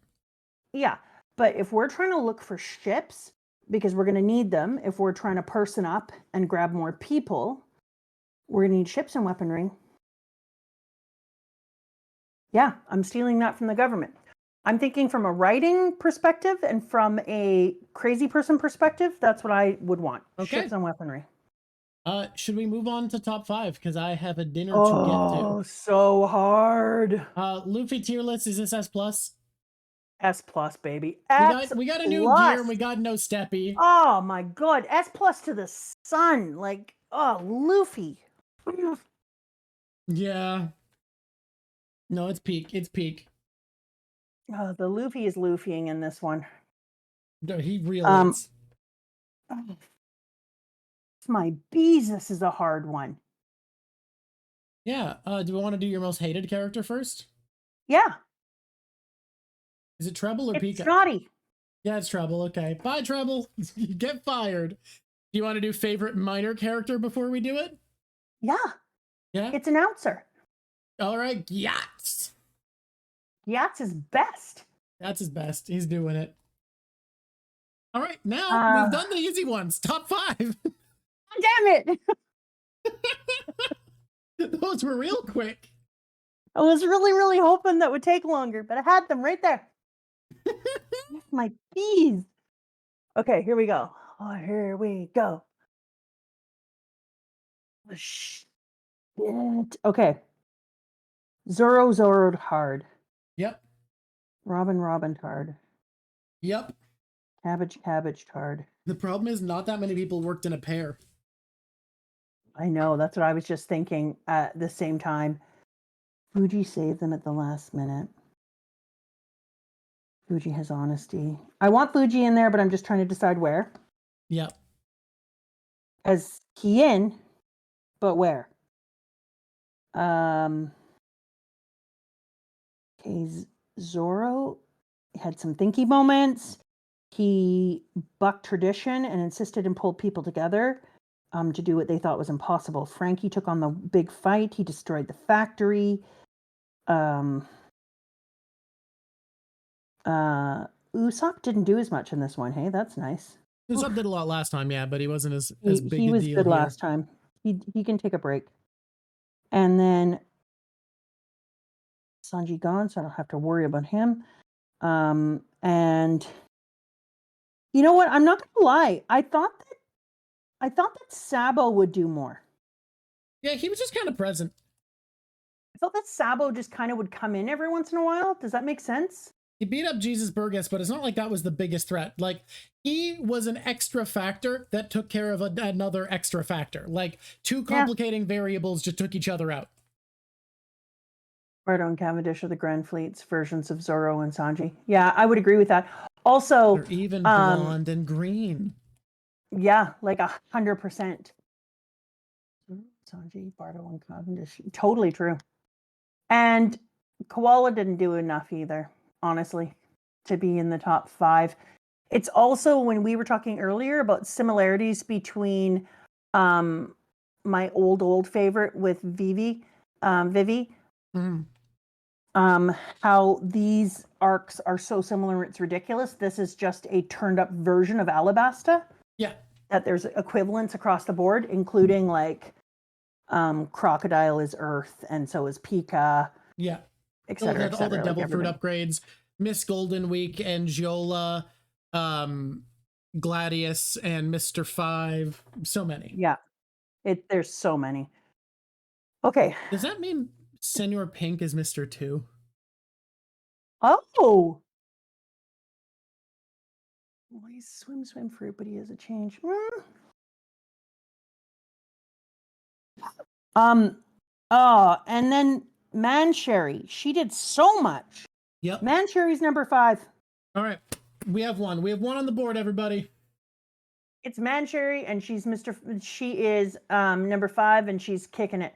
And she's sitting there and she's like, only 5? Boo! And then she cries. And then everyone gets healed. You're welcome, everyone. I mean, she's a nice one. I think she'd be like, oh, I was helpful? I get number 5? That's incredible. Wow. And then Leo would be like, see, she's so entitled. She's so entitled. She's constantly all in it. And then...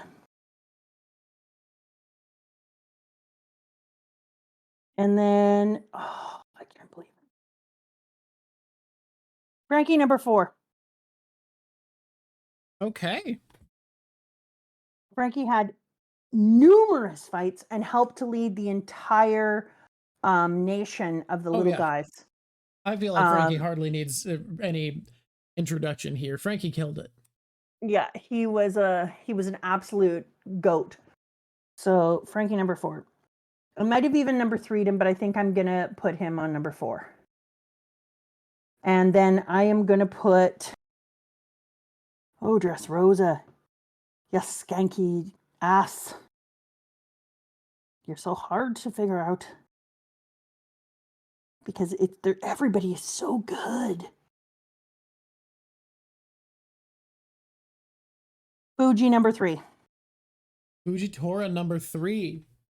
I lie. Fujitora is number 4, and Frankie is number 3. We switch them. We're lying. We're switching them. I'm sorry. I can't put Fujitora above my boy Frankie. I tried and I can't. Didn't work. Didn't feel good. Just didn't feel good.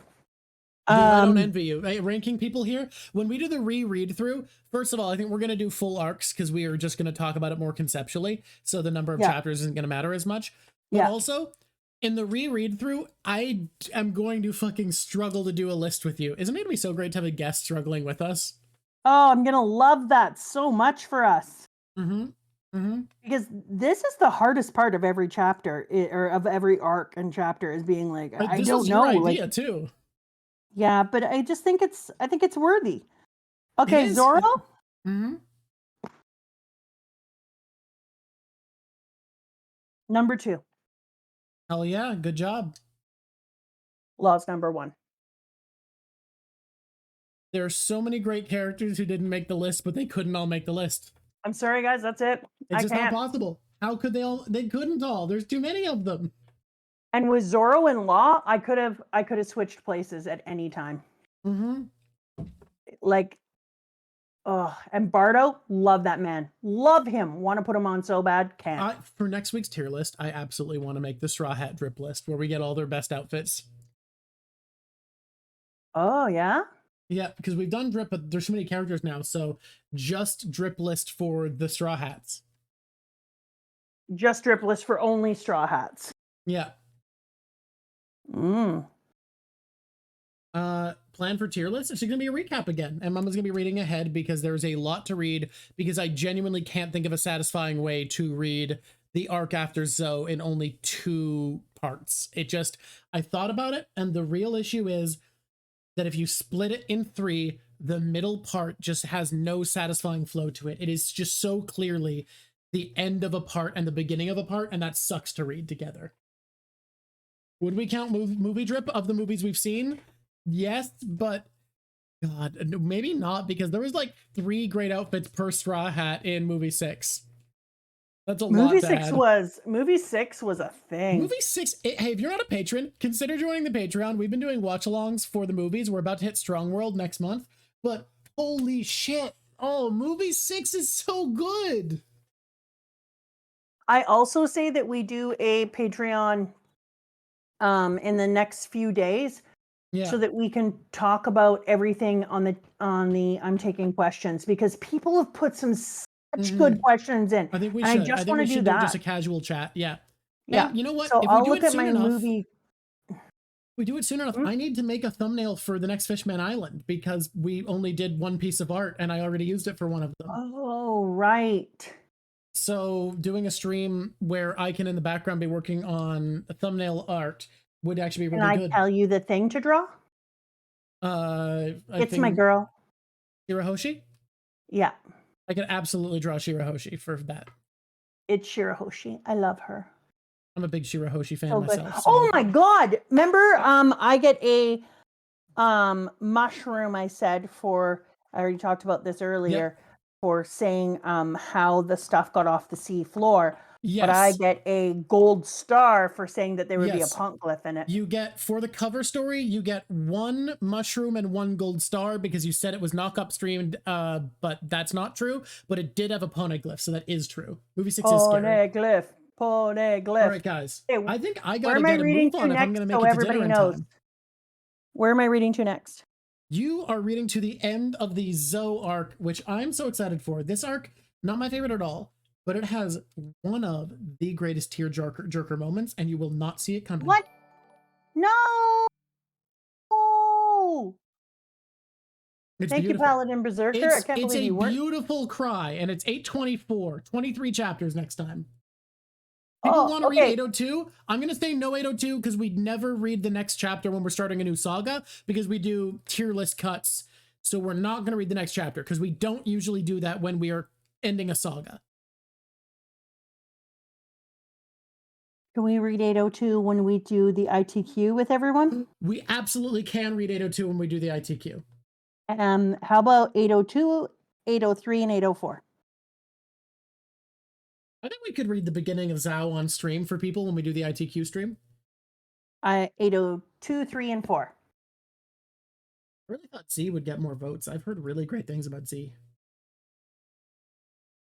Yeah. Okay. It is settled. We're gonna do a Patreon stream this week, and we're gonna read 802, 3, 4, maybe accidentally 5 if I go too far. Okay. And then we're gonna do the ITQs.